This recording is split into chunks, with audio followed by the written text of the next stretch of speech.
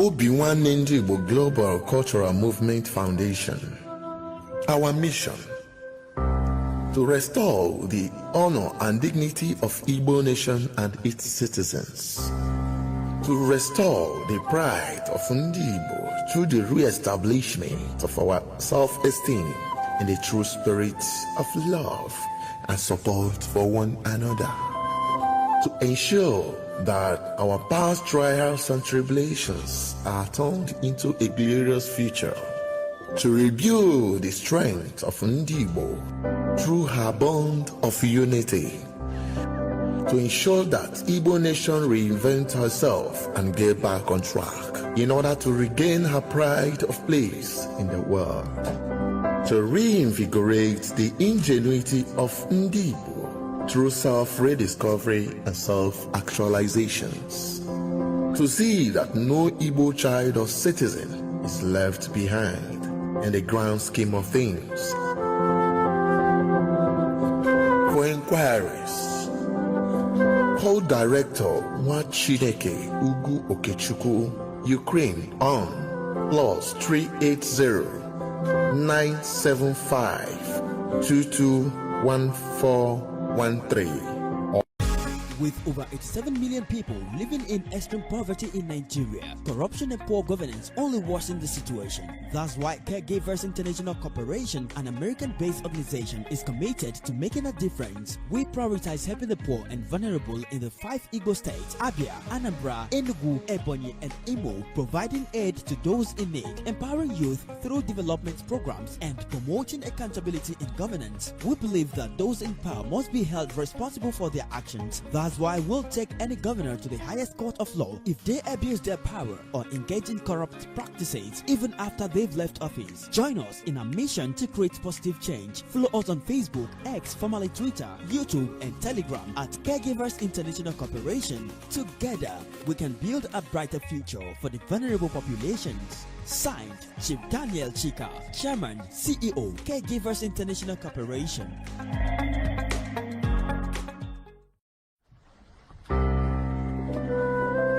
Obinwannem Global Radio, promoting the culture and traditions of Igbo nation. Obinwannem Global Radio, the unity of culture of Igbo nation.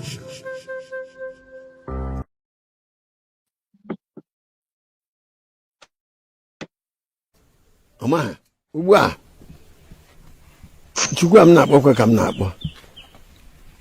Anwa Igbo ga-adị. Igbo ga-adịkwanụ. Onwe iberibe aha bekee butere anyị, Chineke ekwere ka anyị na-ebu ya. Anyị ga-anọ n'omenala anyị, bekee nọ na nke ha. Onwe anyị ga-agụta akwụkwọ bekee, gụta nke Igbo. Onye ya agwa nwanne ekwu ya bụrụ n'Igbo gwa. Adị agwakwa ndị bekee were onu bekee gwa ha. Adị obodo na n'Igbo were onu bekee gwa ha. Ọ bụ onye hụ nwanne ya achị fere onye hụ nwanne ya fere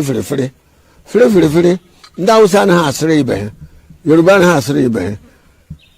Ebile ndị River na ndị ọzọ anaghị asịrị ibe ha, bụta ọ bụrụ ndị Igbo fere eme onye na-asịrị ọnụ ihe kwuru ma ọnụ. Chukwu anụ ma yọgụ ka omenala Igbo mụmụ ichie ụmụnna bụ ike na-akwado m ekwadochie ike ka ihe Igbo na-aga ọfọ aga eshiri kwesịrị. Ugbu a ihe anyị nọ agụcha n'ọjọọ ọwụwa ya. N'ime ọwụwa ya achọrọ m ka Igbo niile, Igbo gburugburu bịa kwado amarịcha Igbo ka ọ na-aga n'ihu. Ndị n'ime ha nọ, ndị na-ana bekee, ndị nọ na Igbo, ndị n'ibe ọbụla ha nọ na Naịjirịa ka ha kwado omenala Igbo. Achọkwana ka obodo ọzọ ghara ewere ọmarịcha Igbo omenala anyị, ka omenala anyị na-aga n'ihu. Anyị zadoro okwu ụwa n'Igbo. Ihe anyị na-ekwe n'aha n'Igbo. Ọmarịcha Igbo bịa taa n'ọjị. Ma ndị nwụrụ anwụ ma ndị dị ndụ bịa taa n'ọjị. Ihe unu ga-akwado omenala Igbo. Mụ na onwe m kwadokwa nke omenala Igbo na ọmarịcha Igbo gaa n'ihu. Ugbu a m ọjị a. Igbo mma mmadụ. Igbo mma mmadụ. Ugbu a. Ụmụ Igbo, ọ bụrụ na ị na-ege anyị ntị n'onu ma na-ekiri ozi ọma nke anyị na-ewetara unu na ozi ndụmọdụ na ịgbazi ọnụ nke anyị na-ewetara unu, biko ka ị na-esonyere anyị na YouTube, na-esonyekwara anyị na Instagram maọbụ na Twitter maọbụ na Facebook na na webụsaịtị nke ndị Obinwannem, ka anyị wee na-ezinye abụ ozi ka o si wee kwesị ịdị na-adị, maka na oge erugo mgbe anyị ga-ebupụta ihe nke njirimara Igbo na asụsụ Igbo na omenala Igbo na ihe gbasara ndị Igbo niile n'ụwa niile, ọkacha ihe anyị na-achọ bụ Biafra. Ị ga na-afụkwanye abụ ozi ka ọ ga na-abịa. Ị na-esonyere anyị, ị ga na-ama mgbe anyị tụpụtara gị ozi nke dị mkpa iyi amara, ma wee marakwa ị ga-eme ngwa ngwa ka emeghara ọdachi.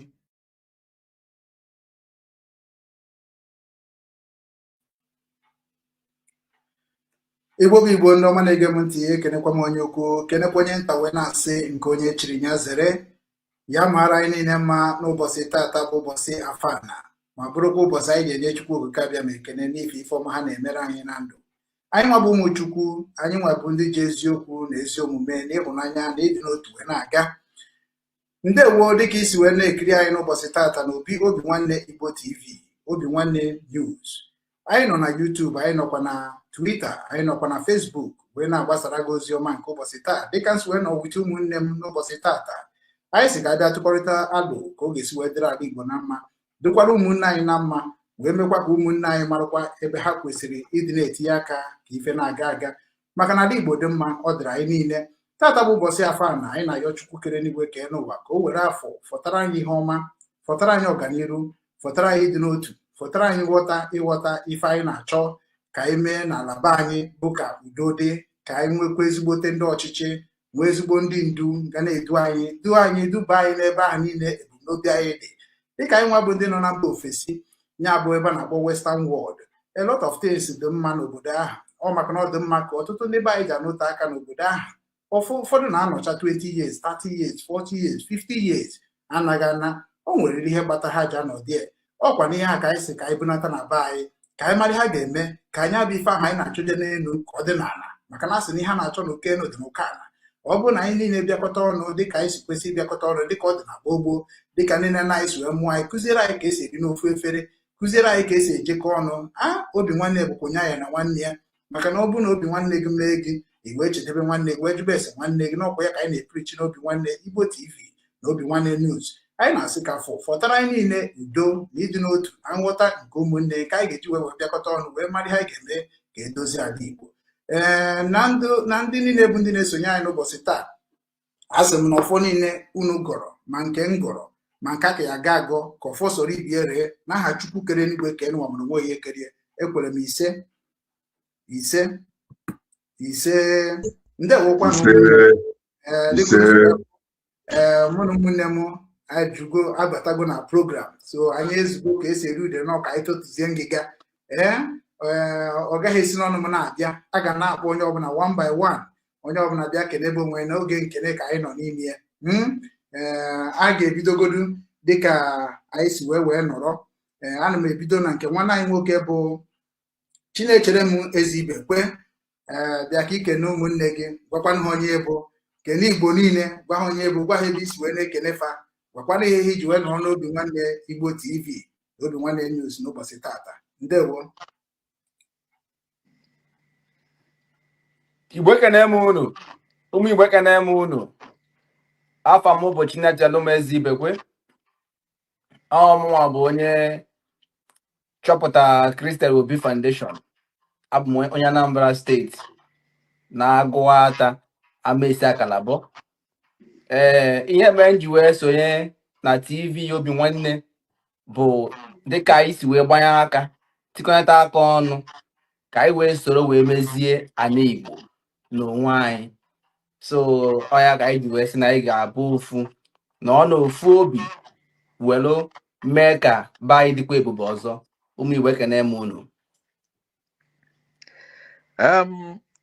Ndewo nna m. Anyị na-abịa nwanne nwoke Stan, kọwaa onwe gị, kọwazie onwe gị. Anyị na-eje n'ụzọ n'obi n'obi, so kọwazie onwe gị, bịa na ya abakwa na ndị ọzọ. Anyị kọwachazi ebe anyị ife anyị ji maka bịa. Ndewo. Igbo ekene m unu.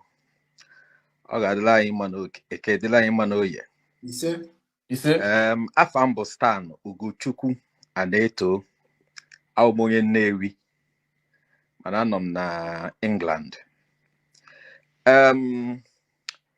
N'abalị taa achọrọ ka anyị kwuneta ofu ihe gbasara our young people, ụmụaka na-etonite etonite, maka ma n'oge anyị tolu na oge ha nwa na-eto kịta dị iche. So ihe agbanwe ka m chọọ ka atụnye ọnụ na ya malụ ka anyị ga-esi wee kwazie ihe niile dọkara adọka ya. So tata niile akwado itinye ọnụ n'okwu anụwa. Nso ọ bụ na onye ọbụla ga-egewu ntị, biko tinye ntị gị tinye anya n'ekwentị gị a ka ịgbara ihe anyị ga-ekwu. Ọkwa ka ọ dị n'ọnụ taa. Ndewo Stanley. Ekene m. Nwanne m nwoke daalụ. Stanley Anedo dị ya. Anedo. Ebu nwanne Edo. Nna ya alụkọ na arụsị ndị uru na-enyekwa nsogbu. Anedo ahụ eri eke. Good, welcome to Obinwannem Igbo TV. Anyị na-agbapụ ọsọ anyị jee n'obi nna anyị bụ okwute ndị Igbo niile, bịa ka ikene ụmụnna gị, kenekwa Igbo niile, ma gwakwanụ ha onye bụ na ebe isi wee na-esonyere anyị n'ụbọchị taa. Ndewo.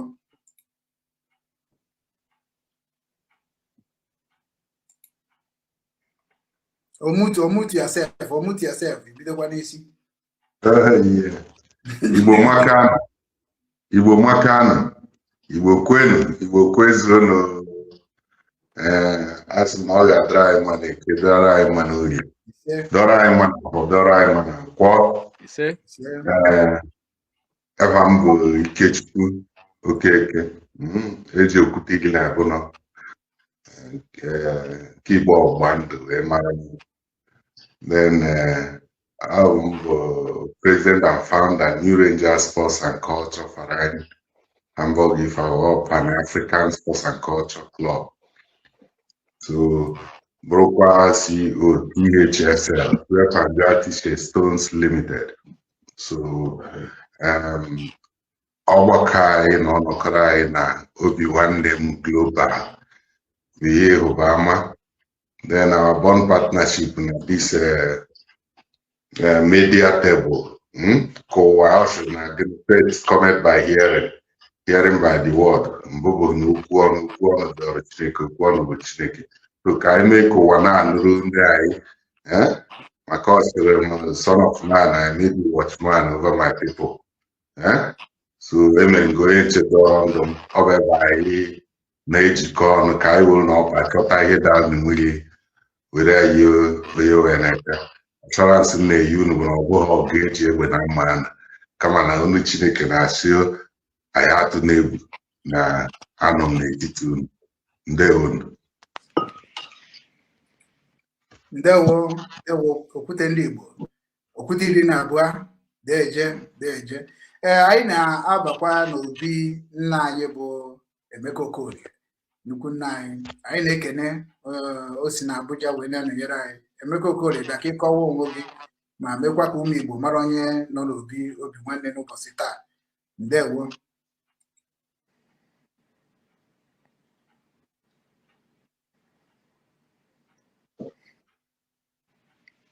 Ndewo ndị nwe mbụ ekele na n'Igbo. Unu amago na netwọk ndị Abuja, unu afụgo ka ọ na-adị na ihe niile anyị na-ekwu okwu ya bụ ihe dị otu a. Kedu ka ndị be anyị ga-esi nọrọ n'ụlọ netwọk kọmọn netwọk a na-afịa ndị be anyị arụ? Efere ka o si ere olu ihe na-eme na Naịjirịa ahụ. Ka anyị ga-agaba n'iru maka na ọ bụ na Emeka batazie ka ọ kọwakwazie onwe maka na oke ka mma na ọbatago ọ ka na-ere olu. So anyị ga-agaba n'iru na oge adịrọ ka taịm anyị wee hapụ ichoku. Oke Emeka, amagha m na fonu gị ọ dịgo mma?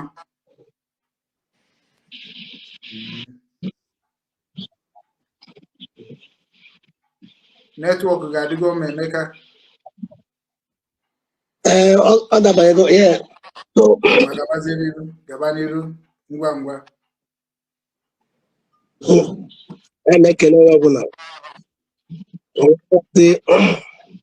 Ebumnuche anyị bụ ụmụ Igbo agbara ebe anyị bụ na mba niile adịghị mezigbuo afọ ojuju n'obi aṅụrị na mgbakọ a na-agbakọ n'ụdị ebe dị otu a iji wee mezie ala Igbo. Ọ bụ ebumnuche gara aga kwụrụkwa n'ọtọ dịka ezumnuche Chineke si wee dị n'ebe anyị nọ. Ya mere ana m asị ekene m unu ụmụ Igbo, ekene m unu. Afa mba Emeka Chukwuemeka Okorie onye Imo steeti. Ndewonu.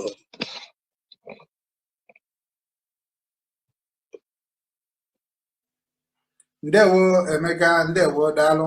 Igbo hazina ha na ọgụnwa bụ ndị Zenith Bank ji ụgwọ jidesie gị ka ọkwa ya Zenith Bank anyị ji wee mee back page ka ha wee kwụọ anyị ụgwọ anyị because anyị makpaja mbọ kpọcha aka tiere ọkụkọ akị. Ị ga-agwafa ihe gị na ndị Zenith Bank na-eme, gwakwana ha the company gị ka ha na-adị agwa maka record. We have to keep it straight. Ndewo.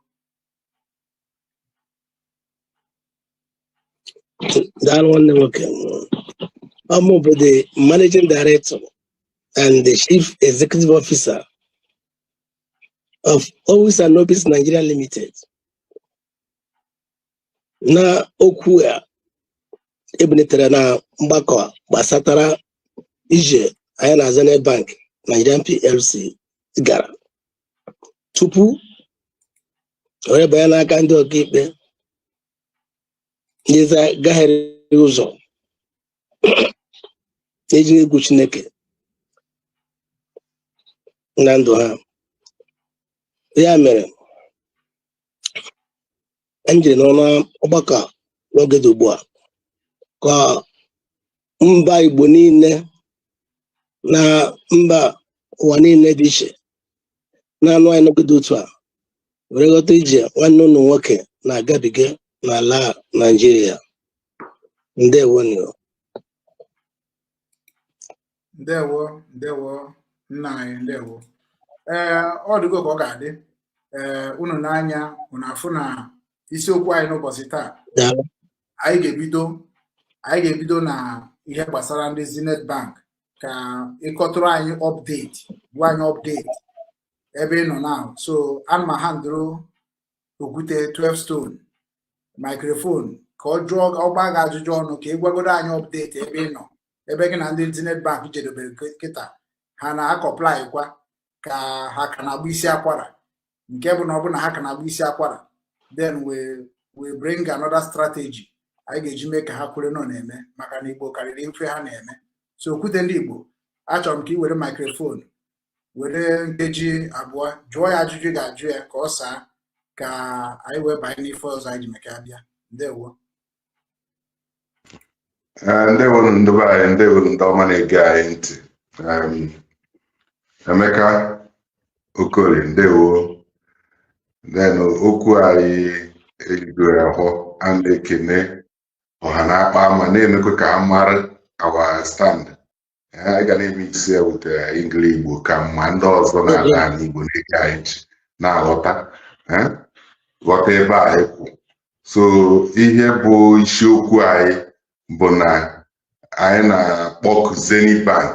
We are calling out Zenith Bank ka ha resolve issue jikọrọ ha na Mr. Emeka Okorie n'ebe a bụ CEO Owis and Obis Limited. Ọ bụ otu o sikọrọ anyị, ọ bụ ikpe gbasara contract China company as the buyer, yeri yawa bụ Nigerian company as the seller. So China Bank as the buyer's bank make we issue instrument to Zenith Bank as the seller's bank. So the point I know now, they breach the contract, which is against the international standard. And this issue has been affecting us generally, globally.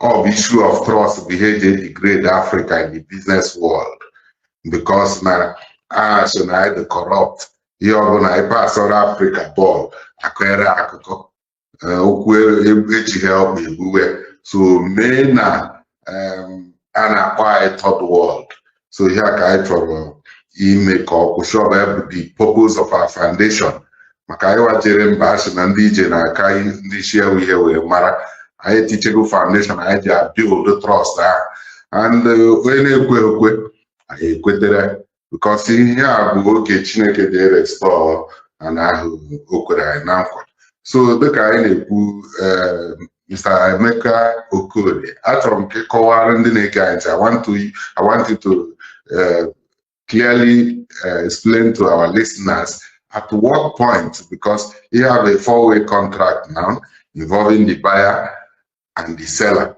then the buyer's bank and the seller's bank.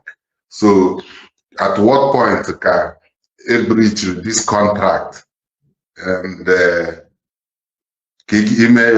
very clear at what point can any bank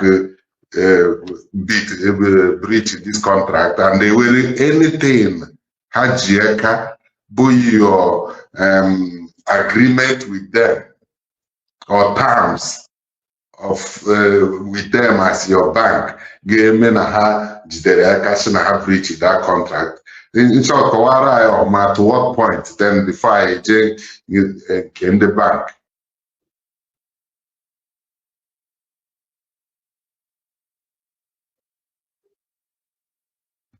Okay, Ajunju.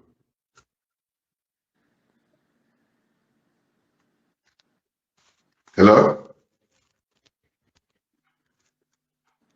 Ọ dị ka netwọk enyi bụkwa na nsogbu ọzọ. Onye bụ ebe anyị ga-enwe problem. Oke, ọ batago.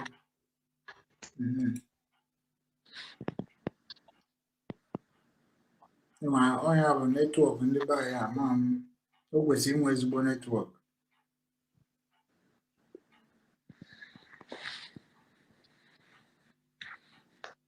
So netwọk ya na-enye nsogbu. So bute inwe ike ịgaba n'iru na the way ịghọtagoro ihe ọ kọwara gị. So the way njighọta ihe ọ kọwara bụ na problem anyị were here have been the very decay anyị were na Nigeria system and the African system.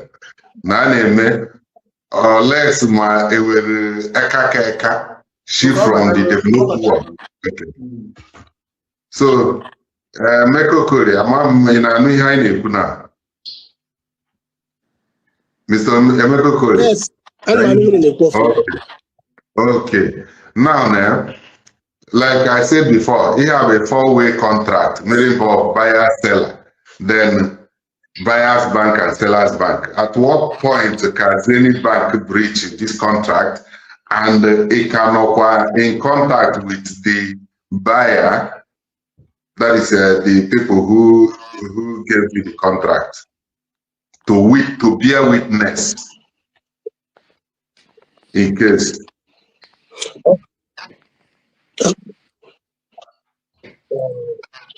Let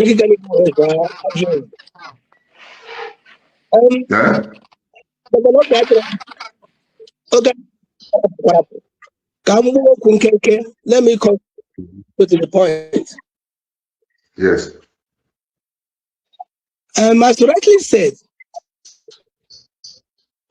so all the parties from the buyer to the buyer's bank have fulfilled their contractual obligation, including who is the seller, awaiting Zenith Bank to fulfill its own. So the contract collapsed in the hand of Zenith Bank by malicious breach without any reason.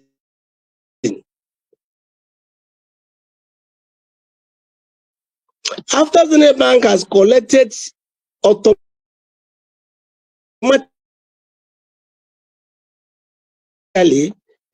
payment for the LC confirmation,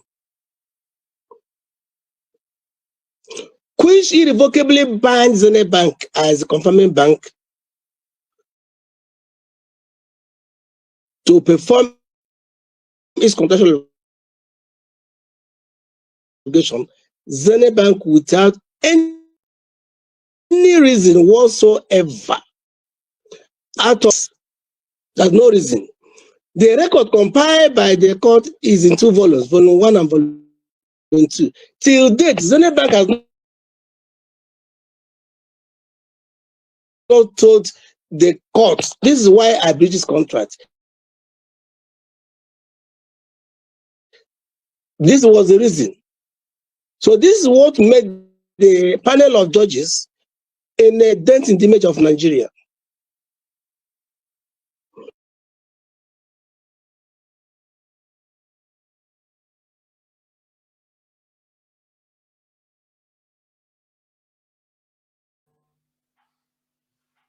Network ya na-enyekwa ezigbo nsogbu.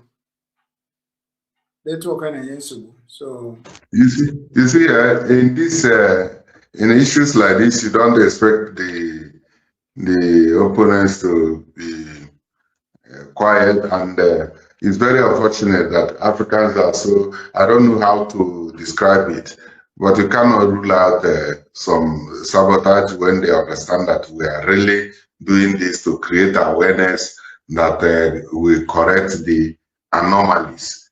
So I wonder why the network of Mr. NKWO is still so fluctuating, and it's only whenever it is his time to talk.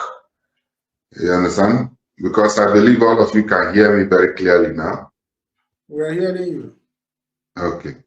So from the point he's making, I understood this problem very clearly. Then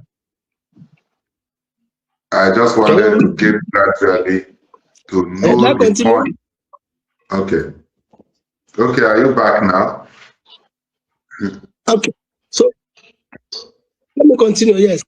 So as I was saying earlier, the Industrial and Commercial Bank of China received its fees for LC confirmation contracts and performed according to the requirements.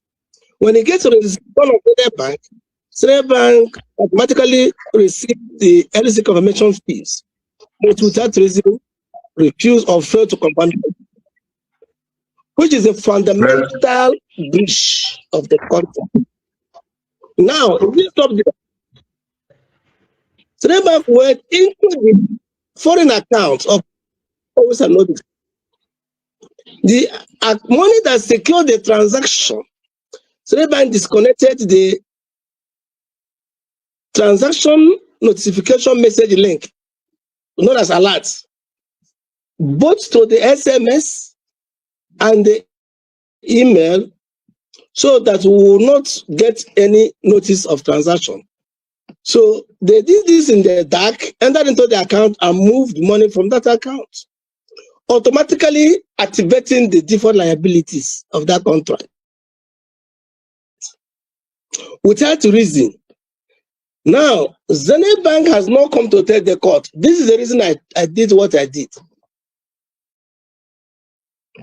Question will be asked Zenith Bank. Silence will not answer this question, because these questions, they are regulatory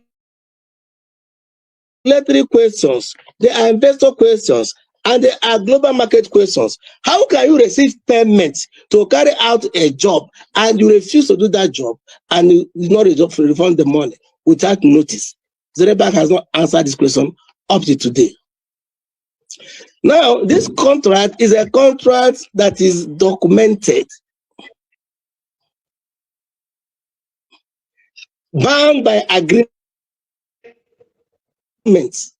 that tie the 4 parties together. According to the agreement,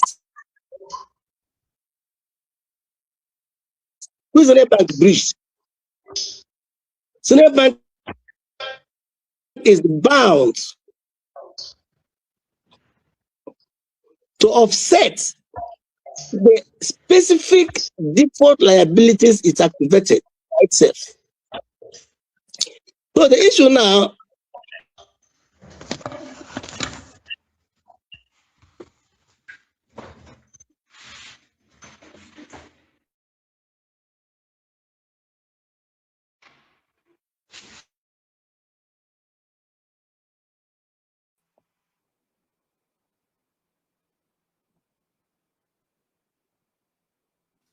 Nyawana we apụgo okwute.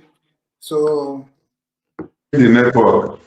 network ya ọkụ na-adị. Bob not Okay.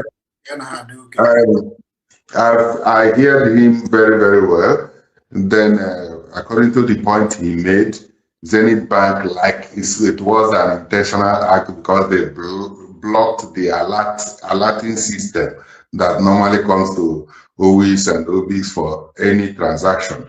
And also he mentioned they waded into their domiciliary account without permit to settle the commitment of reaching that contract. That was exactly the point I wanted to ask me a very strong question.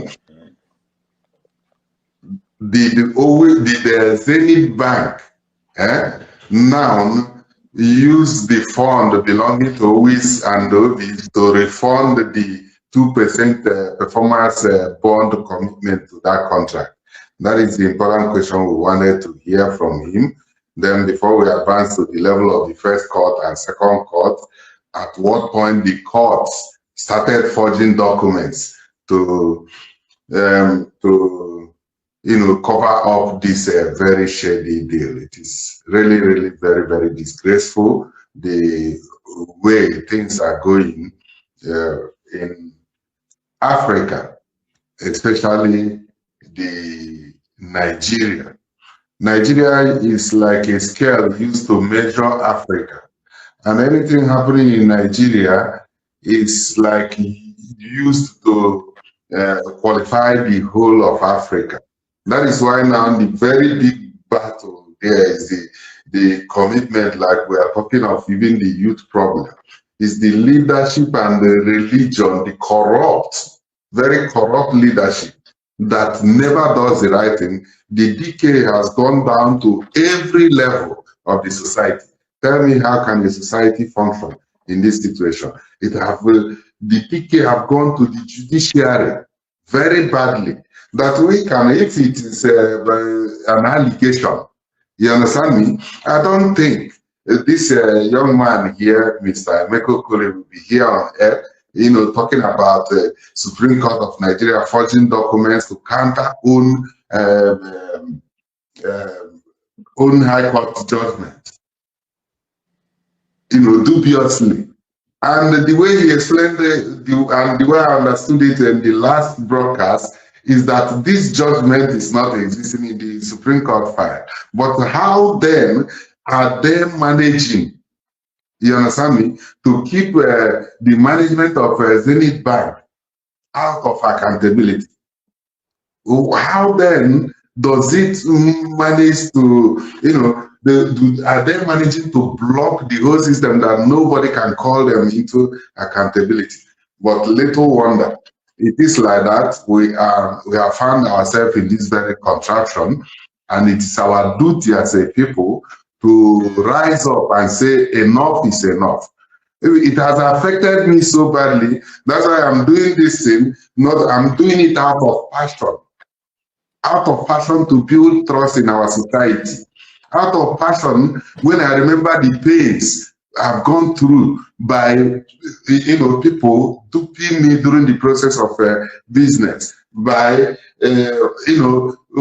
sovereign, doing everything to connect the international business world and get the attention of investors, of off-takers in different levels, both in oil and gas and all the minerals that is flourishing in our promised land. Then, when it comes to the point of sealing the deal, for us, the entrepreneurs on the street, because of lack of trust, they deny you at the point of excel. So it is because of this lack of trust. So thank you. I think Mecca is back, Mr. NKWO. Yes, I'm back. Okay. I don't know. I truly don't know. Is it a sabotage or is it really because of network that we cannot have a steady program to tell the world what we are truly here about? But so we must move on. We are unstoppable. Our purpose here is to restore trust in our promised land. Our purpose here, whenever anybody is coming here, it's not, I want to remind all of us, it's not business as usual. This place in our foundation, as connected, as bonded, is like when, at the appointed time, the servant of God came and called the people of God to bring 12 stones and revealed the devastated altar, called upon God to answer by fire. So our God is answering by fire. Our God is fighting against anybody that is, corrupt in our society or corrupting this movement to the promised land. So that trust is what we want to keep building. The point the network cut off us, Mr. NKWO, was when you told us about Zenith Bank wading into your domiciliary account to settle the commitment of the contract. Was that what you said? Yes, enter the domiciliary accounts.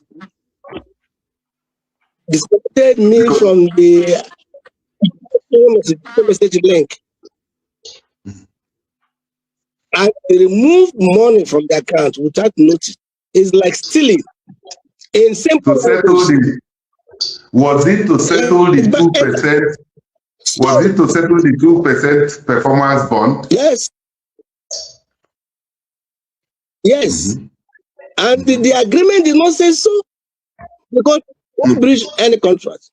The agreement signed by the parties has the bank liable to take responsibility and offset. The admissions by the witness of the bank as recorded by the court held the bank liable. The pleadings in the record of Supreme Court holds the bank liable. The submission of the bank through its legal counsel held the bank liable. On moral basis, the bank is held liable. On legal basis, the bank is held liable. The findings of the panel of the court held the bank liable. Now, the question here, why has the bank become adamant to pay? It's simple and straightforward. So the bank relied on corruption. That's where he built his faith. He built his faith on corrupt them to evade the liability it has brought upon itself. Goods worth of almost $11 million bought collapsed.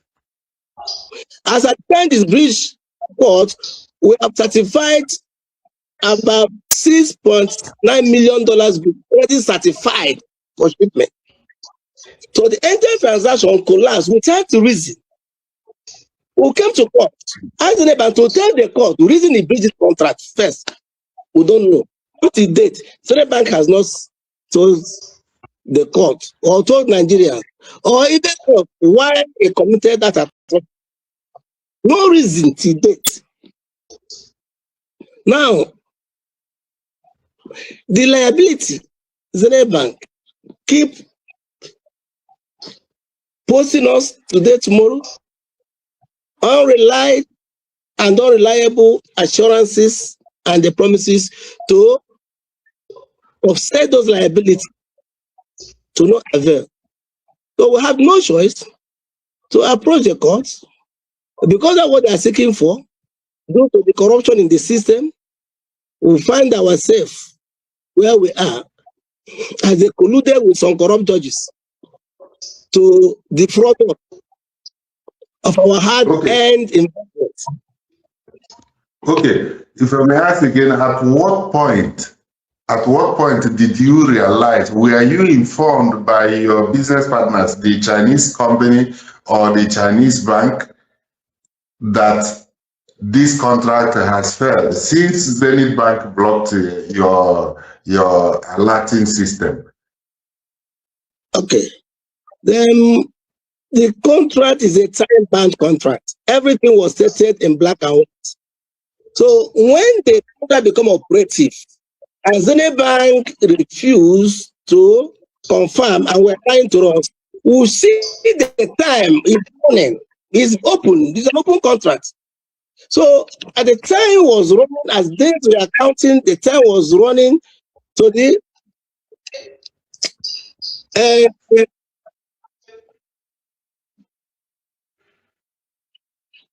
time was running to the end of the contract, according to the contractual period set aside to form the contract. So when the Zenith Bank keep deceiving us that okay, they have some issues and they are going to extend the validity of the contract, because the contract has a maximum validity period of 480 days. Now, once the bank failed to comply with the initial validity period, they were required to seek for an extension. And Zenith Bank has told us they are going to seek for extension. And that carries fine, because they must give reason why they fail to confirm according to the time provided. Not knowing that Zenith Bank has ulterior motive to breach the contract due to malicious business. So while we are waiting and the time expired without export, the contract automatically breached. So we are waiting. Okay. Are you still in good contact with with your partner, your business partners, that is the buyers, and are they ready in case of eventuality to testify and own up to the issuance of all the documentations involved in this contract? No, Zenith Bank destroyed that contractual relationship. In fact, we are restricted from further trading opportunities because it is a breach of explanation. If Zenith Bank has come out to explain why it breached the contract, acceptable reasons, even it's the parties, this is the reason why this happened, we are sorry about it, they could have chances to reconsider. But because it was done without any tenable reason, it was based on malicious conduct.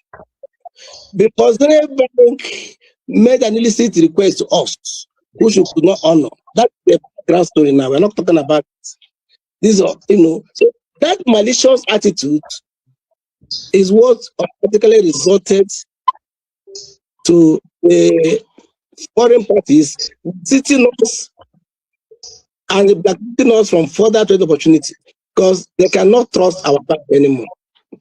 Okay.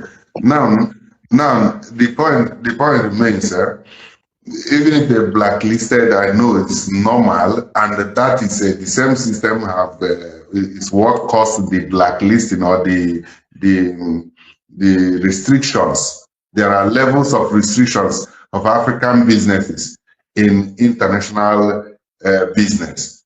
You understand? And when it comes to trust, also, for example, in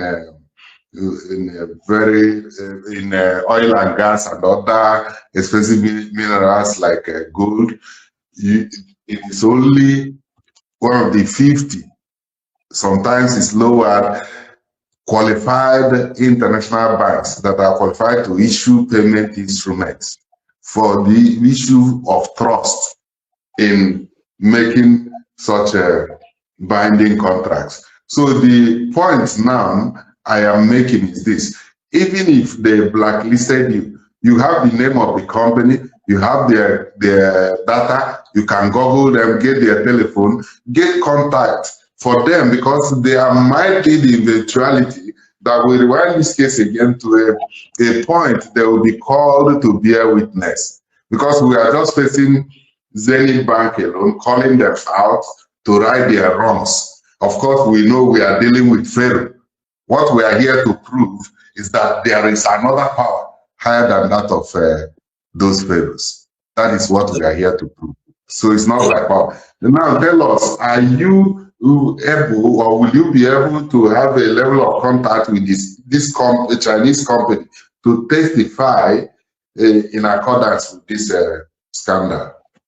Thank you very, very much. This matter is like God's word. God's word is already settled.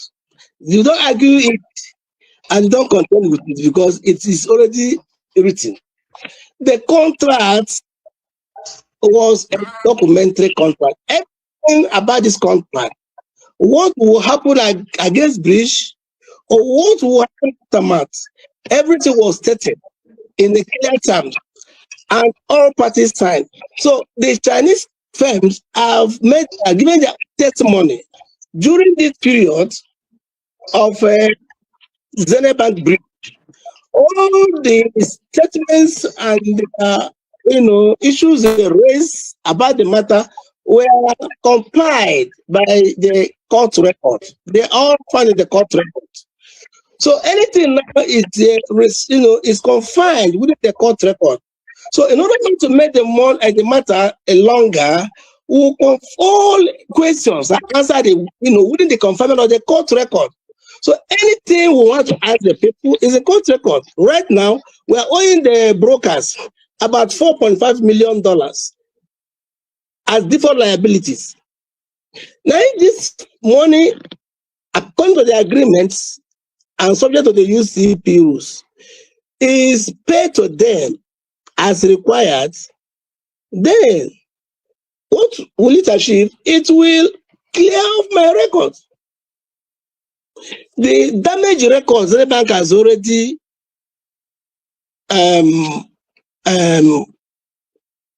guilty of, has already damaged, I mean to say. It will restore my trading record, relationship cannot begin. Without that default liability being settled, the situation remains status quo because agreement is an agreement. You don't change agreement after you have signed. That is the issue. So their position was very clear. And what's the position? Any defaulting party among these four parties involved that breach this contract will take liability. Specific liability, it will clearly stated in the contract. They were specific, not general. It will trigger this, and trigger that. So any party that default will automatically activate these liabilities and be liable for them. And all of us say amen by endorsement. Amen by endorsement.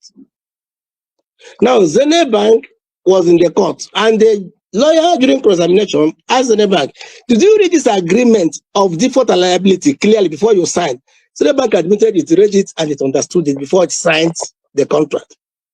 So what else are we talking about? It's because of the level of inequality in Nigeria and the corruption that Zenbank will have the guts to allow second ear to hear about this atrocity. And this was why the panel of judges describes Zenbank as a national embarrassment and as a death in the image of Nigeria. It is a record today. Zenbank has not appealed this particular declaration against them. Neither has it been done by any other higher court. It remains a today, according to the judgment by the Court of Appeal, that Zenbank is a national embarrassment and is not a professional bank, according to the banking rules and regulation. That is the position of the panel of Court of Appeal on this matter. Okay. Now, apart from now the Supreme Court judges, I think you know some of their names. I forgot. Maybe you can mention them. We are going to mention because you say suffer not a wish to live. Expose any criminality, expose any evil, call a spade a spade. So if we know their names, I think we can call them out here on this altar so that for awareness, create awareness of those who are corrupting justice for the people of God. So apart from the Supreme Court, who are being accused of directly forging documents to bring about this fake judgment that countered the appeal court judgment, are there any other legal entities or institutions that this case that you submitted, that you presented this case to? Yes, we have already presented distress report, press letter. This is appeal to the Chief Justice of Nigeria, to the National Judicial Council, to the Nigerian Body of Benchers, and then to the National Assembly, to the Senate, and to Mr. President and Commander-in-Chief of Nigerian Armed Forces. We have gone beyond that to involve the UK Parliament, because the bank has a branch in UK. Well, the report is there. And after UK Parliament, we've already petitioned the ECOWAS Parliament to look into it, the matter. And the United Nations is finally in the know as well. So these are the bodies national bodies already involved in the matter to look at the fraud and the level of criminality committed by these 4 judges in collusion, seemingly with Zenith Bank, Nigerian PLC. Telling them how they wrote. Have you gotten any positive response from any of these?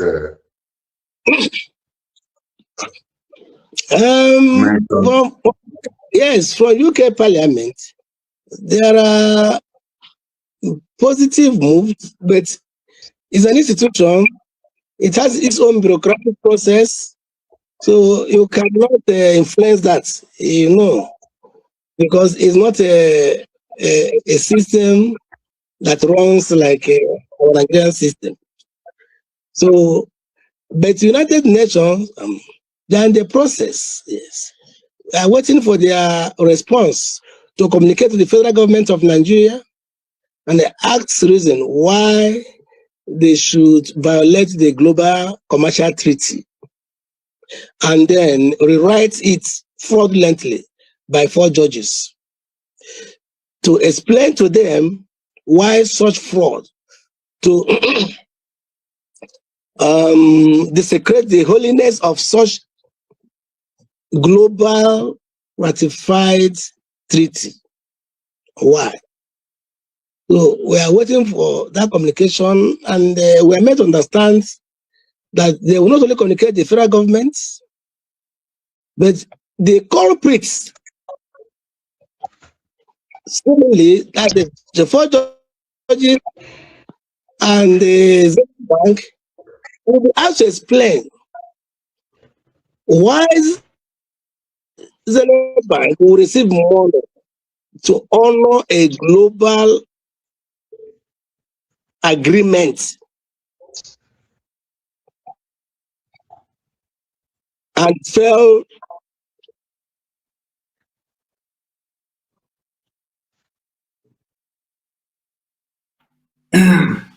Okwute, ebe a ka anyị ga-achịkọta ihe gbasara nke a. To fulfill the contractual Mr. Emeka Okorie, duty he was paid for. Mr. Emeka?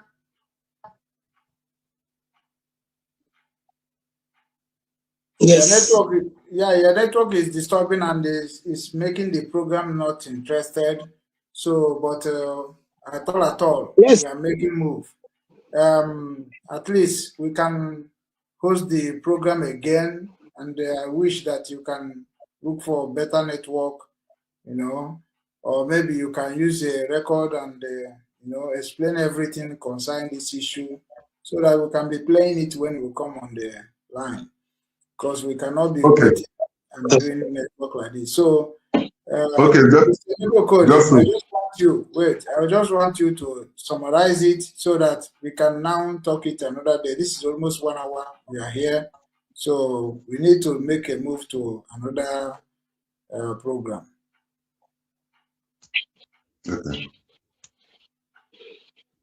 Okay. In summary,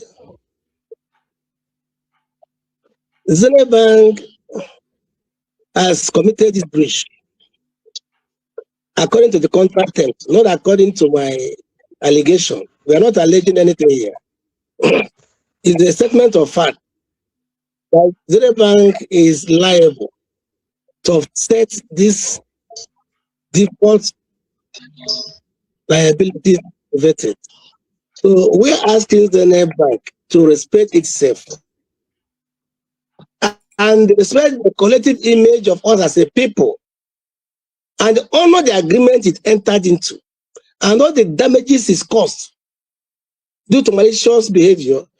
It should rectify them because this matter will follow the bank to the boardroom, follow the bank to compliance review. It will follow the bank to corresponding banking discussions and risk assessment. There's no way of escape. It's going to hold the bank to eternity. So a stitch in time saves life. Thank you. Thank you so much. Thank you so much, Mr. Maker. Thank you so much. And we understand everything. The reason why we want you to speak about that is because we just want to make sure that everything is aligned between the standard of Obinwannem media company. And we have a many strategy what we can do, because when you're talking about Nigeria system or when you're talking about Nigeria problem, that is why we all stay in abroad many years, never come back because of corruption in Nigeria. And the Zenith Bank, if you start now to talk till 10 years, they don't even listen to you because they are working together with the corruption of Nigeria Senate. So what we need to apply another strategy that's going to suit what we are going to do, because we have people that are going to stand protest against this net bank, make them to never do a business. You know, when they stop your business, you need to stop their business. Anything you are doing with Nigeria, we are not doing it in the system of Nigeria way. You can never get justice. So I am suggesting, go and think if we can mobilize youth to stop the bank working and make sure that they do what they're supposed to do immediately. You understand me? If my brother, thank God, our brother here is in London. He can also mobilize people. We just disturb their business they are doing in the bank in the UK. The same thing when we are agitating for Biafra restoration, we block all the embassies. They know the work. We Igbo people, we need to be reacting like Hausa Yoruba. Sometimes when something is going on in our life, we keep just talking. For me, I believe in action. That's why I'm a freedom fighter. We need to block all the banks of Nigeria, this Zenith Bank. We need to block it. We need to stop them working, because this money, it is about a lot of things. Is something that you suffered. Is something that you have already acquired. Is something that is come genuine. So what are they talking about? Why are they going business, their business, normal business, without talking about the issue of what we are talking about? When we are doing those things now online, it will not, I believe for myself, it is not going to yell anything, because Nigeria is a scamming country. So, Okute, just... Let me make my final submission about this case, Zenith Bank and OBIX. You just nailed it a whole lot, Obinwannem. But like I told you people, we are here not for business as usual. We are here to make a difference. So I want us to understand the power of unity, the power we have at hand. All powers in heaven and on earth have been given to us as a generation of people. So I'm calling on the Igbo, the Biafra, and the Africans in general. We know that that slave name, bondage Nigeria, have failed us. You hear in submission, all other people, both UK Parliament, United Nations, everybody, at least they have this human sympathy moving, human rights, they think about it. But the oath of Egypt and the contraction in Nigeria consider all of us ships to be unalived. That is why they do everything with impunity. But I want us to understand that injustice against one is injustice against all. If they try and succeed without law on Mazi Kanu, they will succeed with everybody. If they try and succeed without law on OIS and OBIX, they will succeed with everybody. That's why people who are representing them, even in our region, they are doing things with impunity. People like the governor of Anambra State, refusing people freedom of speech and self-determination. That is why they are handling the fire that is going to consume all of them. I'm calling on all of us to stand one for all and all for one, to know that power belongs to the people. It is the people that will restore this trust, that will restore this power, that will restore this promised land. So by so doing, as we are using Zenith Bank as a case study, calling out the management of Zenith Bank and the owners to, with immediate effect, without waste of time, come in contact with us here or contact OWIS and OBIS directly to resolve this matter. If not, we are calling on everybody gradually. I told you people, a little bulb that spoils the scent is this case. We should start hashtagging Zenith Bank for justice for OWIS and OBIS. And then with that, I am assuring you that every other business forum we are going to organize, because we organize different types of business forums, African European business forums here in Europe. We will be hammering on that point, because that is what is denying us our opportunities in the international business world because of lack of trust. So I call on all of us to stand now. Now is the time. Africans, it's now or never. It's time for us to take it back. One for all and all for one. Justice for OWIS and OBIS. There. Mr. Mokokode, among Ikayano, because we want to discuss another program. If you are free to stay, it's okay, because your network is just disturbing your mind, and I understand. So are you going to stay with us so that we can jump into another program, or maybe tomorrow we can now discuss for another program for Zenith? Okay. It depends as we work around. If we concentrating continuously, I'm exit, and then I wait for no problem. Just anytime you feel free, just do. At least they have heard our topic, and they have already heard our suggestions. So I believe that you must get your money. Don't worry. Don't worry. As far as you don't land, Obinwannem Foundation, Obinwannem Immediate Ability Company, Obinwannem Freedom Fighter. We will fight for justice. We are only just if we are ready. Forget about all those things that me. I'm not there for romancing word. That's why I don't want anybody to come to my side. I know they make I'm not be diplomatic person, because I live in Nigeria. I do everything in Nigeria before I come in abroad. And now in abroad, everything is according to the law. So when you see that law is not going on in a country, why are you just romancing word? Just they waste your time. You understand? If they say that this is how it's supposed to be, make you follow them like that. You understand? If they stop their business, they stop their business. That is what I feel that is a system of Nigeria.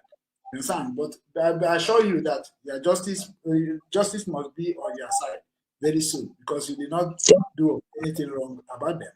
Thank you. Thank you. Yeah. We have to now enter the Imago device that na ukwaroge oda.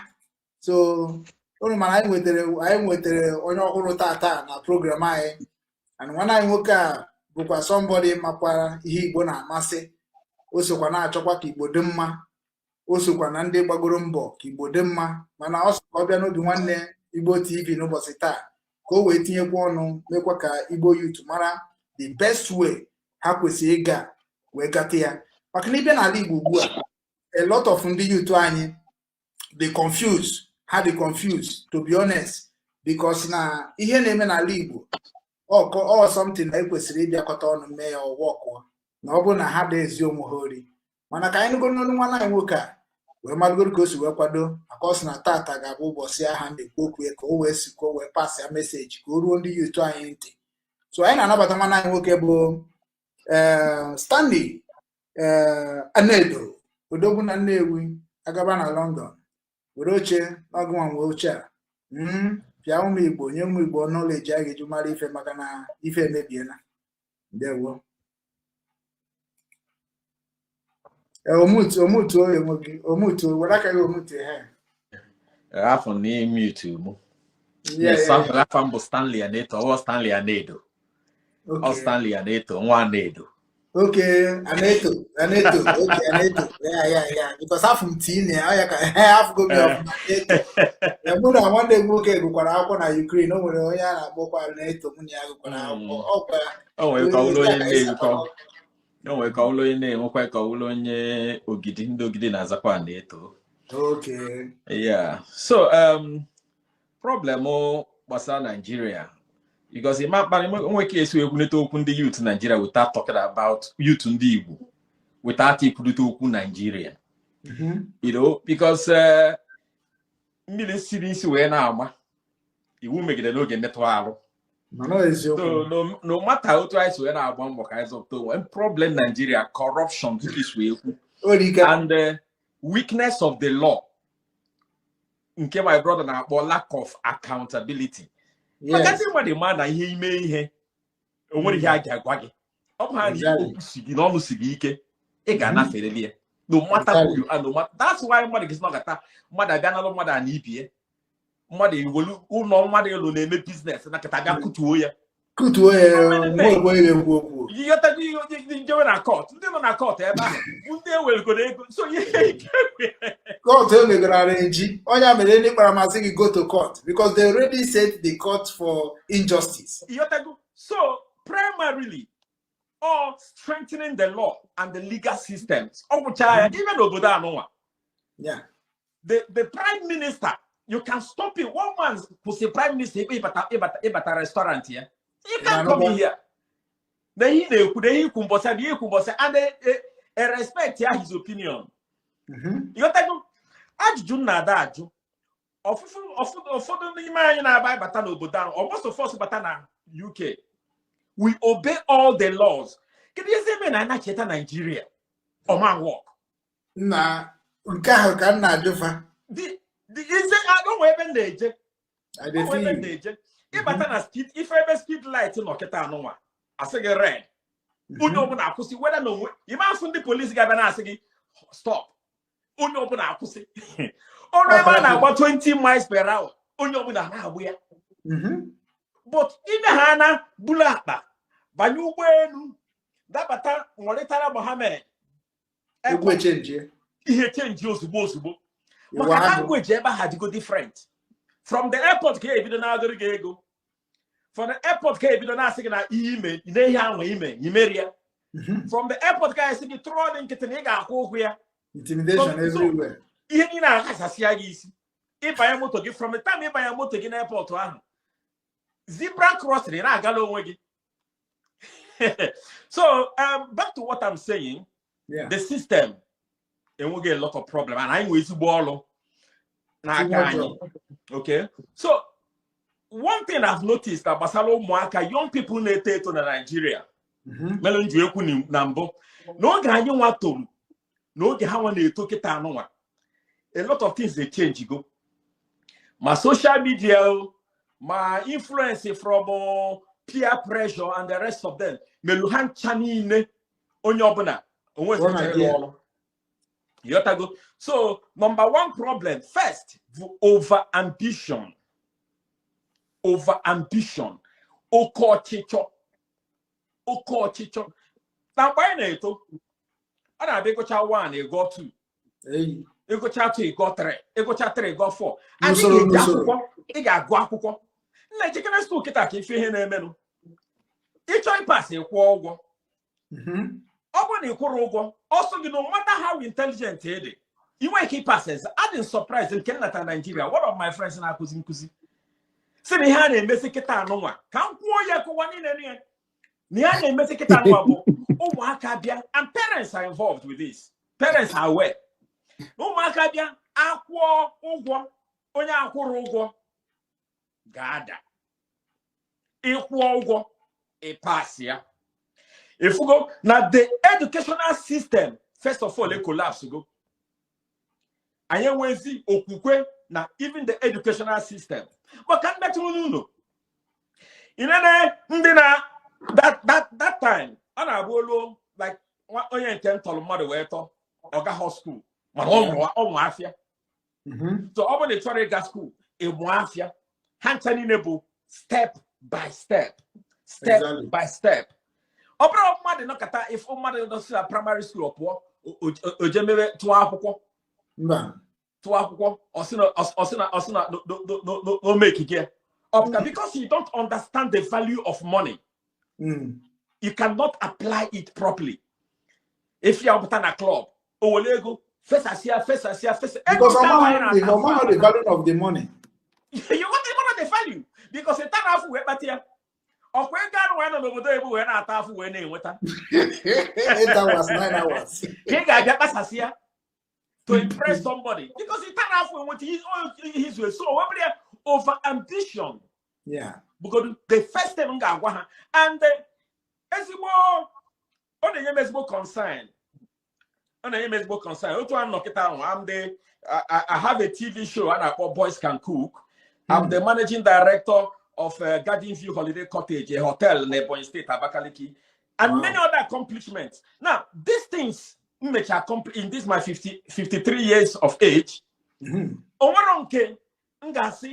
came as a result of luck or hard work and focus. You got to go.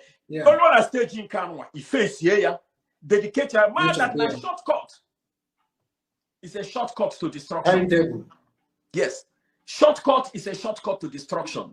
Yeah. Now the kind of key I had in the Kagon can investment.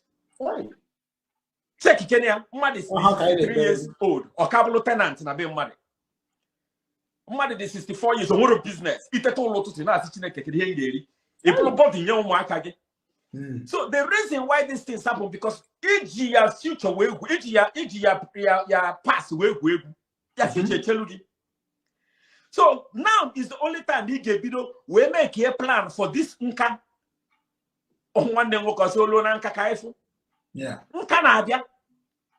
Obono, let me use the word. I don't know they allowed. Obono Yahoo ki ile you know na ki me Yahoo. Mba. Ibe me we no. Obono no haki. You kecho kaya future di. Ta tabo ya present ki give the plan where. You know, it is good to be ambitious, but if you are ambitious, follow the laws of life, which is 1, 2, step by step. Now there's never say so. Yeah, step by step. You want you asking people to know your walls or your blue cheese also. You got to go at this point on your life. At this stage. One working about the other. Now we are any stage in your life, Chineke anointing to succeed in that stage. Open one go. If I have an exam, I mean I can exam on the primary 2. I exam on the primary 1 again. So the stage opening no problem some naga in that stage, but problem the unique to that your stage in life. And it's nanya above. At that market will exam on the university without the primary school. So in on that stage, focus on conquering the challenges within the scope of your time.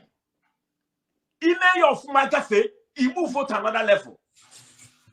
Okay, but Lagos awful. The Ghana was go come but Lagos. I want to do to labor. No mass land. Moto. Go moto. Also maybe more. So yeah, I'm on my own stage. Conquer that level. But another level in life. Now someone came for singa no to no. That level get to a luno, a long muno. Low level get is nanga no kwanye. All so here now they can be young people malo. Willie and wayo. Actually one yike. It's no one yike ihe megi. Oh, 2 accordia na kwete that is the ihe one yike ihe megi. Onya na-enye so or one in a one if you can see your screen. They governed by laws. Obundi ba all your menane. Hey. We had as na song counts. Also give me also you want to go give me ya. Okay, me chapter thief. That's more here I'm renting. You got to go you know what? Yeah, so you making them money. When I go money, Zuering fair and I call okay, there I go. Yeah, me job man. You know, where there is law, you will face the consequences. I said that the laws of life watching kitty, no more enough. Email online and I gear. It went out while Kede was get our money rituals. It would have mother, I will put you at your court. Why? I don't know whether this is work or they don't work. But those things are result of a decayed society. Ubudu maybe. And about in those days, I want to clean it to near boy, draw your. Yes, if what a clean name of Fumano, no so. A man no will easy wo nana no. But now, nana again, but now, what a clean boy, what is the way go or when it? Oh, what I will tell you, go a man dress. And I go. A man jebo sipatego, a man jehone, and I go. Mama one can hand a messy hook up. Hi. Arome. Teenager in you. Teenager in you. Banago. Teenager in you. Chai me panyani. Makinanya, if Nigeria called the Kita. A man on his own. That's on that balloon humble. The European on that balloon humble. It doesn't an Igbo. Or they can I have a menu. You because everybody Nanya Makechi. I make it as in a way upon Nigeria. Kereke to a Kereka as name kept us here. Make kept us here at Biafra. How are we going to manage that society? Ihe akịta ikwuru kịta na ekwere when na napụgo n'ọnụ. Ihe akịta bụ ife njụrụ ndị be anyị na-eti Igbo because onye nọ na social media akịta ga-aka m tie egwu Biafra. Agagide m n'ụzọ Biafra gagide asị onye otu ngwa Ọnịcha. Mgbe ma na ndị otu bụ afịa ka a na-azụ. Matago nwanne nọ n'otu nwanne nwode na-asị gị hafa ọ gị ga-eji aka mara ife na-eme. So nwezi ndị be anyị si ha dat na ụnọ ka isi wee kwuo ife niile anyị na-azọ kịta onye grupu nke a mụ abụ leader mụ abụ prime minister mụ abụ deputy mụ abụ leader mụ abụ ihe niile a na-azọ ka m werezie na United Nations bịazi kịta si oke ngwa Biafra nation nwere n'onwe unu dezienu kpakọọ n'ọnụ dezienu je ma anụ ikuru esidozi obodo unu na anyị a support gị unu na anyị afụgo na-emegide gị unu. Who is going to be the leader of this movement? Who is going to be the administrator of this movement? Who is going to be our leader of our nation Biafra? If that no I know you can plan it and back I ga-eguzo onwe anyị nke bụ tọtọ. Onya mere nji we create Obinwannem Foundation. Ya wee chere mgbe ahụ ọ ga-eme osi ike anya na report because na this time anyị nọ n'ime ndị be anyị aghọtabeghị game a na-akụrụ anyị. Ndị enyi anyị na-akụ game agha si ezinụlọ anyị ọnọdụ ka Chinechere m na nwere ezigbo ego but let me say no siri ọ na-esi nri ọfụma maka esi esi nri then mụ amaghị esi nri then ruzie mgbe anyị ga-eme ụmụ nwaanyị anyị invite then nyanwa sie mụ amana nke mụ anaghị adịkwa mma o mana nke na-adị mma na ama m na onye nke m rie nke na ọ ga-asịkwa na Chinechere m ọ dịkwa ka ọsaịdị ka m ga-abịa ebe na amakwa m onye nke m si nkechi ife m ga-eme ka ọ dị ka anyị na-aba ga-esi ofu ihe abụ ife ka o kwesịrị ịdị ma amara ife m ga-eme eje m chọba nnu ghara ihe n'akụkụ ka ọ bụrụ ya ahụ nnu ghara ya nya bụrụ dat na mụ nwana o mejidego nke nwanne m ahụ wee mee ya nkịtọ ka o wee bụrụkwa dat na anyị bụ ofu anụ onye abịa na-eme na be anyị kịta na-abụ onye kpata ego ọ chọọ ka o were ego ahụ ọ kpatara wee mee ka ụmụnne ndị ọzọ niile na-efezie ka Chukwu amara m ebe ihe ndị a si wee bịa. So n'ịkọwa ya na short way m ga-esi wee mee ka ịghọta ebe m na-eje na ndị be anyị akịta na-eti Igbo Biafra ma ndị a na-eti Igbo YouTube movement to God who made me and you etoro m n'Ọnịcha to God ndị amara ihe bụ leadership to God ndị amara ihe bụ union to God ndị amara ihe bụ business strategy to God ndị amara ihe bụ omenala to God ndị amara ihe bụ Christianity. These people are lost, and when we trying to package them, put them in right channel, they always go and pick the people like them. This in the hand the real truth of what they can do to become what they're supposed to be, like a successful man like you. If you come to Germany, and we have integration. Integration with everybody, but I was 100 years, 80 years. you must go the process of integration. What is the meaning of integration? Ibia na benam on ofuru. Papa me ga kporo go sigi na ukwu oroma ano na 10 years. Ukwu giria ano na 20 years. Ugirisia abakwa egbu na mukoro ya. Gova ayi choi wori ya. Ihe bụ integration na akọwara gị ka ezunu ya dị. Gwa gị ebe ị ga na-etuku na ebe ma ntuku. Gwa gị ihe ga na-eme ma ihe ga na-eme. Gwa gị mgbe ị ga na-ekwu okwu ma mgbe ị ga na-ekwu okwu. Ihe aka na-akpọ integration. Amana ka ọ mara ka na dị. Mana ndị be anyị kịta na gwagodu m nke ndị na-eme ndị be anyị integration. Ndị niile bụ edera ka eme integration through IPOB. Now, ha chere na rapụgeri na mebe politics. Politics mana ịmaghị eme. Business imagine where are we going to stand? So one day what he will be a because now I'm a one by okay only Igbo to put off beyond the kind sense of the Western world. Exactly. I am a founder of this, I am a founder of this, I'm CEO of this. Okay. Unnecessary competition.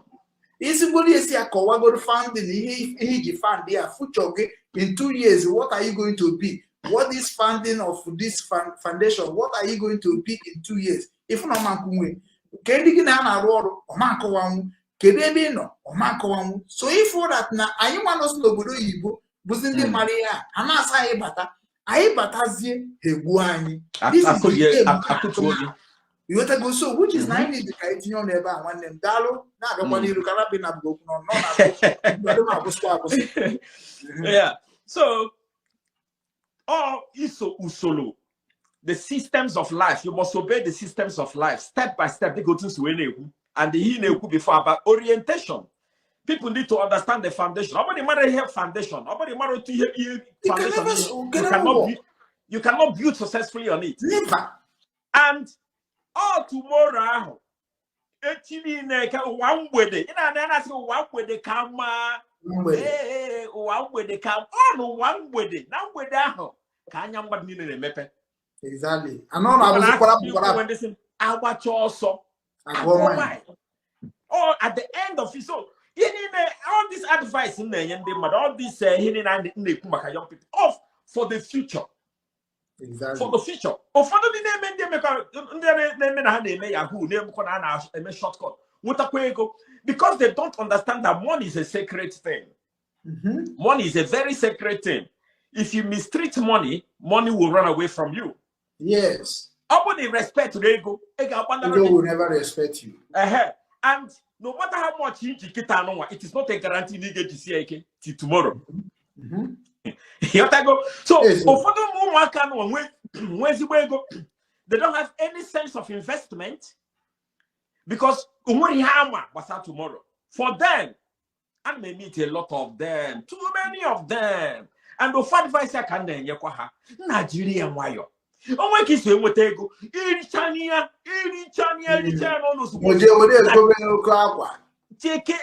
go moto.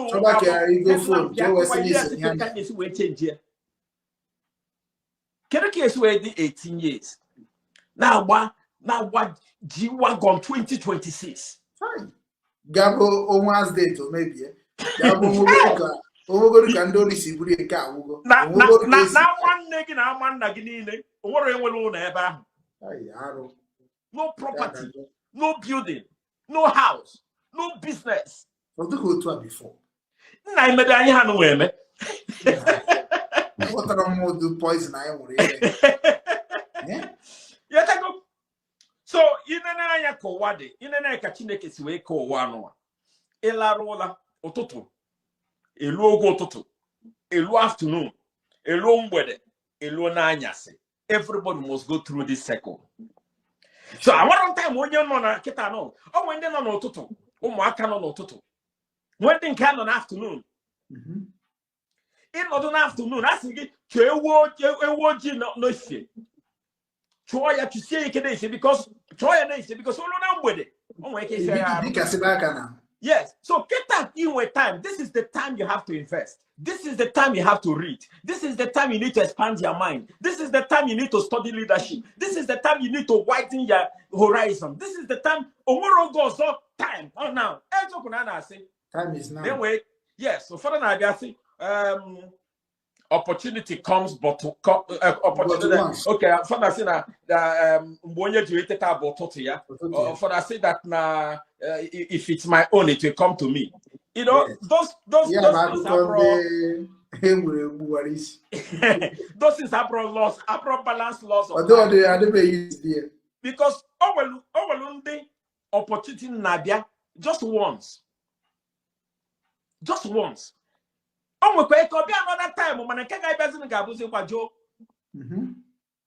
Mona any work anwa chere who about it yesterday.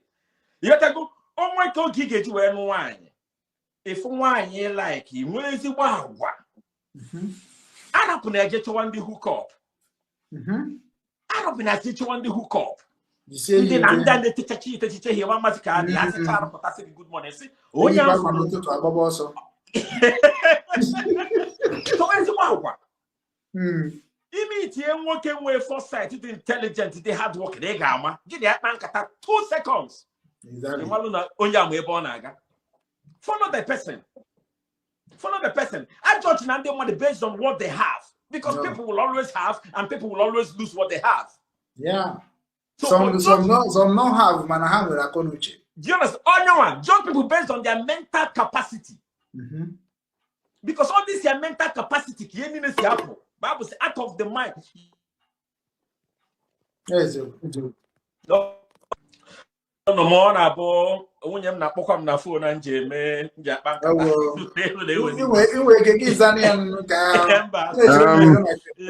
So okay. Yes. Okay. So you want opportunity, but I'm that as a young person, you will not be young forever. Yeah. At 53, I'm no get Logan Galulu. You walk in the 20. Now only 53 in the Kalonka. Say no, I got to work it. Now I'm coming 53. Still feeling like a G.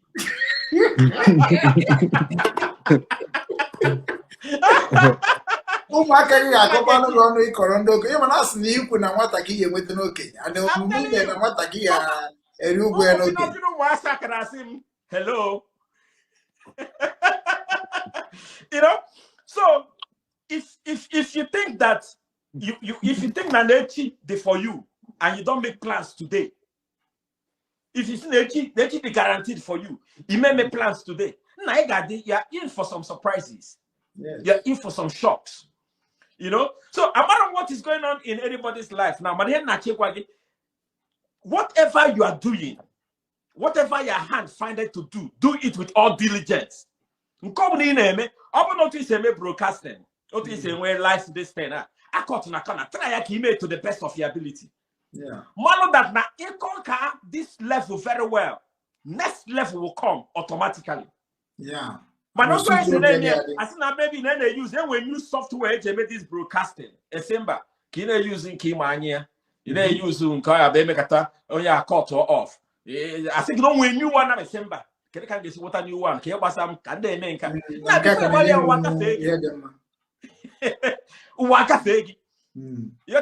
so whatever you are doing, understand that life is moving. One move like a train.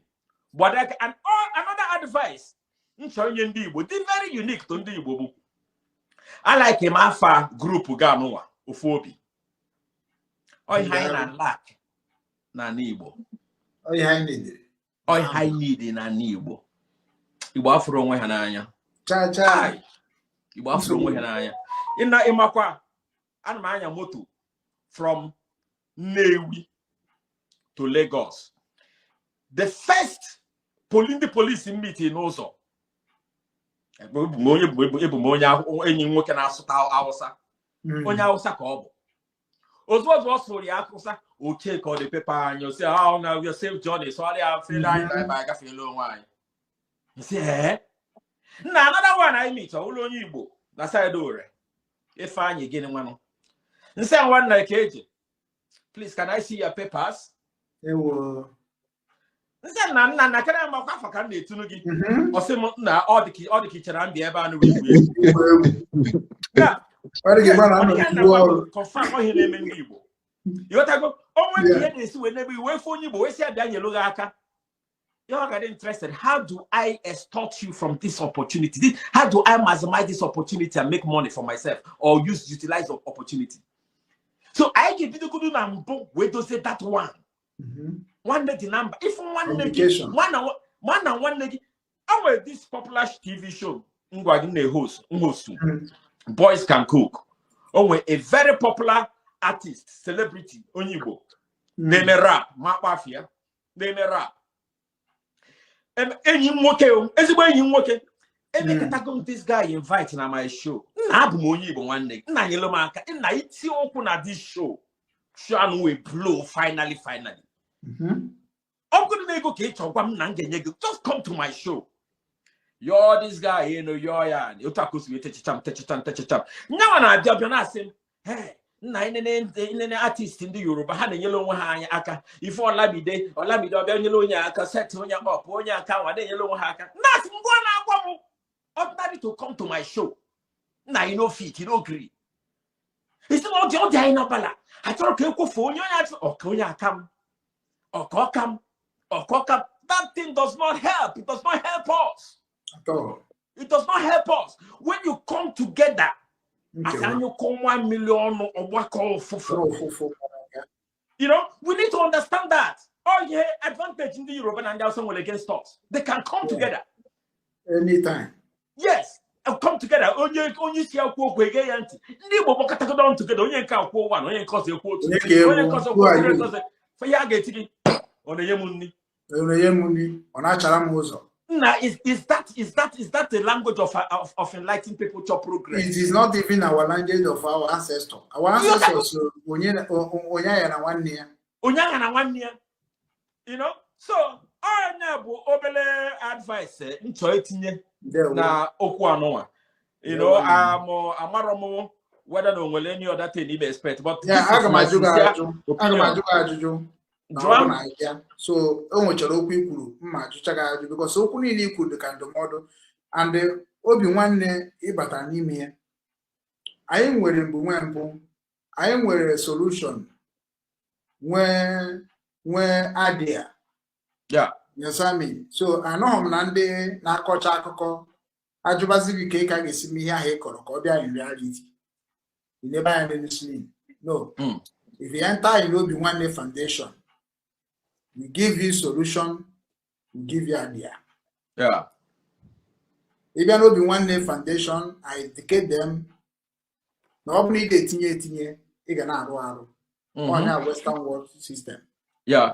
So I'm gonna do 1 or 2 questions. How can we control our people in a way that now our people got water no in the market in Nigeria for I believe the ego. And when they bury the ego, a lot of people on social media they the ego. Because him and onye bere obodo Igbo na-enwe ozebo se nweta ego ike na abụ ya o nwere ezu ihe ọzọ nwere ike na abụghị create foundation na anakọrọ ndị ba ego and that thing na ndị a na-anaka ego ịma na business ka ọ bụ ịnata 2 naira nye 1 naira give away ha na-eju na platform gị notago or ịchọzi nweta ha ọfụma you begin to threat governors you begin to threat individuals that threatening ga na-eme ha ka ha na-afụ gị Nikaraka. No, onye na bizanyo. Onye na ha makwa na ihe niile na-eme bụ ka do proud ndị ga-donate. So I bịazi na side gị ga-ajụ. Chinechere m enugo na nwana anyị nwoke kwuru. Ị marugo n'ife anyị nọ ya n'ụbọchị taa. Ife nwere ike ịgwa ndị youth anyị maka na ọ bụghị matter of create group bụ isi.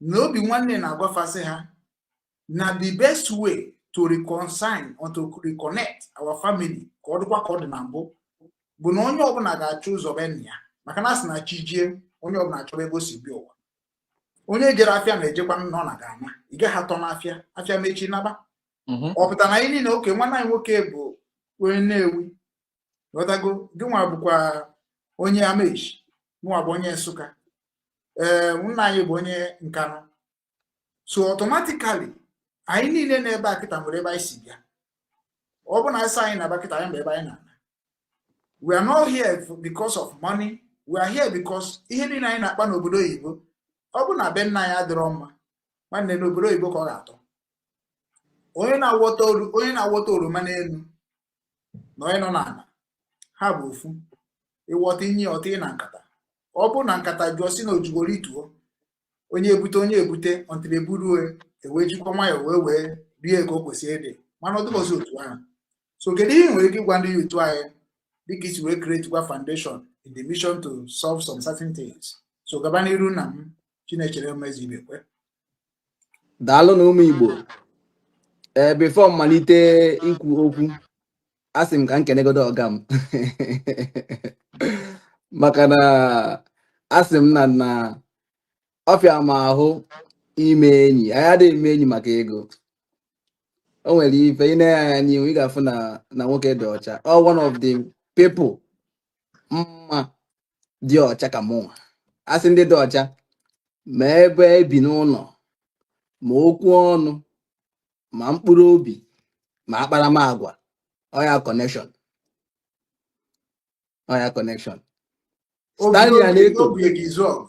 ya amamihe ihe niile ma kichin ya ihe niile gbasatara ya ọya ọga m ọma anything about me so before nsị ya na ya bịa ya ọma na ọ bụrụ ihe a na-akọ aka because ọ fụna nọ n'ime ya ekene gị nke ọma nke ukwuu dịka isi wee bịa anyị amaara na Igbo ka nwere mmadụ anyị nwere ndị na-ekwu eziokwu ka anyị lakị n'ala Igbo ihe Igbo na-efebe ego onye kwa nka ọ bụ kedu ihe o menwu maka na ọ dị efe ego ọ da atụ ego online ọ ndị nwere obi mmadụ nwanne onye ka mkpọ ya na fon nekwa onye nọ na hospital nekwa ọsị m sende hospital account nsị a sendere m ya ọsị m mba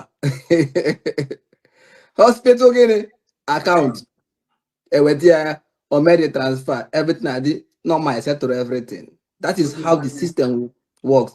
Abịara ka m bịa sị ọga ma trust ọsị m no, you have to follow the procedure and gị na onwe gị ihe mere you have to understand it. Ihe ndị Bible Igbo lack bụ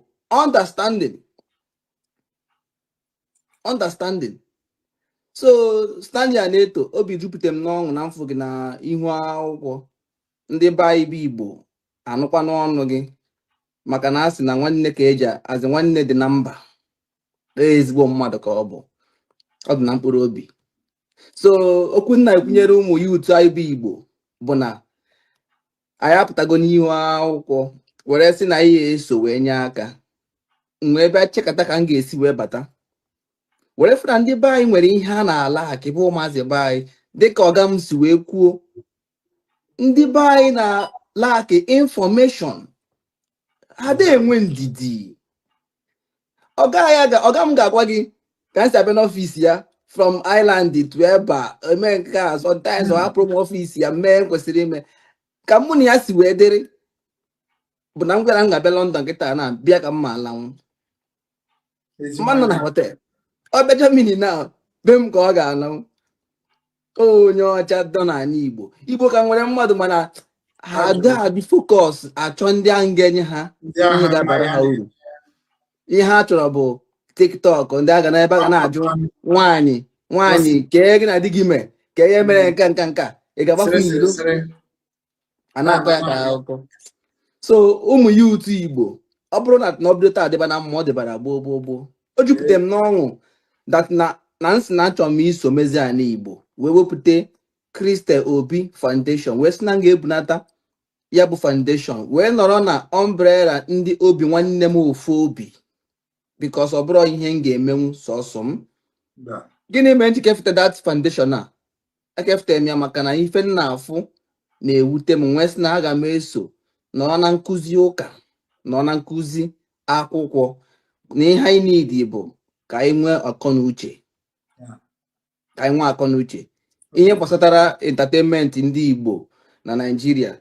Ọgamma anyị abịa nọ na the field o nwere very big company ọ na-eme Boys Can Cook ndị niile anyị fụrụ na-anụme ihe niile a ha ama ya mana ndị anyị pụta onye na-ege anyị ọ na-aga ọ dịka ọ mara ihe nwanne ya na-eme ọ dịka ọ mara ihe ya bụ. So ọ bụrụ na ndị youth bido gebe nke bụ eziokwu ma n'ụwa bụ agụọ 1 agụọ 2 agụọ 3 afụtụrụ m onye ego 1 7 8 so adịm ya agakwu onye na-enweghị uche ma onye na-eme yahoo na obu ego ebumike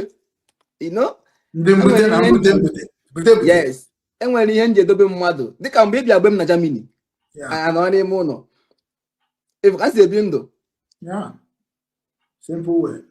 na-eme ihe niile kwesịrị na-eme nke na emeteghị nshi ọnwụ n'ime ya ịma mee ya anyị si okwu anyị achịa ịma na ịdị isi ike wee mana anyị eme gịnị mfụ na ihe nna ya bụ mkpụrụ obi gị somebody ga-ewepụta nwa obi achọ ka onye ọzọ dị mma ọ bụ ya bụ love ọ bụ ya bụ love ịfụnanya so ụmụ youth achọghị ebe na-abịa ego dịka ihe a ga na-asị kedu ihe a na-agụ ebe ihe a niile bụ nwanne nye m update ihe a na-asị m nwanne nye m aza nye m ana m agụ akwụkwọ ọga mma m from beginning mara ihe anyị na-eme mara those things anyị na-atụtụ eweta kọntraktị anyị agbagharịa nyọọ ya ọya waji African Magic Show o mee nke ọ ga-eme konuko sponsor make sure that na ndị mmadụ na-akwanye elu akwa ya bụ ịfụnanya enwere onye ihe esonye enwere ụzọ ihe esonye so ihe nji wepụta foundation a bụ ka m wee jiri ya bịa kụziere ndị be anyị ihe a na-akpọ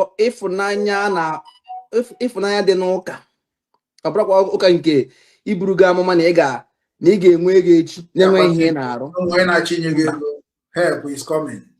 ma ọ na echi niile na ị ga-enwe lọk dị otu a mba ọ due procedure so ya bụ mbọ Christian Obi Foundation ga-agba n'ala Igbo wee na-asị ụmụ Igbo na ha ga-anyị ntị n'onu site n'obi nwanne Igbo na ebe ntị na nchọrọ ịnọ na mbere nchọrọ ịnọ n'ala Igbo wee jidesie ya ike ụmụ Igbo daalụnụ nke ukwuu Chinechere m ọ bụ ma arụchaghị okwu na akwụkwọ weta chọkụ gị weta bik gị weta akwụkwọ gị maka na ọnya ka na-akpọ mishọnarị ihe na-aba n'ime bụ ya na-akpọ mishọnarị bikos mgbe mishọnarị bịa na be anyị ha bidoro house to house ịghọtago so bet na kịta na ya nọgo n'ụwa ọma ịghọtago na ịbịa ha n'ozugbo ịrụpụnatara ha obere ụlọ esi ha bịabazie onye ọbụla bịabazie onye na-akụzi na-enyekwara ha aka onye a mere Obinwannem ji sị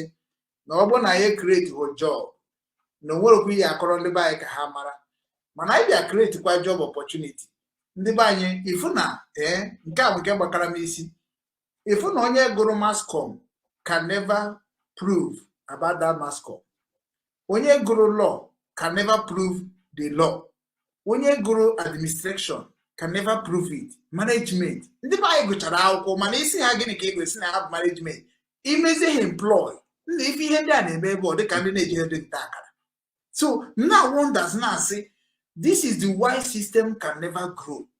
You understand me? Nyaka jiwe gwa ha si ya no matter akwụkwọ ọbụla ego na Nigeria ibi obodo oyibo a na-agụgharị ya anaghị Obinwannem na-eme ịgụcha bịa ịbịa ha na Obinwannem business strategy ihe ga-eme bụ nkụzibere gị ihe ahụ egoro ka ị matakwuo ya nke oge abara gị uru mana ihe ha bịa achọbagoro ka ịkwụba ha ụgwọ ihe ọbụla ga-akpa ego ahụ ha ji maka ya bata aka ịma na ọnyanwa bụ ihe ga-eme na ha ma arụsị ana ha pụọ enwere ike 3 years enwebeghị ebe ọzọ ha na-arụ mana ọ bụrụ na ha mere ndidi dịka nwanne anyị nwoke si wee kwuo na ihe ụwa bụ ndidi nwayọọ nwayọọ ịbata n'ihe ọkwa ya nọgo n'obodo oyibo anọ m obodo oyibo na almost 15 years nje ebe a nka na-achọkwa ebe ọ ga-abara m so n'obodo oyibo adịghị okwu izi na ọ bụ na ndị be anyị ghọta na anyị nwa anọ n'obodo oyibo dị ka anyị werego onwe anyị chụọ aja onwere ihe ọzọ anyị na-eji na-abụrụ anyị nweta anyatụna so ha nọzi ka ndị na-awọrọ ya awọrọ.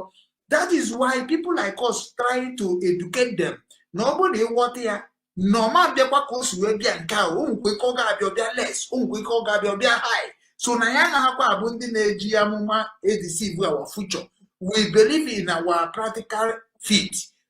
Ne akwụrụ m ụgwọ na ọrụ nrụrụ ka m ga-esi na ya wee tukee ya wee circulate ya and ebe ọbụla ọ bara na ọ na-achatakwa ha azụ na otu o kwesịrị ịnachite ọ na-agwụ m ike ọ ga-emezi mmejemụzi wee rụtakwa ọzọ mana ị na-arụta na-etinye ọ na-amọpụtable oge na-eme gị na-arụkwu mmụọ inwe energy so that is why anyị ji mebie a group of people anyị ga na-akụzi nkụzi dịka isi chọọ ibute nkụzi n'ala Igbo.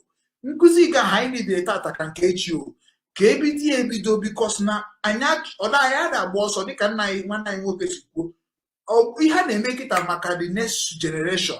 We don't need to please anybody now. What we need is ụmụaka ahụ ọ bụrụ ndị kwuru okwu ndị ụmụaka enyi Jizọs. We need to go and grab ụmụaka ahụ bido kịta na-etichi ha na-edresi ha na-emere ihe ha niile kwesịrị emere fa.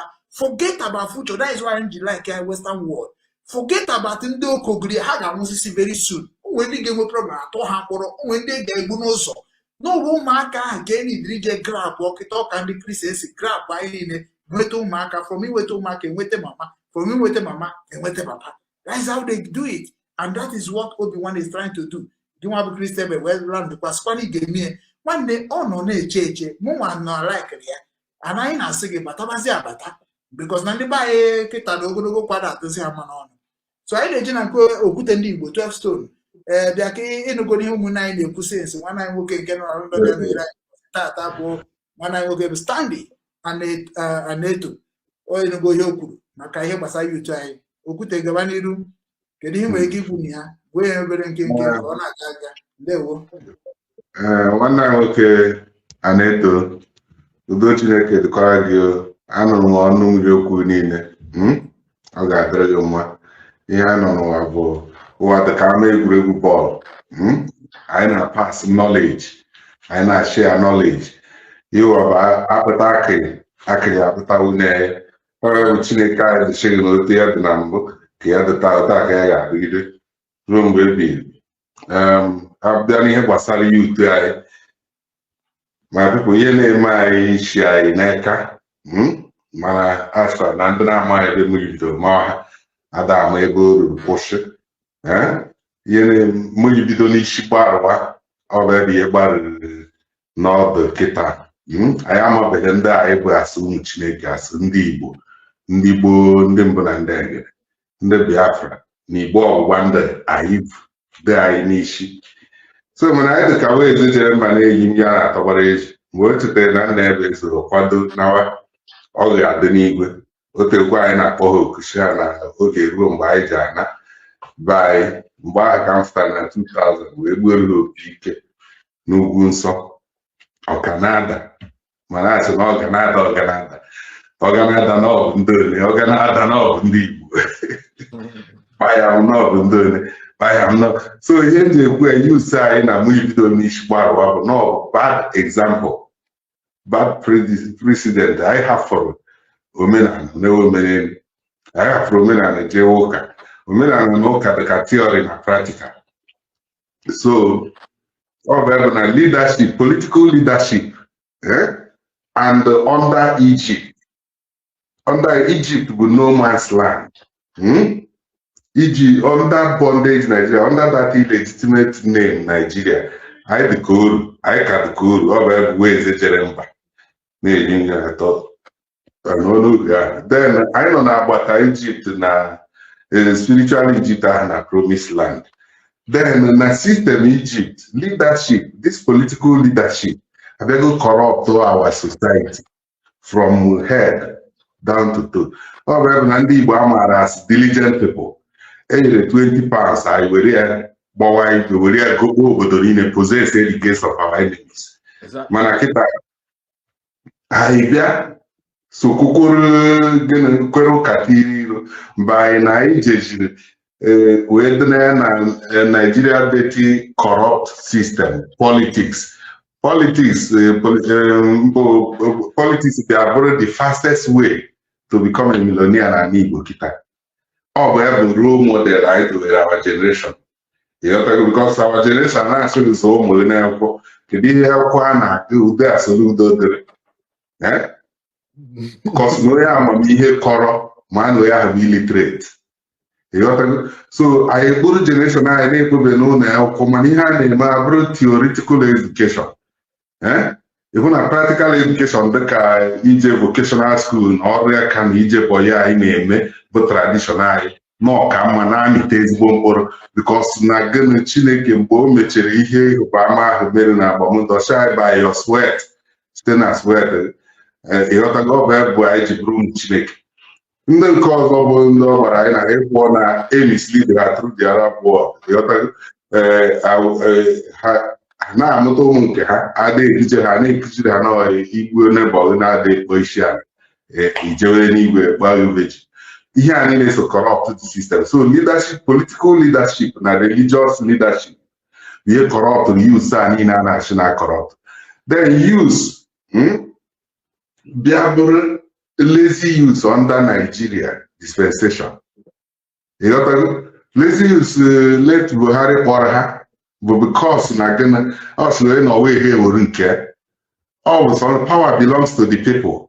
Then sọsọ na Nigeria ka ị nwere ike iwe use wee the land wee the future anọrọ ebe ahụ gịnị impunity a na-eme anọrọ ebe ahụ injustice ụdị injustice na-eme n'ụwa niile eme the use anọrọcha atụ mana ihe na-enweghị isi pụta as house divided on its own ha nche Group Street asking what justice for more bad demonstration who use Nigeria in Africa across hold up ebe niile asking justice for fish seller ebe niile use hey rattle snake ihe a niile just because gonna ebe ị na-ahụ our action bụ na the wrong time. Ebe all the positive that actually do not be ignorant of the devices of the wicked. Injustice against one is injustice against all. So now that spiritual Egypt bondage Nigeria, I consider the whole indigenous Africans ships to be unalive.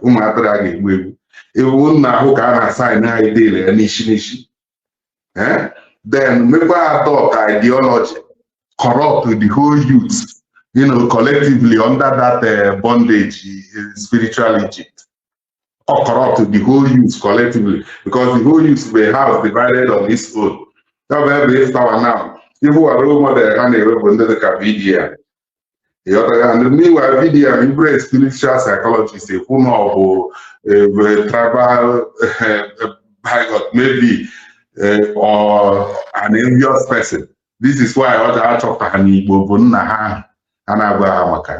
so religion and politics is our use or corrupt our use. As far as in Nigeria, I can remain in that spiritual Egypt for bondage Nigeria.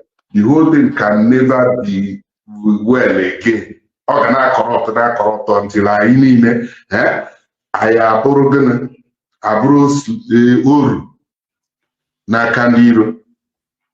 Maka ebe yozi 2000 ahụ mgbe anyị bịa group ike gwara anyị ọ sị na ọ bụ na ya emeghị ya jikọ ụwa anyị ọnụ mewe observe that holiday ga-ejikọ anyị ọnụ ga-ekwekwere anyị ncha niile ise ihe a na-akọ anyị kịta bụ erebel against Chineke kwere na that promised land. Also because of ebe o dere anyị n'akwụkwọ nsọ achieve the kingdom and every other thing will be added to it. Ọ bụrụ na eme achieve Biafra today a ga-eme achieve patriotism, security are automatically, and the devastation are restored. That prophetic is with the kingdom of God on earth. So here get restored unsan bunkai heritage Iowa bundibo ndimunande. Aye with written law. Man the constitution kind of saying I'm break a chicken the constitution, the natural law,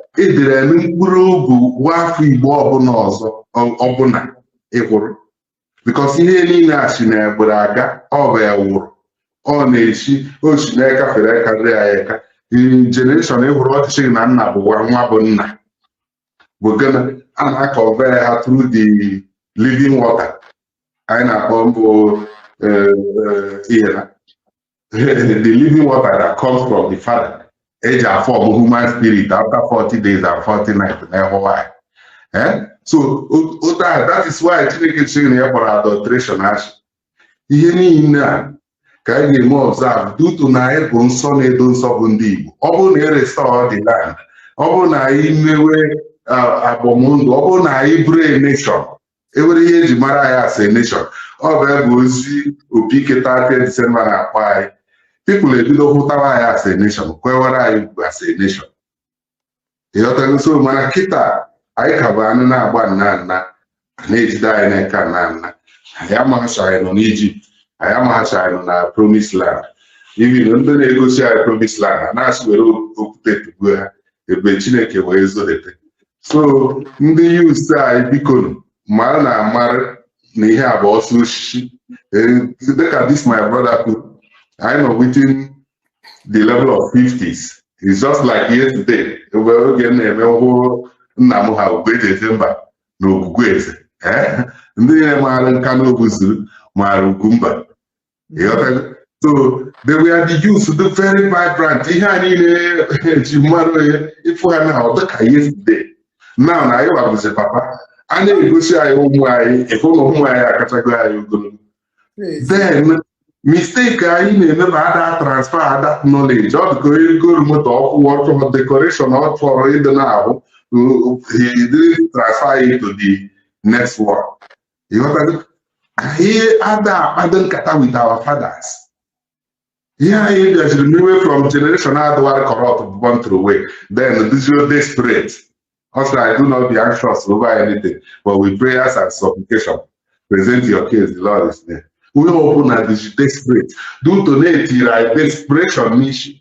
Desperation I have no politician. Every she have go to Egypt, Nigeria no man's land. How am go to just already the public at the church about the IKUKU. That's the end. Then, before on after again, all Sultan of Brunei, na regional constituency of Ocean Africa, he all gave me to be gang in the Ghana. So, all the governors shamefully, I will not Igbo, failed in leadership because some of her corrupt the whole system. All of her be use after use every 4 years. Ka hand out ha wee fụta. And the ka na-arụ ha na 4 years a gịnị tọgịrị na-edubanye na njọ idubanye na njọ dịka ndị otu Sheikh Gumi ha na-ekuziri generation ha na Igbo nebo na-ada isi a na ijebe enigwe big 72 veg na another world ịmụta ndị dọta na-abụọ kafiri. So the same way ka ị na-egosi the youth na-eso na the fastest way bụ millionaire bụ through ije theoretical education na university. So ihe ndị be anyị na-eche then ịpụtazie ịzọwa okwu ihe then make sure na belong na court. Ihe niile na-achị ya n'Igbo kịta bụ one court or the other. So ewin ihe gọvanọ na ọ bụ those fashion kapo ndị nka na ndị nka a na-emechi gọvanọ jenata national cake of ọbara ụmụ Chineke a na-eke na Abuja. Ọ nata kee ya those thousands of special assistant SSA na-enwe ihe a na-eme assist. So all a corrupt system depending on corrupt system. If you go na church bụ corrupt system. Church you have original spiritual worship. Eji gbawa nna nna anyị hand. Ọ bụ tradition Igbo, African tradition especially nke Igbo, bụ ihe mụtara Judaism. Judaism wee mụta Christianity wee mụta Islam after 560 years. So because of ihe mere during the covenant days, ka ha ji take that route eji ebusa ya na achi displace ya na the Promised Land. So ọ sịrị ya atụ n'egwu na aka ya wa bụ Chineke ihe na-agbara ya bụ mmiri. He's restoring the land. Ịghọta ibi mee ọwụwa ahụ a na-atụ egwu, ọ sịrị ya atụ egwu. The mystery of our changing form bụ ihe anyị amaghị. Sọsọ hụ ị ga-ahụba ma ị ga-agwa youth nọ na constituency gị niile na ya production be your brother's keeper. So ha gịnị ọ sịrị na ụwa chọrọ obi umeanị ejighị ike esoghe n'ụwa. Ụwa chọrọ obi umeanị ejighị ike esoghe n'ụwa. Ịchụwa ife n'ụwa n'ike ọwụwa bịa ijiri aka gị gotere onwe gị okwu. Ihe dị ghara dị n'ụwa ọkụ ji agbaghị ite ji egbu ihe dị ite n'ime. So my people, atụ na ihe ụwa dị ka bọọlụ. Everything ị na-achọ the form of background object or the form of air. Ọ na-abansị ebe niile. Ihe ọ sịrị bụ agba n'ọkpa mmadụ ya bụ no drop of red water for woman oke n'udo ihe nke. my dribble your way, pass to one another, you go. You know, so with prayers and supplication, he make me achieve good. But power out a legend. Also, he who fights and run away leads to the fight another day. Generation of the righteous, there shall be no end. Only the wicked shall face destruction. The wicked, when they are the desperate by and a fast lane, or touching with their touching with their children, you know, these are the wickets, and the red card and field the ball. Where have I order? Even my fans, they were in a career, my coach, equal week and by a dressing room. Mara Marani, Imam Bataji field also. Field I have a land of the living. Land of living with the kingdom of God, also God of the living, not of the unalive. Therefore, to see the world be watcher, no kukwe, Makobu be daughter no kwe. Discover who you are. Imaro Yibo, Yekana Kwanibo, Matashi and Daibo, Kaiki and achieving the kingdom first, all that nation would all go peaking out and Ubuso. Should I 30 December now on in? Now they do Bosha and Aso. We're going to band. It's a tap on Monday, Mihocho, or Abamonte, Mako, good night, happy here, not for what that natural covenant, original, the heritage. Eji aka n'anụ ụzọ n'anụ ya bụ ọkụ na mmiri na anụ n'ike the four elements ji mbe anụ niile wee gbawa nna anyị ha ndụ si na onye bless anyị ihe na-anaghị bless ya onye ebusa anyị ihe na-anaghị ebusa ya ọ bụ nke Naijiria na ndị otu ha niile busoro anyị ka na-ebuso ha ihe ka ọ ka kpọchiri obi ha dị ka Fero bụ ihe niile asị this bad role model ihe corrupt use or I was without Nakoka. Mana once I query na the promised land, query me geophobic, Bago na neighbor na Huni here Jerusalem or New Jerusalem or the Carnage. I gave me a separated the chaff from the wheat. I will why my cousin I got the Pandora. We don't make the parent he said, yeah, one I will go with Stanley and Neto. Just where 2 minutes, just where was the Igbo inform nature because I got my like what I know also. Just I go Zine Bank and I honored.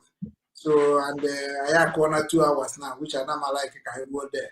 I can't get so where 2 minutes just summarize here. Can no make one how could you get USA and no there were. Okay. Oh, you cook at a name Kulunambo. Imophobia. Where love for one another. You know, when you bring well idea, can you also nearly aka? Can I na basa because they did a basa about a lion. You know, and when I know for maybe one day can work no. Jeli madaka. And always remember that na HDM. Umore my hogabu. But why dime na kwado maka omomonwa. Okay, I'm gonna say all the make it on the 9th month. If you do just say, hey, can from the time he did make it to prepare, that is what tomorrow is like. But I'm going to Igbo. Whether they are Biafra, but they are Biafra. But I'm going to Igbo be a nation. I be a nation. And the destiny of Biafra, they are in Chalinaka. Yes. So, I'm going to Erapa Quenago. Rapo Oraka is supposed to Rapo, you know, he need supposed to name Chuego. Egada, Chuin Atria. You know, bro, but yet money doesn't come to people that run after him. After him. So all you might name against the wiggy. Have respect for it. You only try and excel in that thing. And you attract money. And then back with foundation. Yes. Because they can't swear combo. Tomorrow is not a guarantee he will turn here. So Kaiwambo make deep foundation. No no Makechi ko we kudomu. Okay, so can have unchiko kun na chichiko kita no he wasali atubatu na advice in young people. Ndio.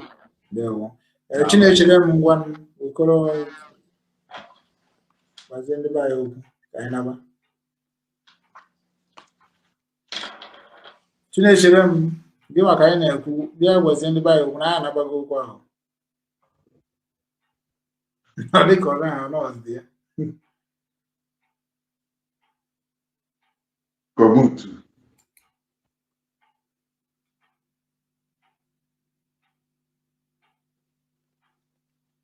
Hello? Gabazie n'iru.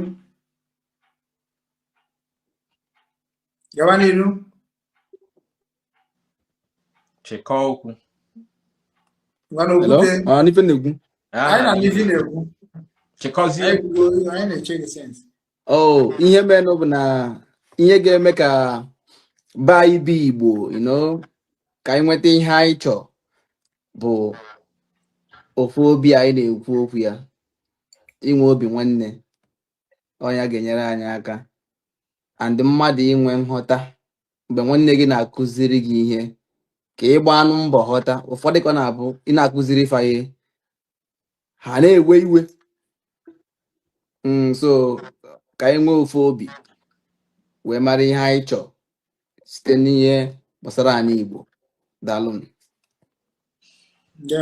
Ndewo. Okwute ndị Igbo ịsachago ọnụ na so ana m ekene onye ọbụla ghọtago n'ọnụ ụbọchị taa. Stanley, aga m alaikwa ka mgbe ị na-enwede efe amaghana m ị ga-enwe efe na wikend a. Ị ga-agwazi Chineke ele ma ọ ka nne ka ọnọdụ m dị. Mgbe ọbụla ime ka anyị mara because anyị chọziri ị na-eme ka anyị na-apụta ya ụbọchị ọbụla. Even my YouTube, TikTok, anyị ga na-ejekwebe anyị visit fa n'okwu gị dị mma, isi gị gbakọrọ ọfụma, onye dị ka gị Igbo n'idiri ya very very well. So ka anyị rikọ ọnụ were ofu obi dịka isi wee fụkwa dị na-eme n'anya, ka were ofu obi mara ife anyị nwere ike ime nyere ndị be anyị aka, maka na nke i mere na ndụ bụ nke a ga-eji cheta gị n'ọnwụ. I'm very very grateful that na onye dị ka gị batara ebe a taa. Na masị gị jisi ike, we are together. Ofu obi ka anyị ga-eji nweta ife anyị na-achọ n'enweghị nsogbu ọbụla. Ya gaziere onye ọbụla. Okwute ndị Igbo ọ ga-adị Igbo ekelekwa m na-asị na-afụgo ndị bịara nọnyere anyị n'ụbọchị taa. Ndị anyị bịara nọnyere anyị bụ ọkwa ha ụmụnne anyị, bụkwa ndị chọrọ ka ala Igbo dị mma. And ebelieve m na dịka nsi wee kwuo na nkwa that na this year aga m agba mbọ wepụtasị ndị ọnụ reru n'okwu akpọbata fa na platform a abịa na-etinyesi ọnụ ka anyị mara ife anyị ga-eme, maka na ndị be anyị na-eso abụrụ ndị ha kwesịrị iso. Ana ọ bụghị na na-ekwu na na-ama aka na mmụọ ị na-akpọchi ntị, mmụọ nsogbu na-adị. Ị na-anya n'ihe na-eme na Anambra steeti, ichekwa ya ọfụma, ịfụkwara atụ nwere ebe o si eri mperi ka ọ na-eme na Anambra ka ọ na-emekwa n'obodo oyibo ebe anyị nọ. Nwoke ebe ọ dị mma, mana ihe ga-eme ka ihe niile adị mma bụ na anyị niile ga-abịa n'ofu obi. Onye mara nke ọ na-eme ya bụ ideba, ịmara ihe ị chọrọ ịbụ bịaba nụ. Ihe a ga-arụ arụ karịrị, factory karịrị. Amaghị m ihe ndị laziness people achọghị ka ndị na-aga n'iru gaba n'iru, maka na ị ga-afụ ndị ga na-arụ ọrụ, ịfụ ndị na-emebi ihe ndị na-arụ na-arụ. So na ọ bụ ihe anyị ga-eji ofu obi wee gaa. Otego ngwabara n'okwu na soshal midia, mmekwudekwugbuo onwe m. Ana m agwa gị nwa, Biafra anyị na-achọ abụrụkwa garanti. Biafra anyị na-achọ abụrụkwa garanti. Garanti bụ ife dịghị n'aka, ife dịghị n'akọ n'uche. Biafra, nwanne anyị nwoke kwuru ekete a na-asọ Biafra nwere onwe. Who is going to lead us? Na security a na-anụ ọgụ, na leadership a na-anụ ọgụ, na youth a na-anụ ọgụ. So how can you get it? Na anaghị eche ebe anyị na-eche. Unu na-akpọ onye isi prime minister, ihe ndị a niile, what are they going to do? What are they going to do? A na-asọ Biafra today to God efunu nke bụ blood, because n'otu esi emekwa na Nigeria ka a ga-esi mee dị, a ga-azọ ọnụ a ga-eme campaign. Onye mee ndị asị gị jiri kịta mara ndị ga-abụ urugu ndị isi na ọsọ etie. Jiri kịta marụgodu ka mmadụ si ekwu okwu, marụgodu ihe ndị mmadụ na-emecha n'otu ha.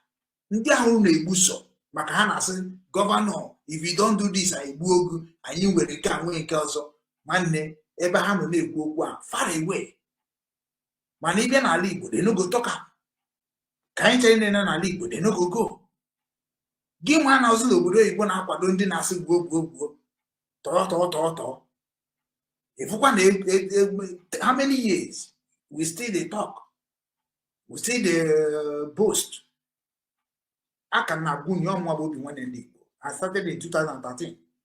You can't get Biafra by violence. Although possible n'ụwa maka na onye ahụ ị na-emere violence ka mara ihe dị na violence ị ka na-amụ ahụ onwe ndị nọ na ya nọ iwe bịa only the way Biafra ga come ọkwa Nnamdi Kanu nọ na mkpọrọ kịta onwere ihe mere onweghị oge emenwuzi na abụrụ solution political solution America na-abịazi inye aka whereby na anyị bụ ihe kwesịrị inyere nwaanyị aka is a shame. It's a very big shame. People now say American is coming, Israel is coming. It's a big shame. I am still remain the person I am. Now, the way Biafra gets Sibia, only open as a fan there. Sizena fan nage potaba. Thank God, in a lot of group and Abago village. Ige mecha funda was sanozo. And when the Amurana Maho village, or Hanenya Nisu. Makana Muama can get sis nama jinstuka webta. Then a social media na akonye mama hon. Onye me adema akọ individual on. Onye ndị na-akọ no bụ ndị na-ada achịta anya ọfụma. Mana okwe for individuals.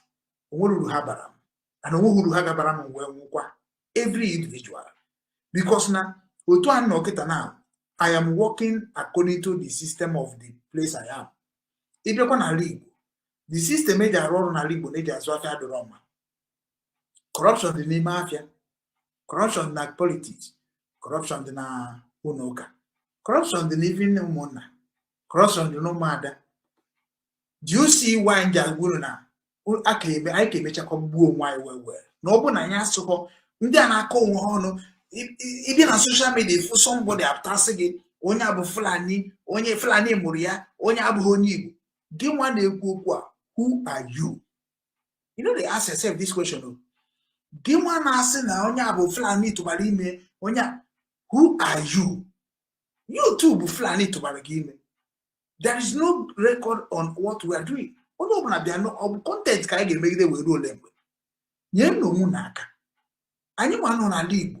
Mwa Obinwannem make one exist na league. Or group one chop Biafra. There is nothing like Biafra is coming.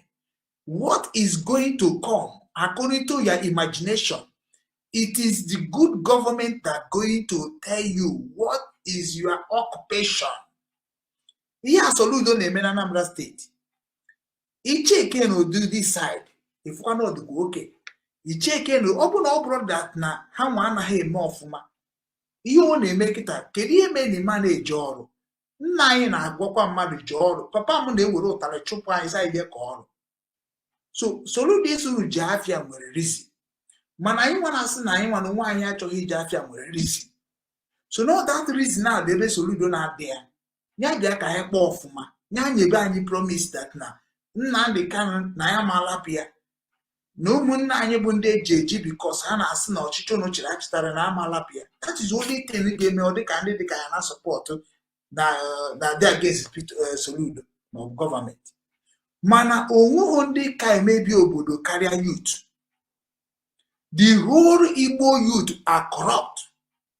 Isn't it all corrupt? Keriki is if we change Zuku Madineku, Ijebenebedi na Basel, Ijebenebedi na Kono, Kita gentle Yahoo Apatago, and then important on social media. Useless people. What are you talking about?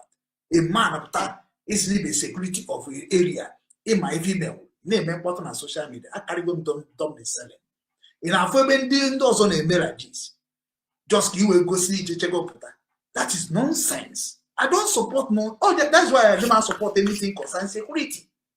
Anything concerning because everybody creates security in Igbo land. They are ignorant. We don't hear security, and I still keep saying it. Onya kamna haje we problem. And I'm not having a problem. Because you cannot come out on social media, claim that you are security, carry gun and boasting. Who are you boasting to? Secure your land, protect your land. Don't make it publicly. Who unu achọla ukwu ịbịa gwuo ndị Igbo wayo, another pattern of Igbo wayo. Unu ga-emechikwa nwụ osisi n'ihe unu na-eme. Ndị ahụ bụkwa ndị na-echere na-azọ ga-abịakwa were obodo ha. Because ọ bụghị ba ịbịa na-ebost na social media bụ ebe o biri. Because ndị na-ebost ndị ahụ na-ebost kwa nke ha. Gọvanọ pụtakwa obostuo, unu nwa bụ obostuo. Gọvanọ nwere access ebe ha si ebute egbe na mma. Unu enweghị access, unu ezuru eje egote nke unu. So nke unu ama na-abịa n'igwe, ọ ga na-abịa na nna anọ ime ọhịa unu nọ ọrụ akọ kazi unu abụzi anụmanụ. Sometimes a na-agwa unu ihe ga-eme ka anyị niile dị n'otu. Unu na-efiri na otu unu bịagoro si na unu ga-enweta ihe nwa unu na-achọ. Unu na-efiri na ọ bụrụ na enwetara unu ama nzu ike, unu ama nwetakwa Biafra ka unu si chọọ ka enweta ya. Ọ dọkwa possible n'elu ụwa. Biafra abụrụkwa kọpụ ị ga-eje nweta, ọ bụ akwa ị ga-eje chịta. Biafra by ideology, whereby I say that to akita now create Obinwannem Foundation, create Obinwannem Company. The reason I created those things is because I have a structure of what I can make the whole people that's supposed to work there to get job.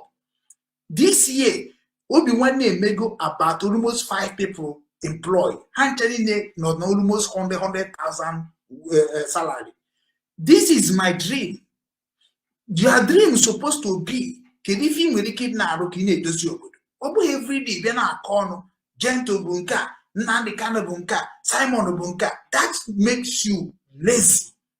Somebody pụta na social media, ị na-akọ ndị gọvanọ ọnụ, na-akọ ndị senator ọnụ, year to year. There is no structure to bring the people that you claim you love together to give them knowledge to start something that they will go into benefit. You collect money. After collecting money, you buy gun and bullet, nke ahụ ndị mmadụ na-ebekwa freedom enwetara ahịa na azụ ụlọ enweghọ factory enweghọ. Where are we going to, how can people begin to look at all of you? Onye mere ndị mmadụ adịghị interested on this. Nnamdi Kanu nwere case with Nigeria. The case o nwere with Nigeria adịgodie.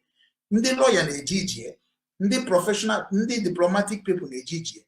Anyị nwa bụzi ihe ndị dịrị na baziba ga-emebe business anyị ga na-eme. Anyị werekwa ofu uche otu esi emesi tatom, werekwa enwe na-emekwa ka ndị ụwa mara na wepụrụ nwanne anyị eji.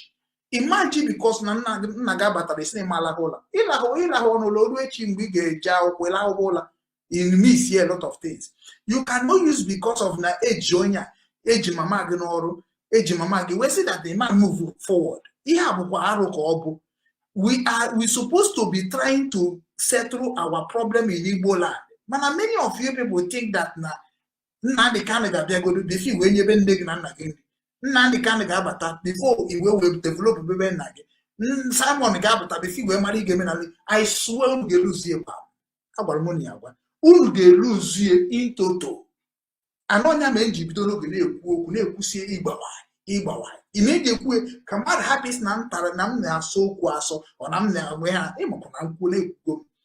Nnamdi Kanu enwere ihe ọ ga-emere anyị n'ala Igbo. Ọ nata ọnaba afara ibe ka onye ma ga-edozi Ebonyi, onye ma ga-edozi Enugu, onye ma ga-edozi Imo, onye ma ga-edozi Abia, even Abia Benue, onye ma ga-edozi, onye ma ga-edozi Anambra. O nwere okwu ihe ọ ga-eme na-abụrụ ikwubekwa ka o si ekwu na Radio Biafra. Get sense and understand that what we need now is factory where our people will be working. Security. Everybody have to come from their village and secure their village. Don't go to another person's village saying they need security. He's a terrorist. That is what they call terrorists, mercenaries. I condemn it into a long time. Anybody chori chekwa Nsukka bonye Nsukka.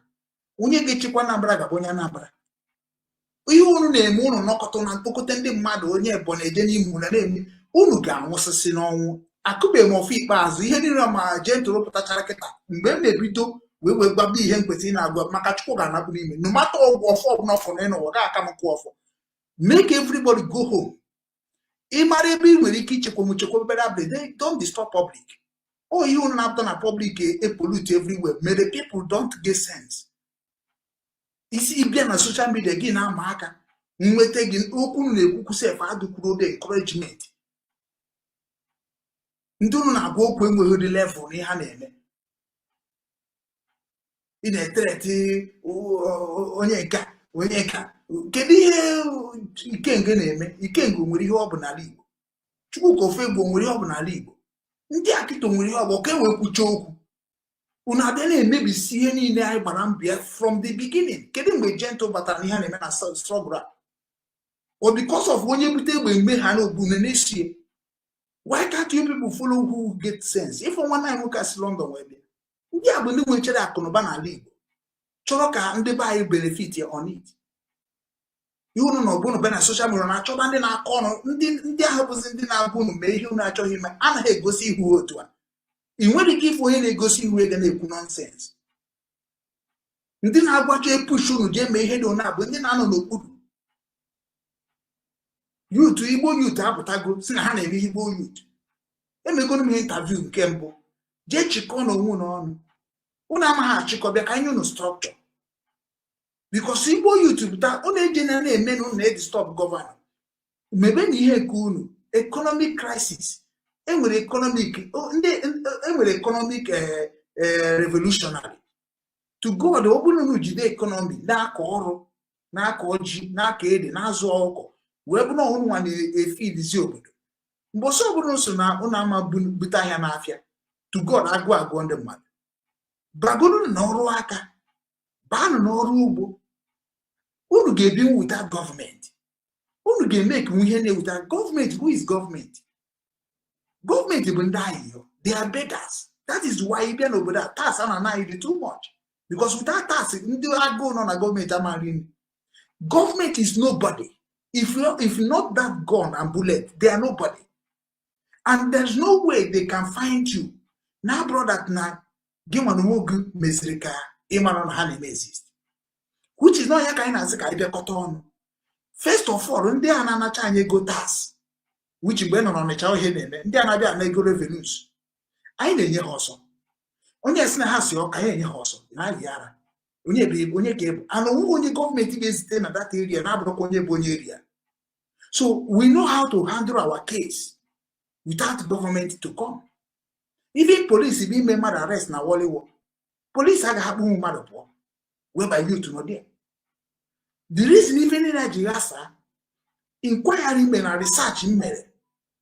A lot of ndị ba anyị bụ ndị kwesịrị na-ekwu ka nsi ekwu n'ala Bible ndị 419. They are all 419 now. So nye ka anyị na-asụsụ unu nwa bụ ndị ha abụrụ 419 na-abụrụ ndị ori. Unu nwere ike ịga anyị ntị bịakọta ka anyị fọmụọ a movement anyị ga-fọmụ bụ let us start business on our own. Ịmana ndị ba anyị nọ n'obodo oyibo bido tụba 10 euro ka e wee bido wee create a factory. I swear before December, to God, ihe ga-apụ na street na-arụ ọrụ na factories. Factories abụrụkwa odorokwa hado. Just ịrụ block causing. Ọ bụrụ ọkụ ka azụba dị eti ihe dị ka ebe 200 people arụba ọrụ. Enwere ike ebe na-akwa akwa arụ ihe dị ka one choncho hall. Arụkwa na hall ego ihe dị ka machine, ihe dị ka 500 pieces of machine. Ebunata ya onye ma akwa kwara gbagara akwapụtabe ya eresasịba akwa dị cheap. Ọ bụrụ ọkụkọ azụsabịa, ọ bụrụ ewu azụsabịa. Ihe ndị a niile na-ebu ife a ga-emenwu very very easy. Mana unu chọga everybody Biafra, even ndị chọrọ Biafra sef, ịjụ ha reason ha ji chọọ Biafra asịghị Nnamdi Kanu. Ịjụ ha reason eji chọọ Biafra asịghị reason Nnamdi Kanu. Ifu na ọ bụghị ha ncha niile mara ihe Biafra na-akọwa. And this is another way of Islamization people's mindset. We try to remove the mindset of Nigeria from our people. We suffer and remove it. And other people now begin to put them another wrong narrative, which is that is why I have a scope. Kedu ka onye Igbo ga-esi wee pụta ị na-agwa ihe a ga-eme ka ọ dịrị ya mma ya ma na-agwa gị na nke ya nwa na-ekwu bụ nke dị mma ịlapụzi ọjọba gị ego. So ụmụnne m ihe nna-achị gwuru na mgbede a jiri na afa Chukwu wee na baba anyị. Onye ọbụla jee chọọ ihe ọ ga-eme. Go and learn one hand work. Ịma ha bịa n'Obinwannem integration. Join Obinwannem business strategy. I will teach you how to make money. I will teach you how you will live long. I will teach you how you will never be in trouble. But if you keep following people that use you to make money, to help themselves, to help their family, don't blame God. Don't blame Satan. Okay, for Igbo. Otu asoludo si wepụta ka ngwakwu na another scope. Maka ọ na-abụ na-ekwu ihe nwere ike ikwu bụ na-esi na support Soludo. That is all. And it does not make sense for you because you are going to die if you do not respect yourself. Ihe asoludo na-eme now. Otu o siri kita na ya ma mebe market ya. Na government will right if say he demolish ebe a because you na ahia oke Nsukka. You will not do anything. I remember when they wage then they come na gbali everywhere. Una no go do anything. Ejide Samuel Megbori, una no go do anything. Una be talkative. Una no go do anything. I am the only person where you go is you. I'm not the struggle. I can't struggle. I can't make a struggle. I am still the person who will tell you the truth without anything. So you do close market 1 month. Oh, what if you get me? That is why you need to use a konuche. And a konucha you can use now. It is for you to sit down. You go to what did I want? Now, Liba, a different children. Or security catch or able, just join in this security. And we National Youth Council, only challenge anybody also. And we CYON, only challenge anybody also. And we Igbo Youth Movement, only challenge anybody also. And we Honest and Igbo Youth, only challenge anybody also. And we don't Mona, nobody also. And we don't Mada, nobody also. And we CMO, nobody also. And we CWO, nobody also. One day, Unubundori. And onya benage treat you can do in a Igbo. In with time we help government to destroy all of you because on China with the problem of that land. Makanobro na agwa government if you have name another support the government here manene. Youth National Youth Council with power. Jeneba no bano gweba babano mbokunu hijack a National Youth Council. How can this youth be not have Igbo youth movement? Where is National Youth Council? In an Igbo youth movement, why can't you join that one government to recognize and fight for the good leadership in that one? Why? Why can't you join that Ohanese Igbo youth and remove the leader? Banombo, many politics, Banombo, may you get a you know trouble caught a bull name, and a baboon and a sign and a baboon and daddy boy. When you let me tell you, only jacket where battering when ask one of now why in Gorega Dario. Is you can have do. Is you Kuchine Kennedy women at this 2026 only advice I want to give you because I'm a nigga. I know nigga. So come my name Malinina on a because almost all of you know are legal. And who won't you cheer there? And who won't you open a choro calibo demma? Only over a chunk again and make on him with it. And that is here job with the Nesibonga. Eba kanga koskwa, mundo to map achana. Manas can go here where one name look up on the param. When they make a hammer, no one walk away, sit there to my bony bonam, and I've run jack and chop with name Ben Lade. Makana, I'll always a group and join the Keta. And I bought NSUKKA Diaspora Forum. What a good job around here. And if we could have been Nama Wogomna, born number the Tambam or join them with the buy no. That one can and an attack a maybe introduction. Me introduction of them they will pursue many groups. NSUKKA Kama. I build one suka by or kaka or bridge, maybe a buy and I come and NSUKKA. You will wait if you're condon kegi.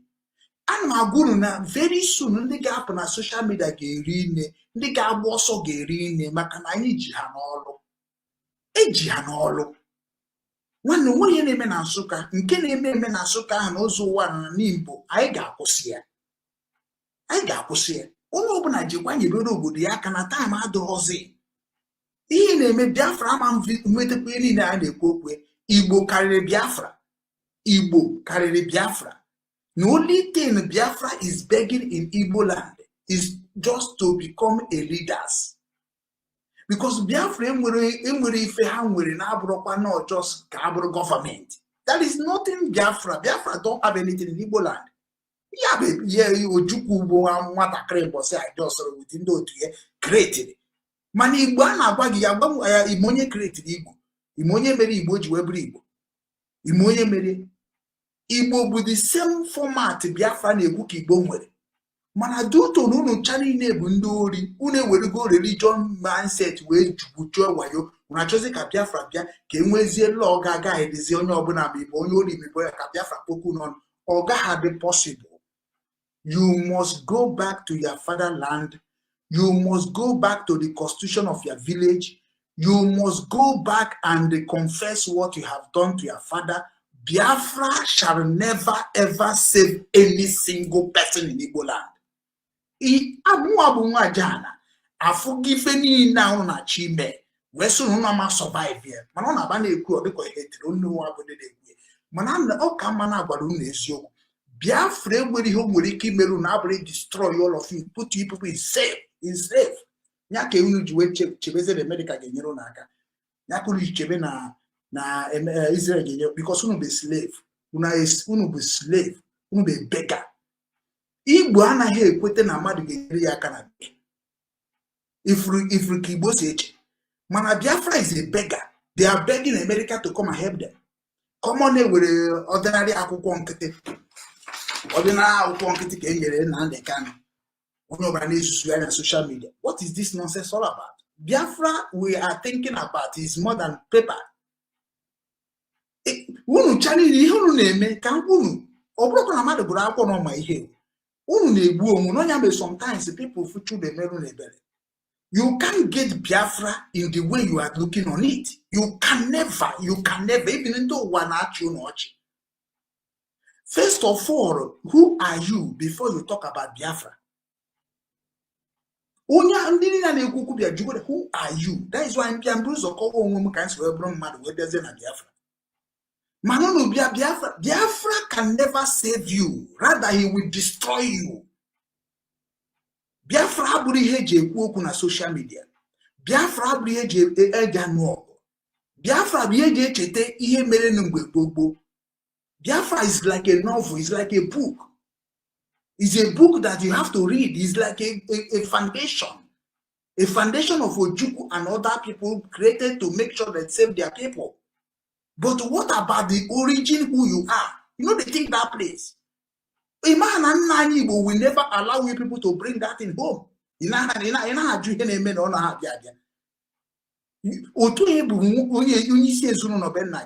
Then mbiaze kita na nsize that na nga anapugi name ah biabaze zabazo onye isi ezo no be na lirugi anemi unato he follow here according to the constitution of the ancient. Unato he follow here according to the system of the Western world. The way we say me henda ni o mere everything. I pity for all of you. If you not makachukwu o imenja Obinwannem mbido kwa mama na de kana okwu gwa mama Simon unu cha geji ikpere we na nto asiko he sukapia bom. You don't know what you are doing. Ha na-emu ni ihu na awotaro men mu na ha macha no one in millionaire trillionaire say they ready to help our people. Oburuzie no unu na Biafra can never it can never ever help any single Igbo man. Never. Because on a Biafra they don't get money. Biafra connection, they don't get connection.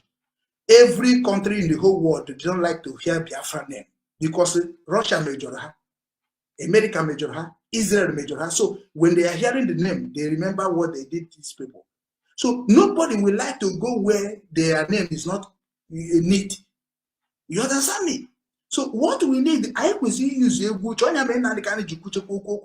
is a spirit. I was thinking that our people will understand this slogan.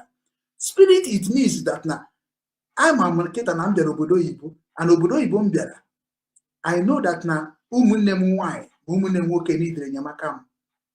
Manity na social media because nyere nwanne maka nyere no munne nwokaka nna na nwanne nwanyị na yom ego nwanne nwoke mba o egwu uche ka nge ebumuka ha n'isi we na-achị ebe ngesi nweta ife nge na-enyefa onya Biafra bro bịa na social media tibe Biafra ka Biafra enwere ike ịbịa enwere ihe dịka Biafra ịbịa agwakọtago m n'ihe a before bro kita ana agwụ every day Biafra na ha abịa anywhere. Nihe na-abịa bụ na anyị na-restore our dignity. O nwere ihe bụ na ị na-restore back to your dignity like ndị na-eme ihe ọjọọ kwụsị ime ihe ọjọọ, ndị na-egbu mmadụ kwụsị igbu mmadụ, ndị na-enwe ha ọrụ chọọ na ọrụ, ndị umengwụ kunyenu onye Biafra. Kedu ihe iwe gwa m na ideology ị na-eji n'isi gị? kedu ka o esi bịa ọ bụrụ n'aka ka ihe eme ọ ga-ebịa. That's why na-agwụ n'obi nwanne eji wee kọ na n'obi nwanne bụ na unu ga-emechala ndị n'obi nwanne. Ọ Biafra ma Nnamdi Kanu ma Simon ha gara ndị n'obi nwanne. Ịchọkwa itinye ego or itinye ndụ gị. All of them will land in n'obi nwanne. I already know what Biafra is talking about from day one. I started following Nnamdi Kanu in 2013. I started following him. I understand what he said. It's also not Brengwano said it. It is to create job. It is to create security. How can you create a security whereby the people that you are giving money or giving gun and bullet are criminal, are bandit? Because Nandini Nebu na ba eketa na henche buchago wa eno budo ibike bu another. Odi ka hanis, odi the hana brain. They don't have human sympathy. Onye kwesi ibunye egbe bụ onye train ofuma. Ime ihe jebido na nwata train emu soja. Ko we mara garo, ko we bri a favorite. Somebody pachagoro haro, zuchandori, gucha wayo. Funo mwezi iko waguge, onakbo na security buri egbe. What do you expect him to be doing? That's garden. Because we have a conscience. Before you make a step to security, you got train these people. Obundoke, imagine join in the army. Because he no okay join army. The train na make a buffalo. Makarugu is Steve Channel. Onye kona kambe join army na nwata. Ino ka tibule be bunyecha o ndi zugoro ori n'obodo Igbo, ndi gbugoro mmadụ. Ndi gbugoro ndị mmadụ wayo. Ibule be bunyecha conscience adọghọ n'ime ha. Ha deche dịka obodo ga-esi dị mma. Mana ha ga hakwu n'ọnụ because na ndị waya na hakwa agwa ndị ha na-egwu wayo that na egwu wayo. Ọ bụ ọnụ ụtọ. Mụnwa bụ nwa nkwụ n'ohe Nsukka have already researched. When I go to the Biafra chọrọ Biafra. That is why IKUKU has na chọrọ Biafra identify your village, identify your mother, identify your father. You cannot be in social media destabilizing people at home. We need to begin to report those people that is on social media talking against of what we are doing in our land. What can man in Arabai get an arm or get pussy in a threat in the Bible or get pussy now support the people that don't want to come out and be open? Look at Indiana gentle Yahoo Jenife, gentle Yahoo Nebu Max. Indiana enemy is a terrorist. A moon no good, you baby, a trace of matter terrorists. Can you candidate Chipwa Benagi, Jiwe Kuchisi? That means they are afraid. If you are afraid, don't do what you are afraid for. He said, if you like your life, stop what you are doing. Go and do another thing. And when they ready to do this thing without marks, how do they do? They are disturbing me. I don't know what put your marks. Why are you wearing masks? Talking to who? Talking to who? Nyabu Trump of Funebu Yicha mask or support to. Nyabu Israel Prime Minister Funebu Yicha mask or support to. Tomorrow's not Boko Haram the bandit. Even in Boko Haram is the max now. I had to go proud of what they are doing. Can he make the max? Because he made the show. Why can't you people come out in the public and say, Naima Bundi Chori Chekwobu? Why can't you people join even the politics security? Mobundi Chekwa Lobudun. Where Messi who get Mekunu say, what the only son is Zuzuna Obu. Oh, Namanu now no go is no. Can you know any more here? What will? Mandin Aquado, Mandin MML. Okakwan money get a month. He survive choir, Omugama survive here. Okwefuri hiyo neme na libo. Okwefuri hiyo no namba oko wena kwa di hojo na libo. Mbunu ga taba afufia. Mbunu ga dekwe ihe ndị isi ebe anyị niile na-eme. Mbunu ga taba afufia. Ihe jigbakwu nu nkịtị na last year. Bukunu unu wata hiyo nebe onwunu. Mana ọdụkwa kwunu aghọta chabe egwu ya o. Obuha by gun and bullet. Ki we set up case gị na nwanne gị. Obuha by gun and bullet. Obuha by ịba Obuha by ịkọ ọnụ. Otegun na-eti unity. Unity aka gentle be na-akọ iri na social media. I can't have time of these people. Because I'm a problem. Because here I got us go na Igbo. Here I got us go na Igbo. Ha ga-eche ka ha na confess very soon. Onwe juri ihe ọ na-akọ kịta. Onye juri ọ gwa ndị na-esi ebe nwere ike na-eche ihe ha na-akọ. Anyị ma bụ ihe ma ha na-eme na nji. Ọkọchị ndị nọ na-akọ ihe ka ọ na-akọkwa anyị. Wee ka ọ na-akọ ya. Ha ma onwe ha, they know themselves. If you want to be a security of your village, make it open, make it if ọ ka nwana anyị nwoke bụ kedu nke a na-emebe ọgwụ ego. Kedu nke a na-agwọ ọgwụ ego? Somebody nke a na-agwọ ọgwụ ego with akwa ọgụ. Ọkwa chenjiri onwe ya si na security. O kpuchiri ihu ya. Oyi max. O chekwaba obodo ya. Werezi knowledge of ochie wee na-echekwa nke ọfụrụ. Ichefugo m afọ na-aga. O ka esi eme. Ọ mbata ba esi na nchọrọ ijoin security buru max. Gịnị ya na-ekpuru max fụ? Jugodu ndị a gịnị ka a na-ekpuru max fụ? Ndị otu Ojukwu ekpuru max, ndị na-azọ Biafra Ojukwu, ndị amị Ojukwu ma whatever, ekpuru max. Jugodu ndị otu na gịnị ka ha na-ekpuru max if they are not terrorists. Because mgbe anyị ndị dị ka anyị nwa bụ original Biafra ga-akpọ ndị a terrorists, to God ha gbatakwa ya n'ọsọ. Mgbe anyị ga-abido kpọba ndị a terrorists, mebie ka ndị ụwa mara na terrorists ka ha bụ. Ịgbakọrọ onwekwe ntị ọnụ enwere ikuku ịga ọbịa na mmezu. Gwa ndị azụzụ si n'ebe ahụ ha niile anọ na-epụọ. I like from this nonsense and it goes on social media. They are destroying my effort I have started in 2013. Mgbe face these people, anybody in a raise fundraising will face me. Make una go inside door. Yen na gwakunu na guni in a way that no kwe bele ka na-emelun. Kama ya ma gwa ga-eme, anyị tika aka with ndị obodo. We were bambo funu for that place. Ịchọ ichekwa ala Igbo is welcome. Ịchọ ka isoro na security is welcome. Nwanne security is too much. A ga na-akwụ n'ụgwọ. Mana okwefu na ọhịa ahụ nọ, okwefu masị unu na-ekwu, Chineke ga-akpụ unu ọkụ very soon. Chineke ga-egbusisi unu very soon. Ndị Igbo anaghị eze eme ife. Ndị Igbo karịrị okwu ha kotere. If you know that you are not rich enough to secure your land, man, they have another place. Ọkwa ihe akụrụ megidere ana-atụ ji release na dịka na-atụ ji release Simon. Ọkwa ihe unu na-eme bụ ihe na-ebute this kind long time of inweta onwe gị, because Biafra enwere ebe ọ na-abịa, unu cha niile na-eme okwu Biafra bụ ndị ori. Maka ọ bụrụ na abụghị ndị ori, gịnị mere na anyị niile adịghị ekwu okwu ka anyị na-aba anyị? Ọ bụ na obodo oyibo kwuru na wee na-eme Biafra. Ka anyị na-anaba anyị n'ebe unu na fil n'ala Igbo ga-adị mma. Ka anyị chere nne na ndị isi Biafra na-ati ihe na-akpọ massive return back home. Ọmụ wepụtara ya. Ka anyị nabara ọ bụ na onwe ajọ ihe unu megoro n'ala Igbo. Gịnị ka unu agbara ọsọ n'ala Igbo?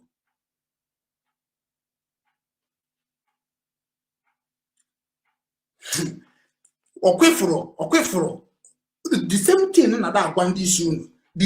O nwekwara ihe m ga-emenwu.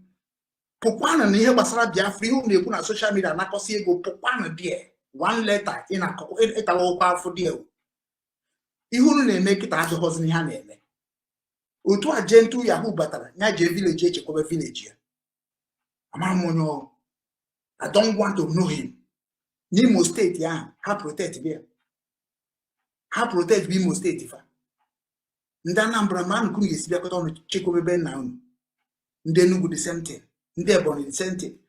Nwanne ihe a na-eme kịta abụrụ ọsọ ihe ahụ ichere. Ihe ahụ na-eme and mmụọ unu na-eme ihe a, Nnamdi Kanu will never be released. O release goro kwa megoro ya akwụkwọ ejinabe American ebe akọ ga nọzi forever. Ya na-agbakwa unu na ma bụ unu ihe ga-emecha meru na echi. Ị ga-ama how many years Ojukwu nọ n'ụzọ. Ojukwu bụ the most educated man. Ojukwu bụ onye ji ọnụ agbalịsi everywhere. Ị ga-ama how many years ọ nọ n'ụzọ. Ebe anyị na-achọ ka ịnụ sọ ga-ajụgo m nye last thing m ga-agwụ unu before nnaba. Kedu ndị bụ Nigerian?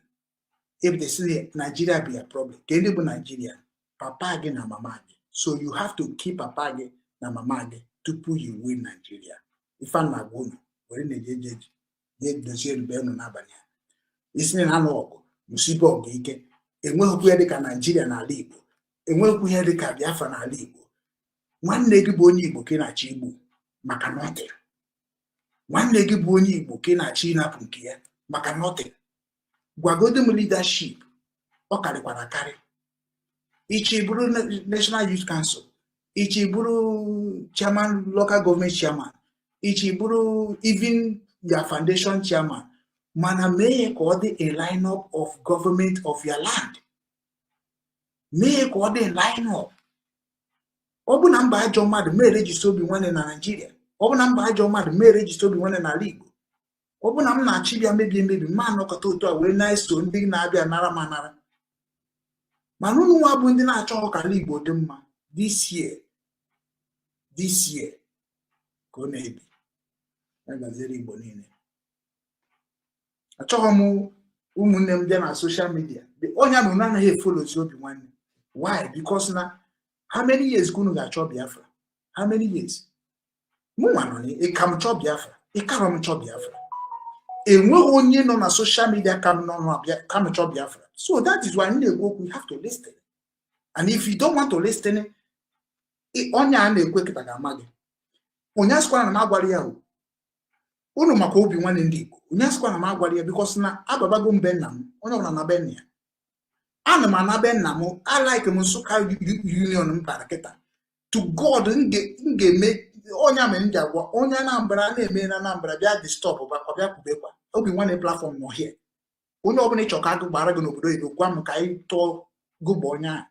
Maka na nna m Igbo so na mma na nwa tinye ọnụ n'ihe gbasara Anambra, tinye ọnụ ihe gbasara Imo, tinye ọnụ ihe gbasara Abịa. Na ọ bụghị ka ọ dị n'omenala. Onye abịa iji afụ nji achọ ndị Anambra bịa, ndị Enugu bịa. So onye ihe mere na Anambra ịjụọ na ka Chinechere mgbe ọ bịara ebe a sị ya kwuo ihe mere ka e chọrọ ka Soludo mee maka elu na nkiri gwa onye Anambra ka kọrọ abịa dị ka mana akọtọ nwanne ha. Maka unu amara omenala. Unu mara omenala ịmada ka ị nwere ike ịnọ ebe a na-akọ onye Anambra ọnụ n'ebe onye Enugu. Ọ dịkwa possible ọkwa crisis ka ị na-ebute. Ndị Anambra mebe ka ha si like, ndị Enugu mebe ka ha si like. Ije na Anambra bụrụ onye Enugu, irrespected the law dị na Anambra. Otu a ka ọ dị n'obodo oyibo.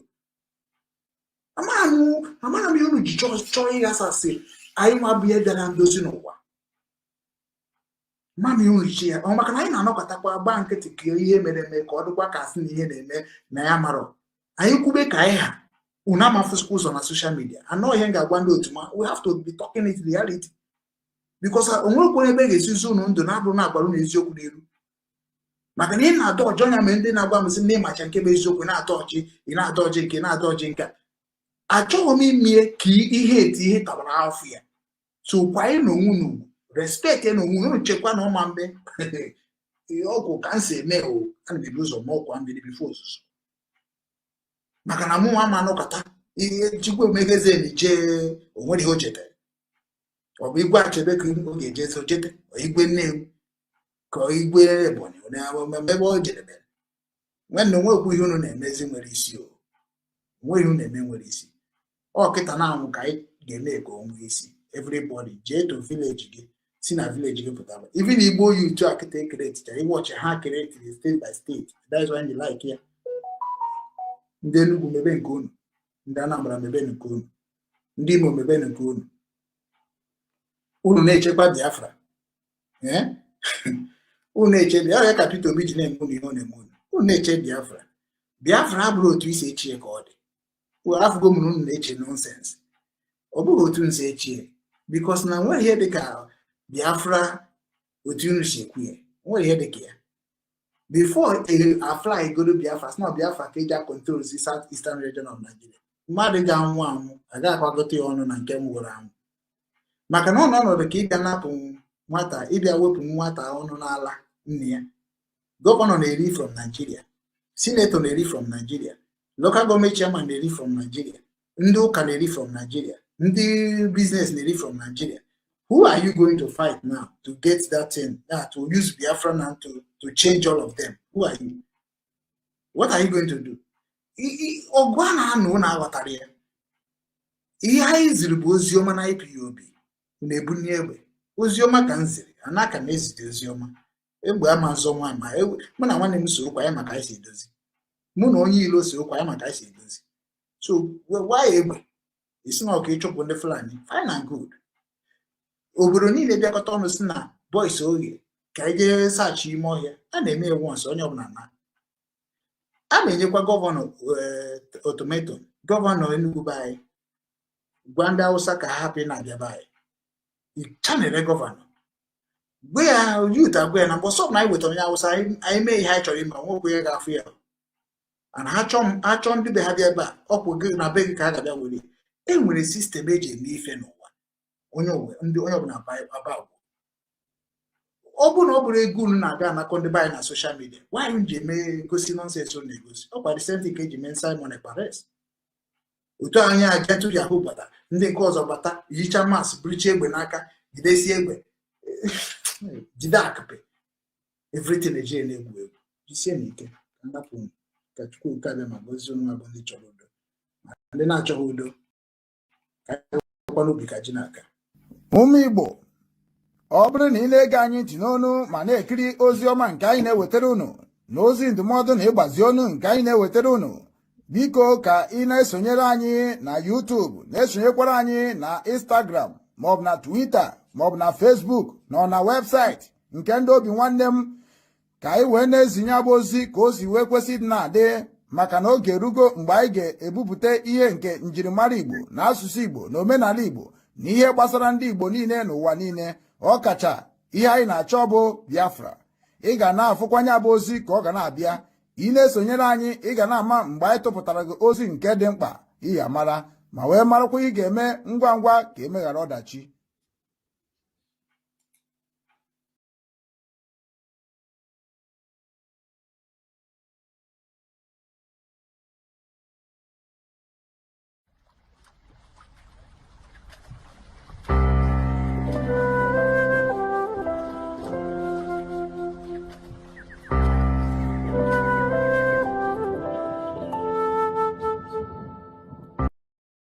So you know it. And what is my crime? I had a meeting with all the governors of the Southeast. And the day I was having this meeting, this same man who was accosted in Nuremberg was upstairs, listening to our conversation. Some of you don't even know what transpired when I attended that very meeting with the governors. In the company of Professor Ben Wabeze and Evangelist IkUKU. They are my witness. They are there. What did I ask for? Do you know what I asked for? Common Second Niger Bridge to build Onisha Enugu Road, build Igbo-Biafran Enugu Road, to open Warri Seaport, open Igbo-Biafran Seaport, open Calabar Seaport, open Calabar Airport, open make Enugu more viable. That's all I asked for. And I'll lift election boycott. That's all. I didn't even ask them to give me Biafra. Do you know these people could not take this to Asarok because they were terrified to bring infrastructure, to bring development to their own people. They were frightened of the Fulani he-goat in Asarok, which is of course Abakiyari, because then Buhari was dead and Jubilee had come in. Now you understand it? Life, what goes around comes around. If you support evil today because you're benefiting, eventually that evil will overwhelm you. The same thing happened to APC. The same thing happened to Fulani Caliphate. They brought in terrorists from all across the Sahel. They brought them into Nigeria to try to force Jonathan out of office. Now Jonathan is out of office. They are now, of course, reaping what they sowed, all of them. Do you see that the North is in as much disarray as we have in the South, if not worse?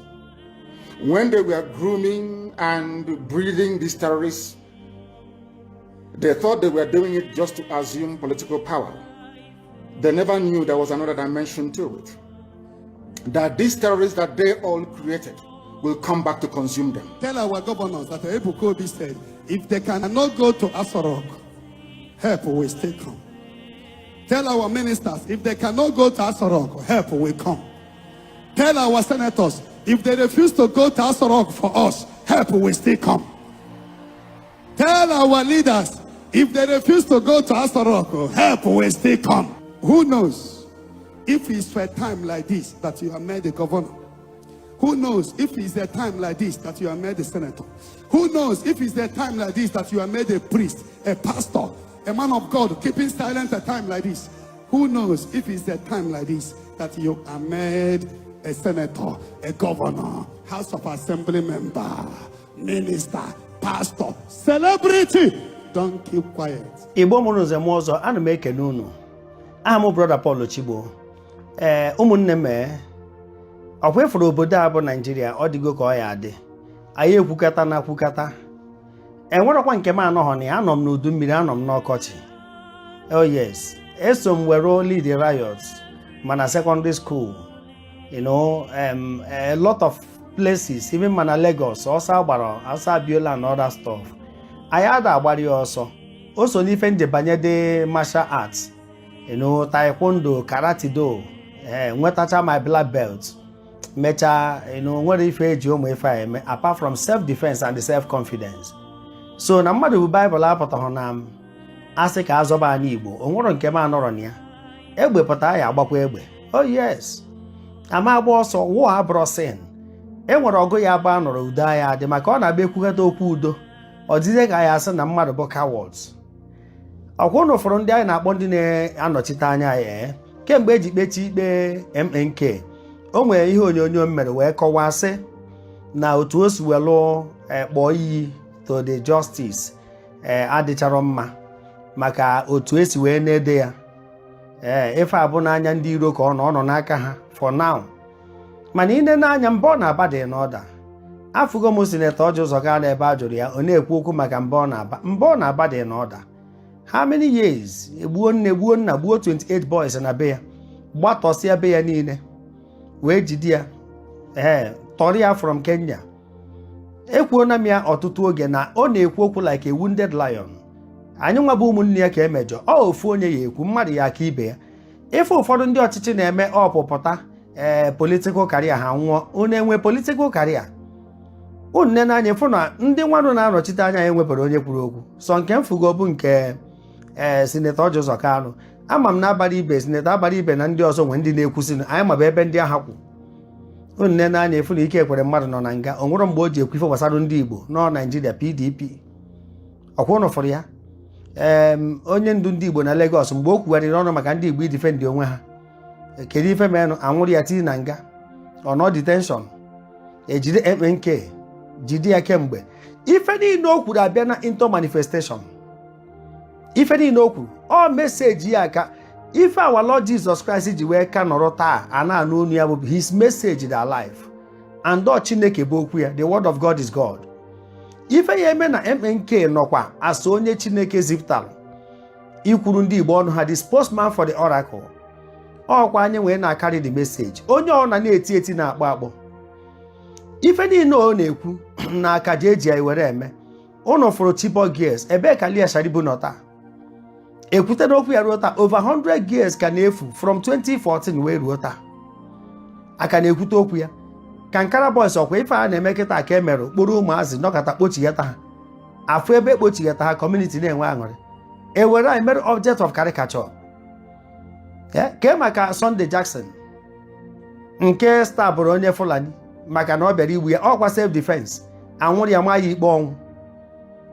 N'afọ ya ndị na-egbuzi mmadụ gbuo ozu na Benue, gbuo 100 and gbuo 200 and bata n'ụlọ ụka gbagbuzie ndị mmadụ sporadically. O nwere ife a na-eme ha, kpọọ ha sacred cow. Onwe oge ha kwuru ka ha chebezie forest niile. Anyị na-eti mkpu n'ọkwa Islamization na Fulanization ka ndị a na-achọ. Ndị ọchịchị eme ọnụ tọgbe m. Ụnụ fụziri ife MNK kwuru. Ụnụ afụrụ mitin ya na ndị gọvanọs nwe na ọ gwụcha anya ya na ọ bụrụ na eme ife ndị a, meghee seaport, rụọ second Niger bridge, gosia ife ndị a, unu were ozi a weje Abuja na ọnyanwa, ọ hapụzi obodo adịrị. If ọ dị too much for us to request, na-egwu ekwero ndị gọvanọs dị present ife a. N'agbanyeghị na ụfọdụ ndị nke chịchara achị, ụfọdụ n'ime ha bụrụ na minista. Unu na-eme galadima, youth nwekwa dị ya time o. Ọgwefọ youth, ife mere ike ekwere mmadụ na Germany bụ iwe ka ha zizara. Ọgụ a na-anụ na egbe ebu na youth adịghị emegharị ahụ mọchị na ndị a kawara ahụ jidegoro security architecture. Ọchịchị Trump a na ọbịbịa Trump a nwee ike ime ọsọ gbara iru agba azụ. Chineke nwe mgbe o ji azọpụta ndị nke ya. Oge ahụ ruo, unu nwa bụ ndị na-anọchite anya anyị achọrọ ikwu okwu. Ọ ya ka m ji wee jụọ ma ebe niile edezat for 5 years ọkwa enwe ndị senators na-anara ego ma ndị constituency niile ọkwa enwe ndị na-anara ego ya na-eri. Ọkwa enwe ndị na-anara ego ya na-eri. No accountability, nothing. Ọ ndị mmadụ na-atụzi ego na NGO were asụ ahịfịa obodo niile ruo ahịfịa, mana enwere ndị ọchịchị. Unu amara ife bụ ọchịchị, ekwuo na m ya, ọ very few. Unu mara ife bụ ọchịchị, o kwesịrị after politics about governance, irrespective of your office, irrespective of your political party, about governance. Mana nke a bụ after politics, anyị ebido political war, political manhunt, political verbal war. Otu a ka anyị anọgidekwu ya wee bidokwa campaign ọzọ.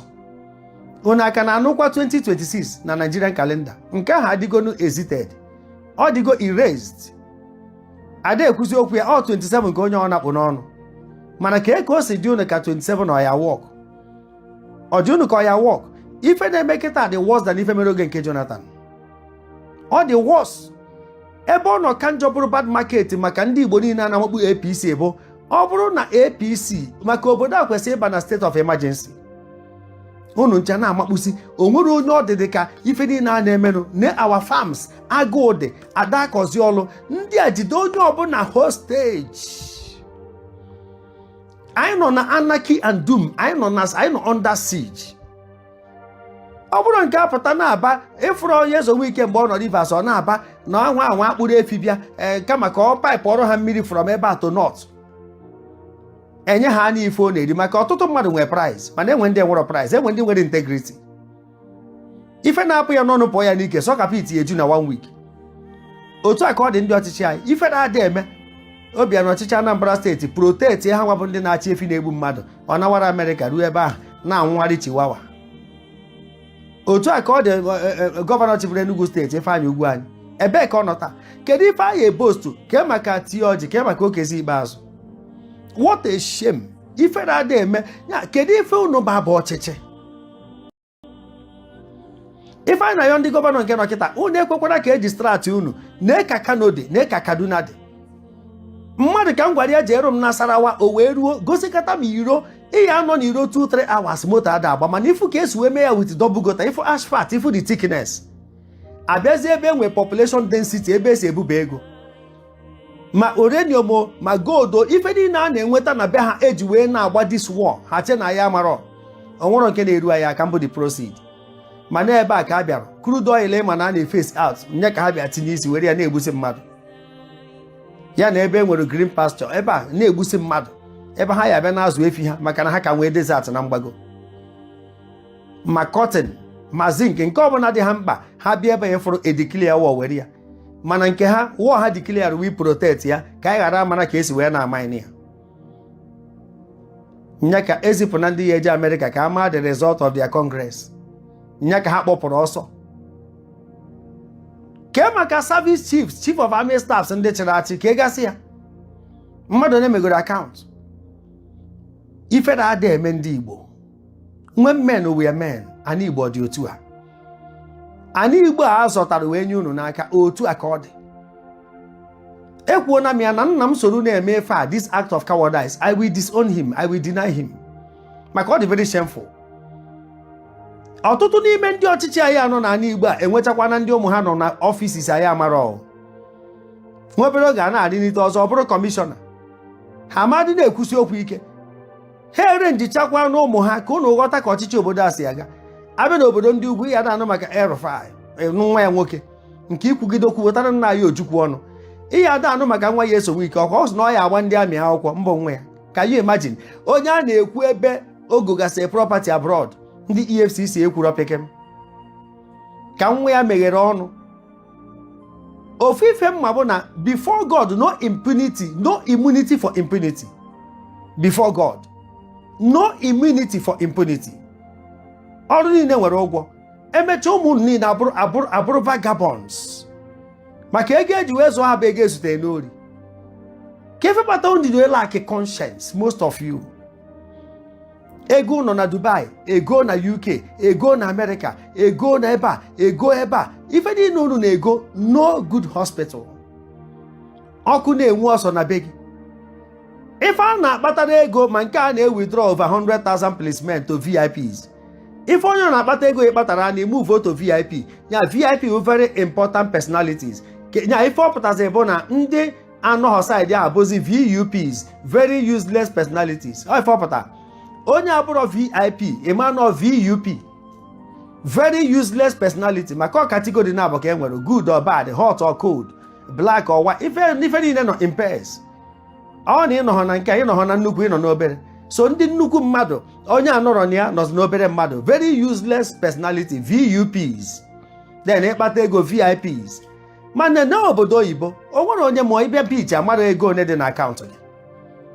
Ewere convoy na-akpagharị izu ego public, were polisi wee protect onwe gị. Ibu isi one ifere mee n'unu ghọta ife bụ untarnished name. Unu na-ebi ndụ na-echu afa, very shameful. Ndị niile nwụrụ anwụ nwere aja afa aka na-ekwutekwa okwu ha ka ife anyị eji wee cheta gị. Ịchịchara itu ekotuo picture gị, even na old age ka aka na-elebelu some of you criminals. Ifere ada eme your generation, maka na izu ori abụrụgo part and parcel of ife a na-eme n'obodo a. Izu ori, ego ezute n'ori. Anyị afụgo ka Senator Ọjụzọ Kanụ si wee kwu ya n'ofu ihe onyonyo na from 99 wee gbagotaba na ọtụtụ ọgaranya nọkịta bụ ego obodo a ka ha lutu wee bụrụ ọgaranya. He said it in public. Na unu macha onye zuzie crayfish atụ ya na nga, onye kwugharị ọ na-atụ ya na nga, mana the main criminals, the convoy, enye ha OON, CON and the GCFR na ndị otu ya.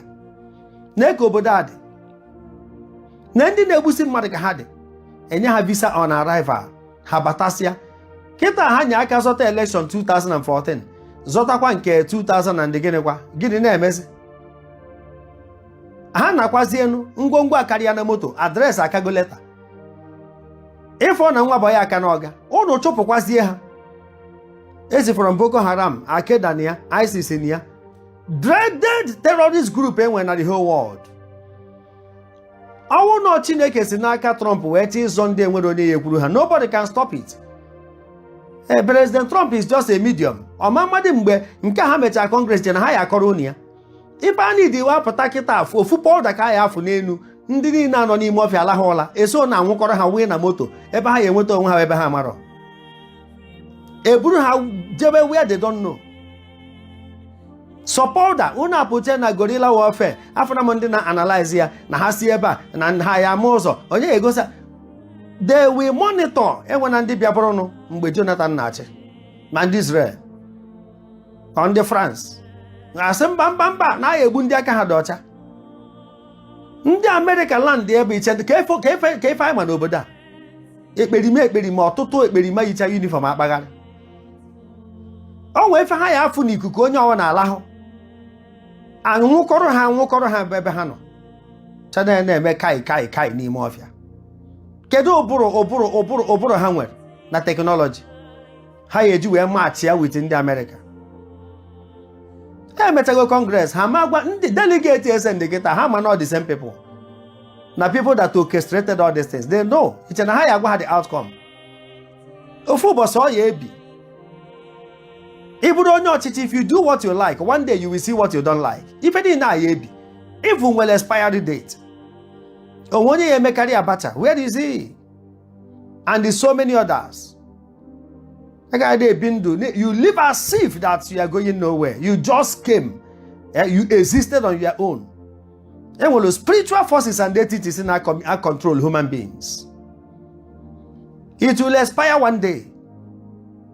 Ana m agwa unu ndị na-anọchite anya Igbo, na-eke anya Igbo dị, anyị abịa tikọ isi ọnụ. Amazie nwanne anyị nwoke life imprisonment. Mmadụ onye kwugoro okwu, ịbụrụ onye Igbo, iwe ka jide aka o ji wee mee nke a, IPOB ji mee nke a, IPOB eji ome nke a, ma na ị nwere obi na ị nwere obi akpọ. Ọkwa nwe ndị ka na-emejọ up till now. Assuming na ife ị na-ekwu bụ eziokwu na enwe ebe o si offend ya gị. Ọ na o nwere ndị na-emejọ. Iwe nwanne ọ na-eru n'ọkpụkpụ, mmadụ one ka ọ tabiri omeji gị. Ihe eji wee dị so personal. Were obi inu acrimony were so this particular issue. Ụwa nwe ka ọ dị. onye ya na chi ya dị na mma nwere ife na-akwakọrọ ime ya ine n'ụdị ịfụnanya nwere ebe nwa amadi ya nọ ebe m na nke nọ ịfụ na ife unu na-ewu ewutere ya n'anya ọkụ ụdị ịfụnanya ọ bụrụ na otu unu si akaụntụ erọ na ife niile merụ n'otu a ka ndị mmadụ si na ife ndị a ka ndị mmadụ fụchara wee fụ ya n'anya ịma na ife ahụ ọ na-eme amaka mana ọ mmehie ka unu mgbe ọkụ na-achọ unu onye kwanụ ka unu dị ndị kpọrọ ya asị ọ Chukwu na-eme eze Chukwu na-ebu na mmadụ enu mmadụ ya aka ibi ya n'ụwa ọkwa ịfụrụ ọnọdụ ugo adịrị egbe mma ka anyị nata na dozie ebe anyị nyafiozi na anya nọ n'aka ndị iro na-etebọsị onwe anyị nyafiozi na ka anyị nata dozie ebe anyị nọ ka esi eme ya ife sọrọ egbe nya ugo anya ọkụ ebe egbe feruru o meru ebe ugo feruru maka ugo na-aba n'urukpuru ọ na-enwe clear vision onye ka eji agba ya ego eyes ndị security na-eyuzu chi ya the higher it goes into the cloud the more clearer the vision mana egbe were anya ọkụ soro ya banye ebe ahụ okpuo isi ọ Chukwu na-eme eze onye Chukwu bụ narị elu mmadụ ama mbutu ya ịfụnanya niile e nwere ebe ọ nọ egutere ya n'anya ọkụ so ikwe maka ya political career ị na-ewu ya anya ọkụ ya wasting your time ife mana ofu ụbọchị ọ ya ebi he will be a free man one day wrap all these things falsehood doesn't last and the stolen crown is a mere cap zisa na ihe onyonyo a aha m brother Paul Chigbo ka emesịa nụ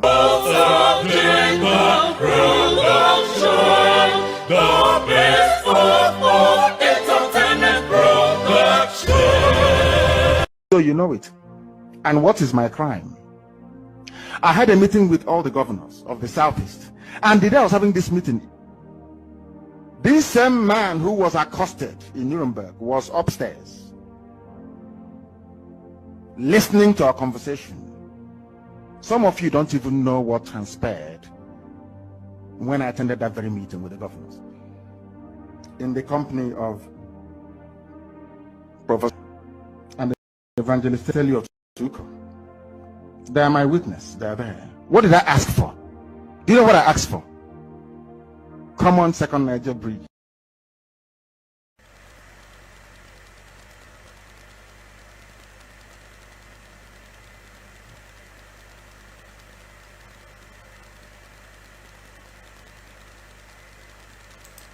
Obinwannem Global Radio. Ịkwalite njirimara na omenala ndị Igbo. Obinwannem Global Radio. Ijikọta omenala na ọdịmma ndị Igbo. Obinwannem Global Radio. Ịkwalite njirimara na omenala ndị Igbo. Obinwannem Global Radio. Ijikọta omenala na ọdịmma ndị Igbo.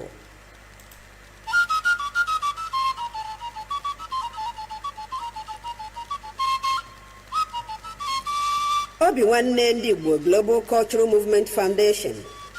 Obinwannem ndị Igbo Global Cultural Movement Foundation. Ebumnobi anyị iweghachite ugwu na nsọpụrụ ahụ eji mara ndị Igbo n'ala Igbo. Ime ka ihe ndị ahụ eji mara ndị Igbo chawapụta dịka ugo site n'inwe mmụọ nkwado na ịhụkọrịta onwe anyị n'anya. Ịhụ na ahụhụ na mkpagbu dum anyị gabigara na mgbe gara aga bụzi nke chefuru echefu maka otito ọdịmma na agamniru ndị ala Igbo. Ịkwalite ọdịmma ndị Igbo site n'igosi ịdịkọ n'otu na agamniru. Ịhụ na ndị Igbo jikọtara onwe ha dịka ukwu azịza were ofe obi na-arụkọ ọrụ iji hụ na njirimara na omenala ndị Igbo na-achapụta ụwa. Ịkwalitekwa mmụọ ndị Igbo ka obi sie ha ike na-anụ ha ọkụ n'inwetazu ebumnobi ha dị mma maka ọdịmma ala Igbo na ndị Igbo. N'ikpeazụ ihu na onweghị nwa afọ Igbo ọbụla ga-ala azụ na mba ahụ a na-agba maka udo, ọganiru, nkwụdosi ike na ọdịmma ndị Igbo. Maka ajụjụ na ihe ndị ọzọ ị chọrọ ka ịmatakwuo gbasara ebumnobi anyị, kpọọ Director Nwa Chineke Okechukwu Ugwu na mba Ukraine na +380 975 221413 maọbụ osote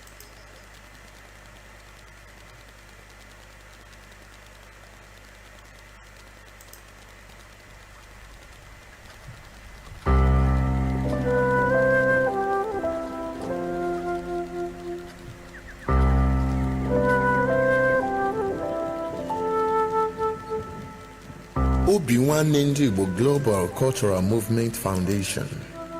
Our mission: to restore the honor and dignity of Igbo nation and its citizens.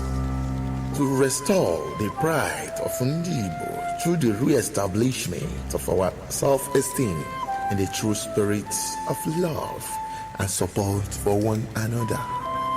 To ensure that our past trials and tribulations are turned into a glorious future. To rebuild the strength of Ndi Igbo through her bond of unity. To ensure that Igbo nation reinvents herself and get back on track in order to regain her pride of place in the world. To reinvigorate the ingenuity of Ndi Igbo through self-rediscovery and self-actualizations. To see that no Igbo child or citizen is left behind in the grand scheme of things.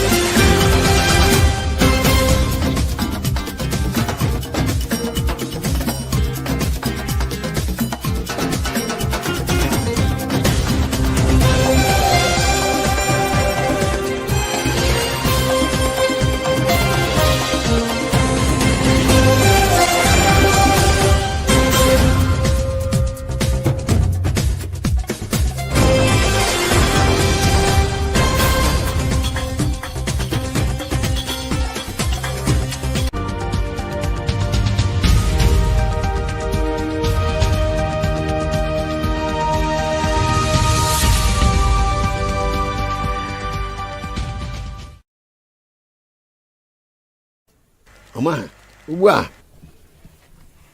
Chukwu am na-akpọkwa ka m na-akpọ Amarachi Igbo ga-adị Igbo ga-adịkwanụ onwe iberibe aha bekee butere anyị Chineke ekwere ka anyị na-ebu ya anyị ga-anọ n'omenala anyị bekee nọ na nke ha ụmụ anyị ga-agụta akwụkwọ bekee gụta nke Igbo onye ya agwa nwanne ekwu ya bụrụ onye Igbo gwa adị agwakwa ndị bekee were onu bekee gwa ha aja obodo na ha n'Igbo were onu bekee gwa ha ọ bụ onye hụ nwanne ya asị fere onye hụ nwanne ya fere ndị Hausa anaghị asịrị ibe ha Yoruba anaghị asịrị ibe ha emere ndị River na ndị ọzọ anaghị asịrị ibe ha bọta ọ bụrụ ndị Igbo fere eme onye na-asịrị ọnụ ihe kwuru ma ọnụ Chukwu anụ ma yọgụ ka omenala Igbo mụmụ ichie ụmụnna bụ ike na-akwado m ekwadochie ike ka ihe Igbo na-aga ọfọ a ga-esiri kwesịrị ugbu a ihe anyị nọbụ agụcha n'ọjọọ ọwụwa ya n'ime ọwụwa ya achọrọ m ka Igbo niile Igbo gburugburu bịa kwado Amarachi Igbo ka ọ na-aga n'ihu ndị n'ibe ha nọ ndị na-ana bekee ndị nọ na Igbo ndị n'ibe ọbụla ha nọ na Naịjirịa ka ha kwado omenala Igbo achọkwana ka obodo ọzọ ghara ewere Amarachi Igbo omenala anyị ka omenala anyị na-aga n'ihu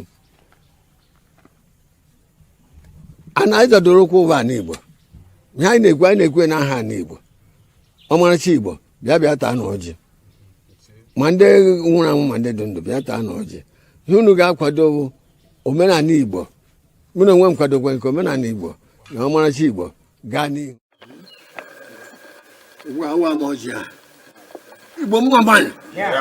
Igbo mmamanya ugbu a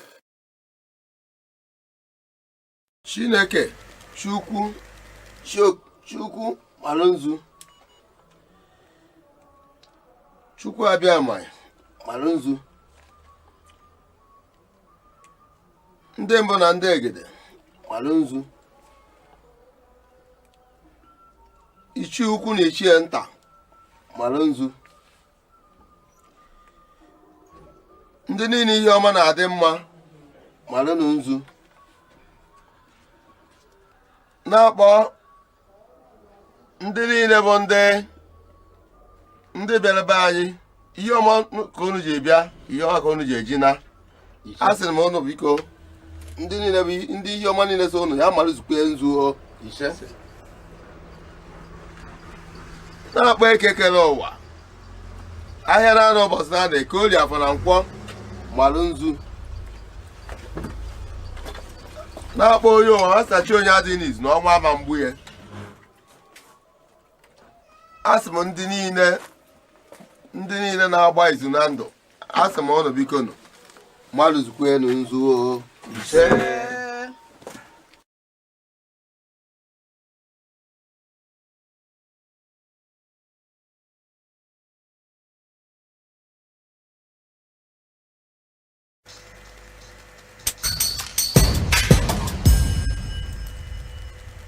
The foundation for the liberation and independence of Biafra has been laid by this government, and it is very, very strong.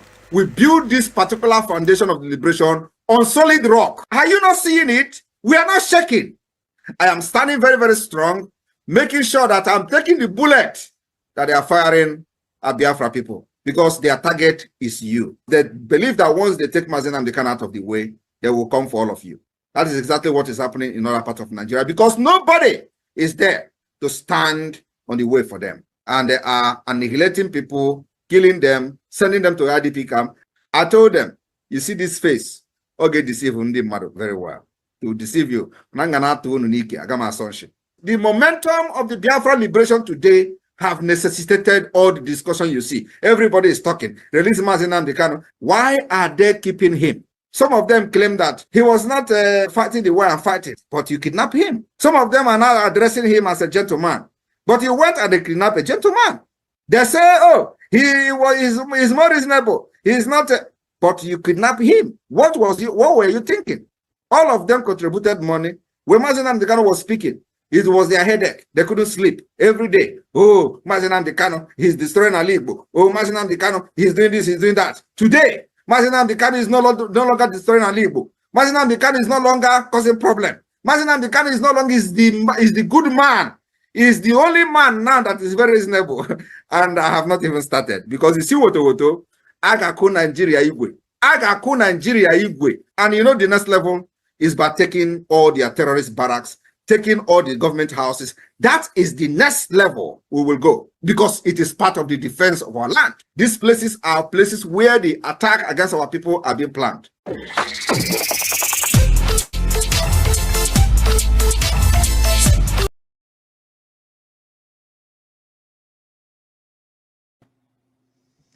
I am not fighting Biafra freedom with a clear eye. The thing I'm telling you people today, if you know you are going to occupy any position in the Biafra de facto government in the homeland, listen and pay attention. I don't have friend. I don't know anybody. I don't know you. You are not my friend. The only thing that we are doing brought us together is that you have volunteered to serve Biafra people in the homeland. If you become a problem, you will regret it. It is a call to serve Biafra people, not a call to serve Simon Ekpa, not a call to build clique, not a call to form cabals in your various states, not a call to do paddy in the Biafra government. The price and the consequences is heavy. Many people have died in this struggle. You must listen to instruction, you must take directive, and don't joke with it.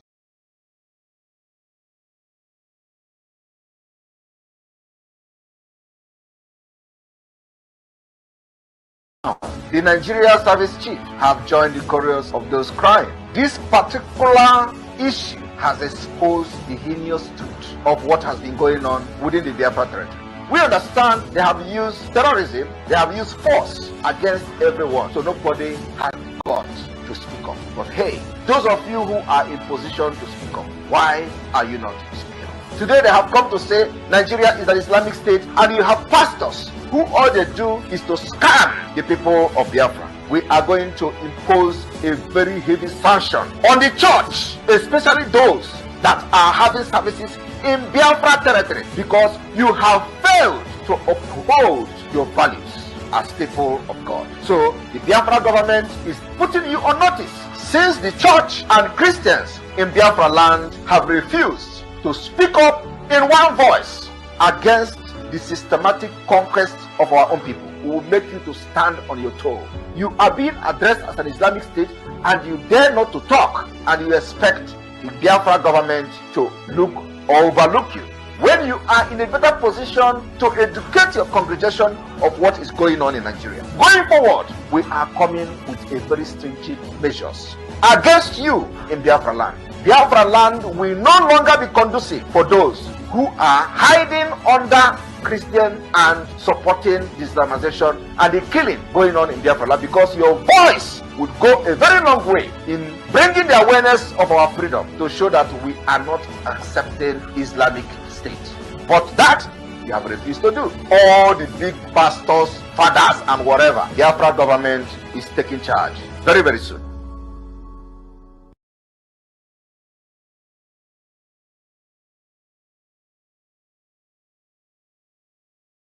Biafra not to come, Nigeria will be burned to ashes.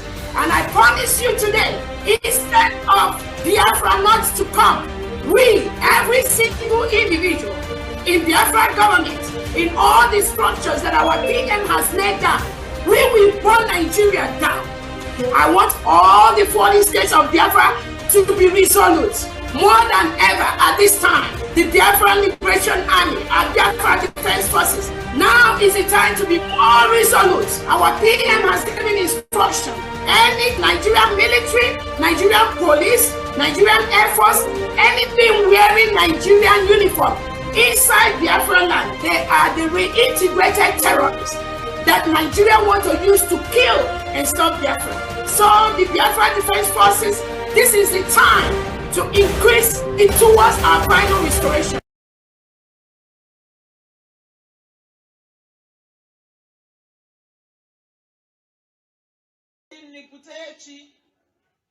Ọkwa Igbo nọ n'isi mma, ọkwa Igbo bụ Igbo, ife niile na-eme na Naịjirịa bụ Igbo.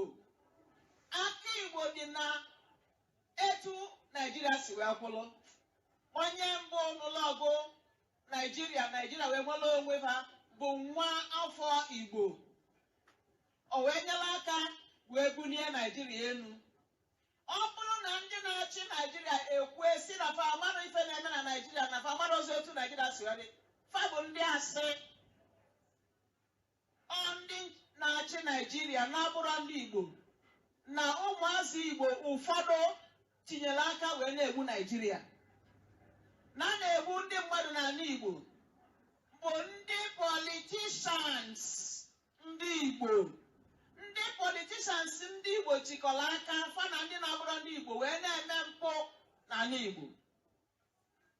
Anyị emego nnyocha. Anyị emego ife a na-akpọ gịnị nnyocha. Ọ nwere nke wara ọfụ nke ọ ga-abụ ọ bụrụ na etinyere ọnụ agha ada, mana Chukwu okike abịa ma ama nkwe ka agha daa na a ga-etinye ya ọnụ. Ọzọ dịka nwanne bụ Nnamdi Kanu. Nwaanyị a na-akpọ Nnamdi Kanu nọ na Ugom wee na-eleka. Ọ nọ n'Ugom na-eleka, mmụọ Chukwu Igbo jụrụ ajụ wee sị n'olugo oge a ga-atọ Igbo nyaba agbụ ka iru Igbo wee pụta ọfụ. Ife a na-azọ mbụ, kedu onye ga-ewere ife dị n'ala Igbo wee pụọ mba? Ife dị n'ala Igbo adịrọzi ndị Igbo mma n'ọnụ. Abịagwuro mgbo oge e kwuru na ndị isi ndị Igbo n'ebe a, maka na oge njibata na Abuja ọklọk ịta akụsigo. Ọ ka abụla ọrụ na mbịalugbo wee na-ele ndị a niile anya n'iru maka na fa malụ m mmalụfa. Anyị niile masị onwe anyị, mana ifele ama nkwefakwula ebe nnọkwu okwu maka na ama mfe ọtọ. Ife na-eme Igbo si n'aka ndị Igbo. Ife niile na-aga n'ala Igbo bụ n'aka ndị Igbo ka o si. Ndị politicians bụ na na-adịrọ mma n'ala Igbo. Ndị politicians na-ego ndị na-egbu ndị Igbo. Ana m agwa ndị politicians ndị Igbo fọwọpụ aka enwe n'ofe maka ọbụwa aka mmadụ. Na mmụọ Chukwu Igbo etinye gị ọnụ n'iru Igbo ga-adị ọfụ.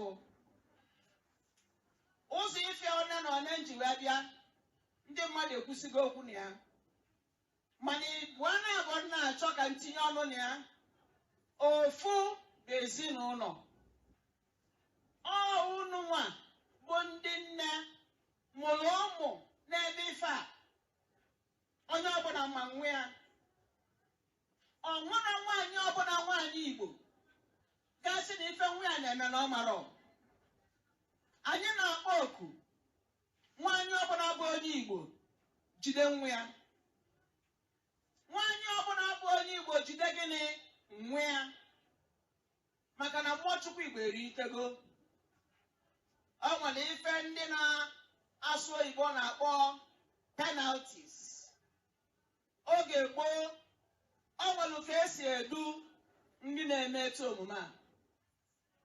Oge gboo, ọ nwere ife a na-akpọ nsọ ala. Oge gboo, ọ nwere ife a na-akpọ alụ. Alụ gba arọ kịta ọ bụrụ gịnị? Ọ bụla omenala. Nyaa, ọ ka mma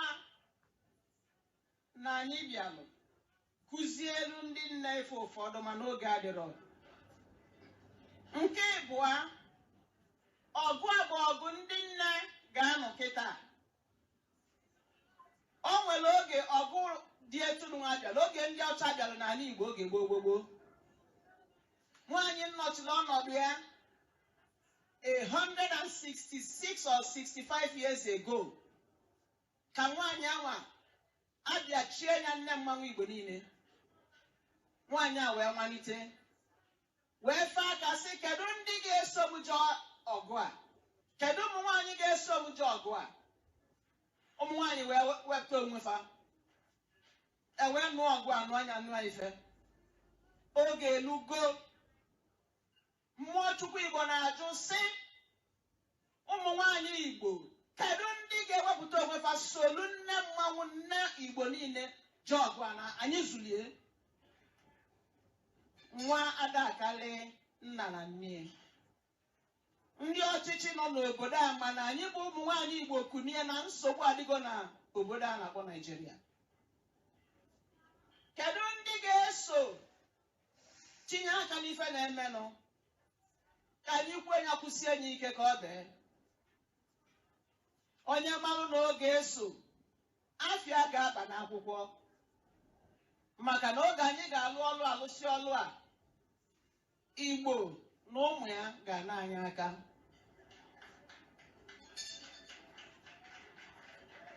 Anyị ga-alụ ọlụ otu ọ dị mma. Anọbụ m Abuja mbụ onwere ya na mmadụ abụ m national chairman ofu political party national Mass Action Joint Alliance. Mmụọ si mụ see aka INEC tinye aka sị na madị na ndị emelụ proscribe nsị a na otego ekwuru m se aka m wee se aka na nkuru na-ekwu bụ omu nkuru na-agwa na m anọkwa be nna m ka ndị alụ ọlụ Igbo ka m na-alụ. Aga m Igbo niile mụ na ndị otu m. Ofu n'ime ndị mmadụ oru na ofu ewepụtalụ n'okwu Igbo a bụ eze mmụọ so m aga Igbo.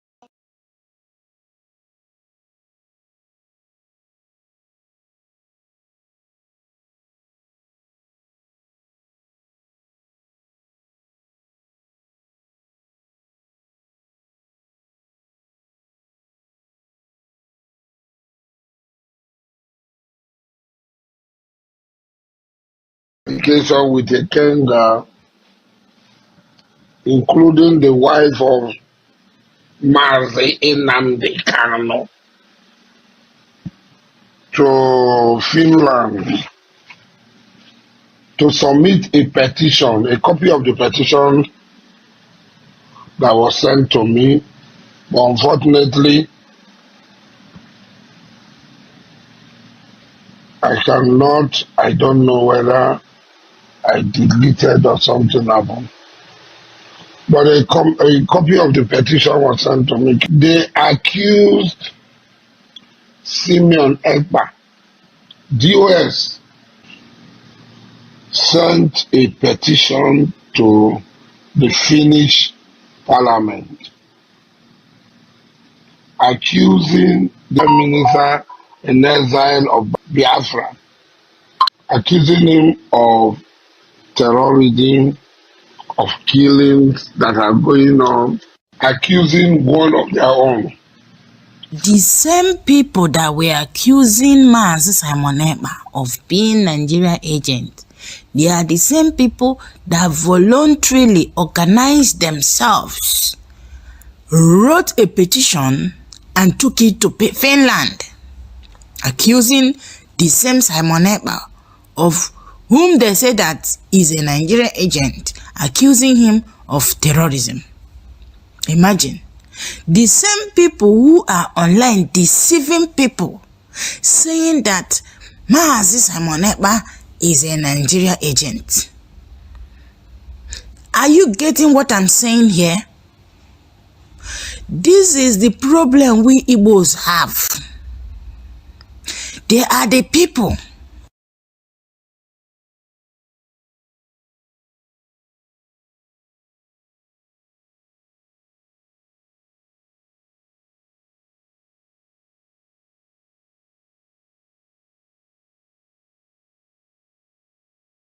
The liberation of Biafra has entered the highest stage in the history of Biafra. not even during the war.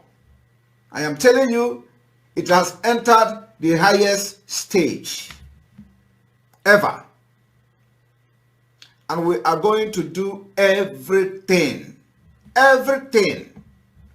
humanly possible in this life to restore Biafra. Everything humanly possible will be done.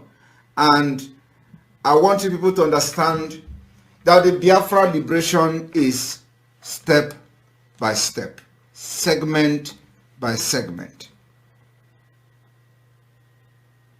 plan by plan, executions by execution. We'll be executing those plans according to the template till the last one. And Biafra. Let us go talk about the objective of your struggle and how do you intend to achieve it in practical terms? In practical terms, it is civil disobedience.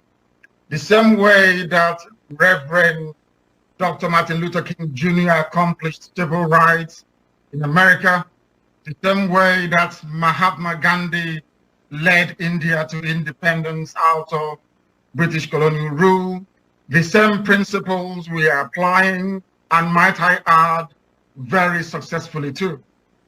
We will do everything possible to unravel and unshackle the zoo called Nigeria. Everything humanly possible. No stone will be left unturned. We will sacrifice everything sacrificable. Material, life, blood will throw into. And we will do everything humanly possible to see the Biafra exit.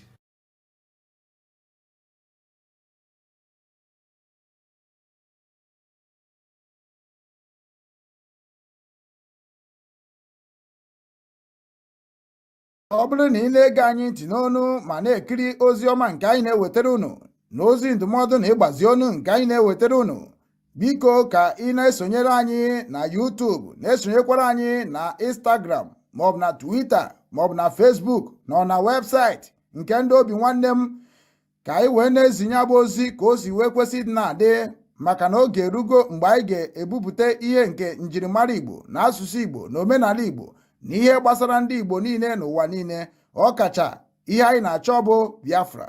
Ị ga na-afụkwanye abụ ozi ka ọ ga na-abịa. Ị na-esonyere anyị, ị ga na-ama mgbe anyị tụpụtara gị ozi nke dị mkpa ị ya mara, ma wee marakwa ị ga-eme ngwa ngwa ka emeghara ọdachi.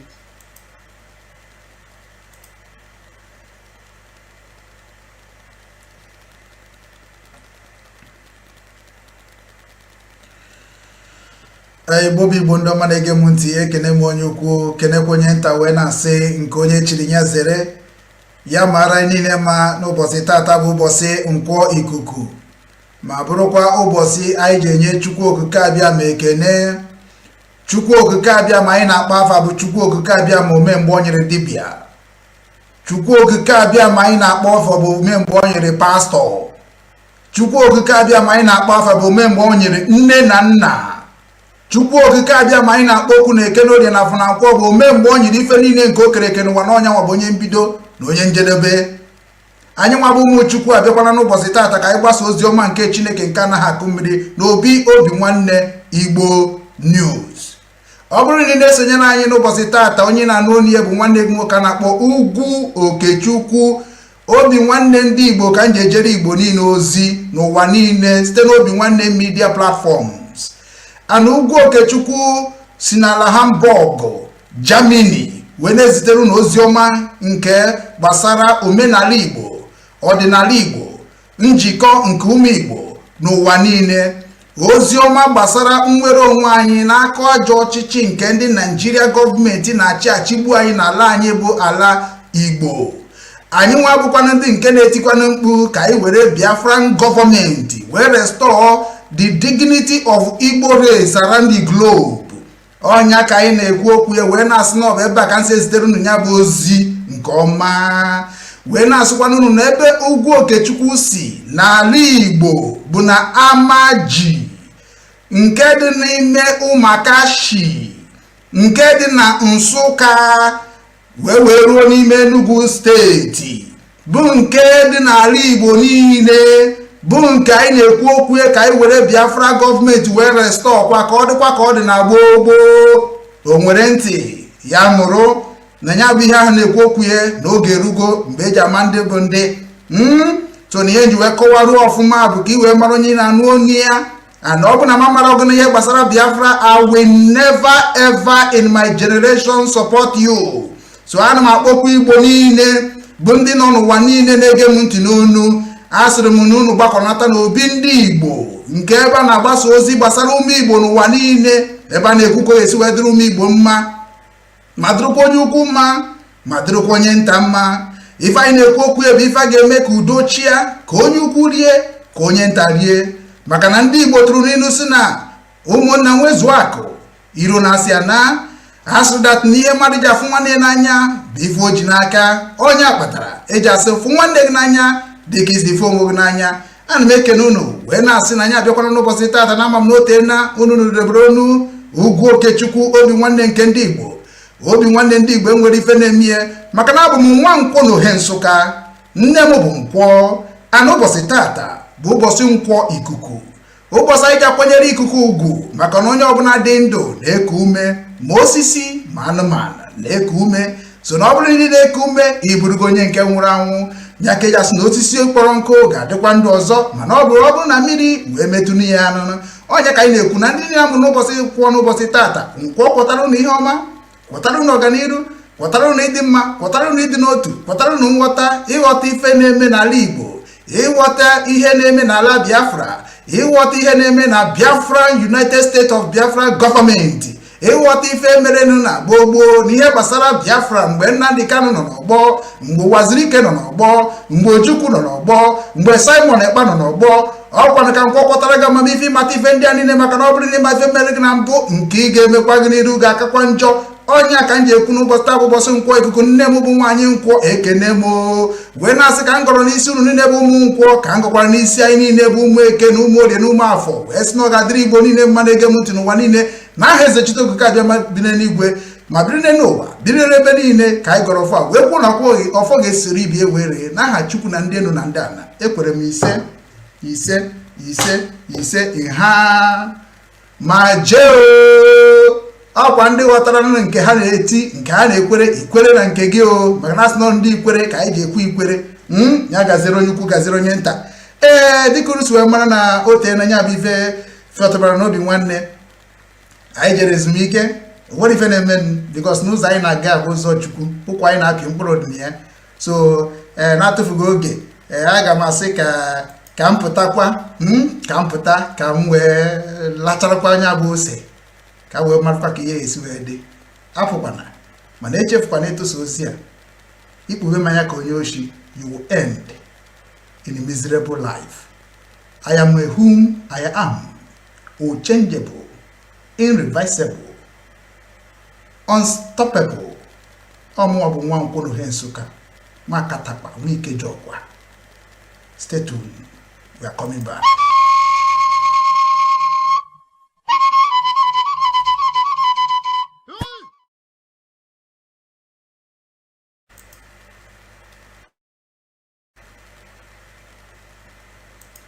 Ụmụ Igbo, ọ bụrụ na ị na-ege anyị ntị n'onu ma na-ekiri ozi ọma nke anyị na-ewetara unu na ozi ndụmọdụ na ịgbazi onu nke anyị na-ewetara unu, biko ka ị na-esonyere anyị na YouTube, na-esonyekwara anyị na Instagram maọbụ na Twitter maọbụ na Facebook na na webụsaịtị nke ndị Obinwannem, ka anyị wee na-ezinye abụ ozi ka o si wee kwesị ịdị na-adị, maka na oge erugo mgbe anyị ga-ebupụta ihe nke njirimara Igbo na asụsụ Igbo na omenala Igbo na ihe gbasara ndị Igbo niile n'ụwa niile. Ọ kacha ihe anyị na-achọ bụ Biafra. Ị ga na-afụkwanye abụ ozi ka ọ ga na-abịa. Ị na-esonyere anyị, ị ga na-ama mgbe anyị tụpụtara gị ozi nke dị mkpa ị ya mara, ma wee marakwa ị ga-eme ngwa ngwa ka emeghara ọdachi.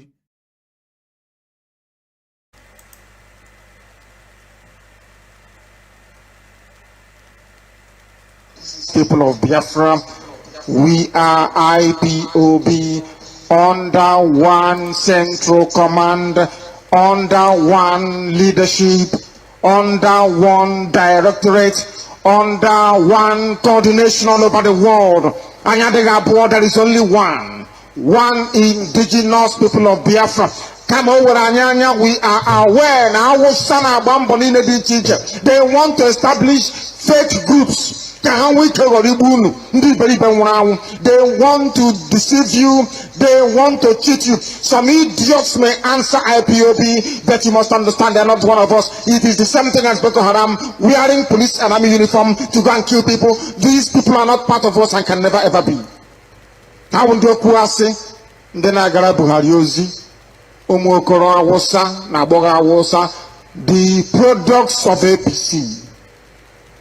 These are evil men and little boys. We must counter them wherever we see them. They are not IPOB. We have no government. The government of the indigenous people of Biafra is the indigenous people of Biafra.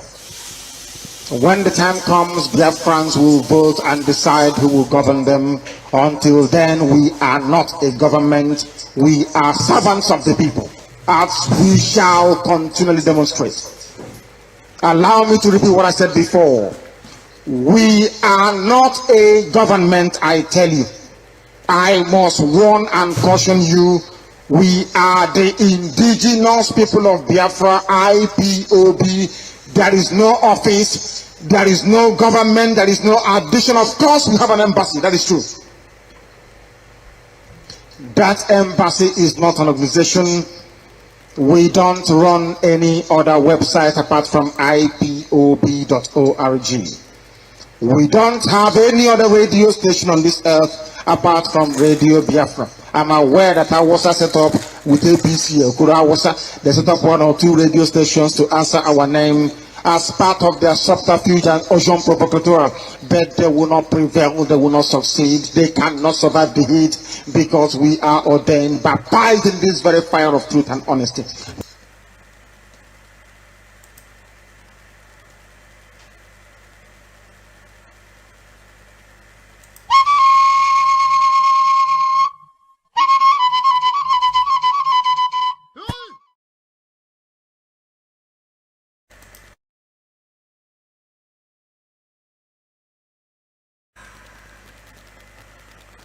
Igbo-Biafran ndị ọma na-ege m ntị, ekenekwa m onye ukwu, kenekwa onye nta wee na-asị nke onye chiri ya zerokwa anya wuchikwana ya na-echeta na unu n'anya agaghị na-eguzi oge n'ife anyị na-eme because na ozi ọma agbasago n'ụwa niile.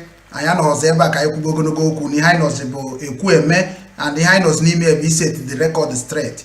So aga m eji okere wee kene ndị niile abụ ndị kpọrọ m na fonu mgbe mụnwa jere etugari uche and ịmakwa na ife na-eme m ka o si wee na-aga unu mana that nas na betano bụ na hanama. I have suffered enough about Biafra struggle and also suffer about my own personal issues, you know, and my family and what happened to me in Ukraine, or what I labored almost about 8 to 9 years. Yeah, just like that gone. But yende anine adema like ikwe na social media because no wo honye mu na agba yenyere maka na I started a fight of Biafra in 2013. So he ama me bata. So mu wana wo mu bie n'isi since 2013 till today.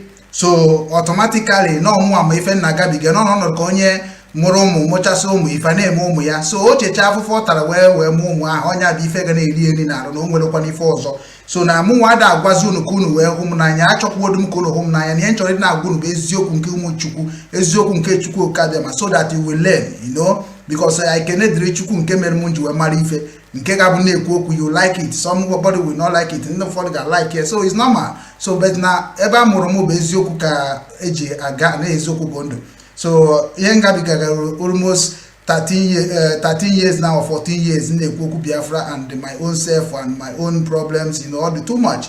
So ejemje sachasi omum chegari kwanu n'ụzọ dị iche iche ma nabatakwanụ Chukwu Okabịa mana ụzọ nyere m ugbu a ana ụzọ ahụ nyere m ugbu a ka m ga na-ekwu. So as that na history repeat himself, and me ekwu every day, and me dekwe na topic, so everything have been happening. But nke ihe ọbụla mere no ko so to ọbụla si na me as that na ọbụ na ejebe na ejerube si ka na-eje and nwere ihe anya afụrụ ka ọgba mme. So udo dị ebe ndụ dị, olileanya ka juru eju.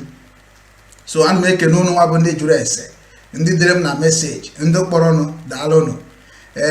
IPOB structured by Nnamdi Kanu say that Honorable Nwanagbonoso mana ndị oshi DOS ihe nka ji akpọ ha ndị oshi maka na ha bụ ndị oshi nwetara ha kwụ ụgwọ niile ha nara ndị Igbo ha nara all the indigenous people of Biafra give to nnenni anya. If they do not do account ha ga-remain ndị oshi until ụwa niile agwụ maka na ebe ha nwa ji m ụgwọ jisie m ike.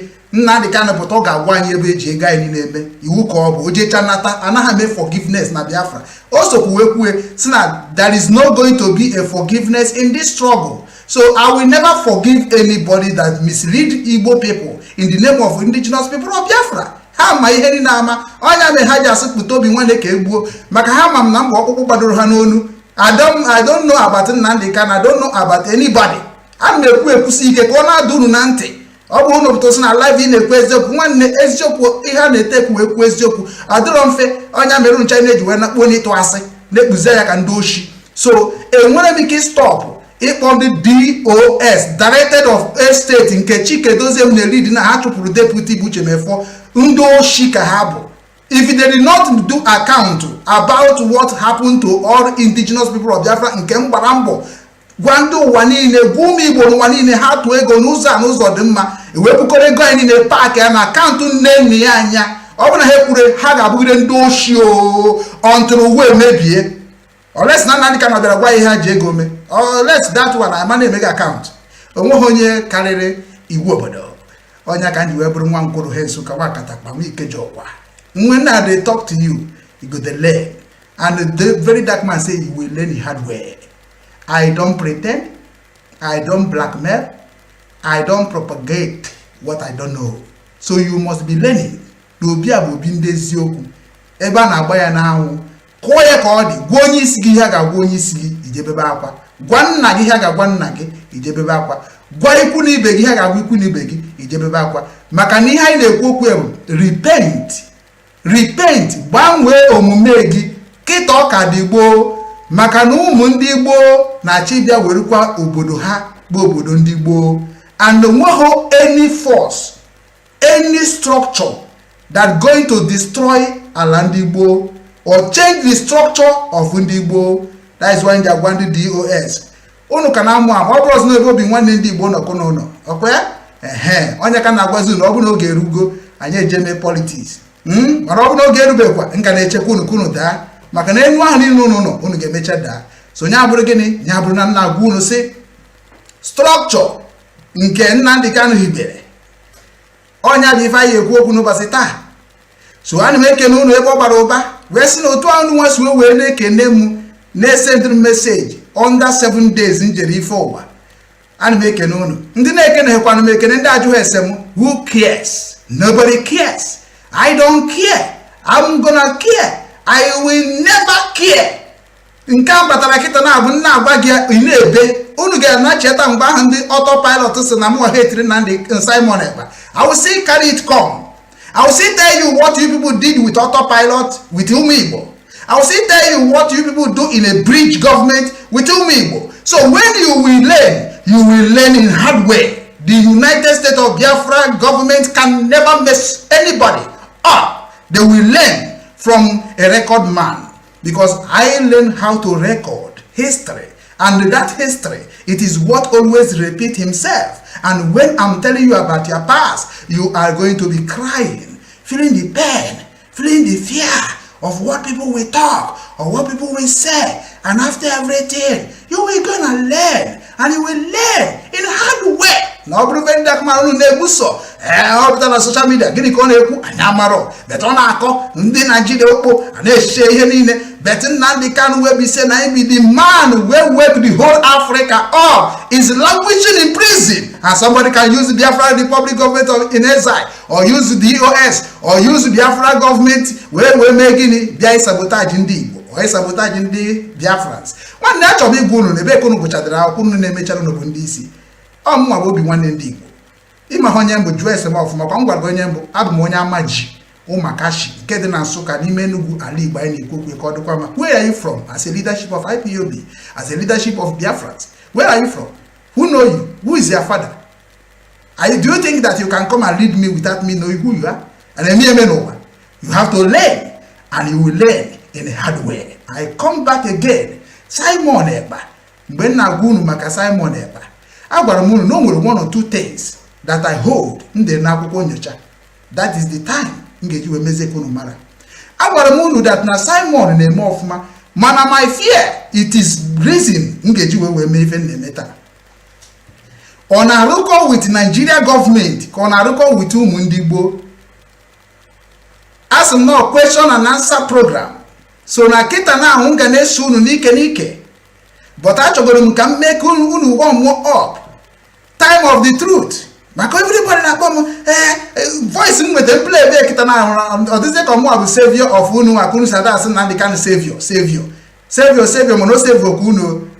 Nne ekwukwu okwu ana m ekwukwu okwu ka ọ dị ọ bụ na okwu na-ekwukwago ga anya ma ọ bụ gwa gị isi pụọ n'ebe bụ obi ndị eziokwu so na abịa na ụmụnna na eziokwu ka na-eji azụ obodo so ọ bụrụ ịma kwuo okwu na isi ga makwuru onwe eziokwu stay away from Obinwannem platform na onye ka ndị DOS na-eji ebe akwa today ọ ha maka mbụ ụzọ kpọ ndị oshi and ha ga-eri menu ndị oshi nke Chike Edozie m na ha dịrị ọha ndị oshi ka ha bụ ndị oshi na-ekọtụ ya ịgba n'osonu na kọtụ na-edobere na ndị kanụ ụlọ kọtụ chayo na-edobere na ndị kanụ ndị kanụ bịa oge che ọ na-anafara ibe egwu je play ebe na ụmụnne ya ọ bụrụ na amaji kwa ga-abịa play ịghọtago because ịbịa na amaji ndị eze ndị amaji ndị igwe ndị amaji ndị nche ndị amaji ndị ụmụ amaji ndị ihe niile anyị nọkwa na-eche so imam dị na be nna m sị na m na-eme aji eme nwere ihe mere be nna m because ihe ọbụla na-eme na Biafra ihe ọbụla na-eme ha ncha ụmụ na mma na-eme ya maka na ọ bụ na ha ma na mmadụ eme automatically ihe m na-eme bụ ihe a na-akpọ ihe fake so na onye ọbụla na-akọntrol ihe gbasara Biafra ụmụnna gị amaghị ụmụnne gị amaghị obodo gị amaghị onye oshi ka ebu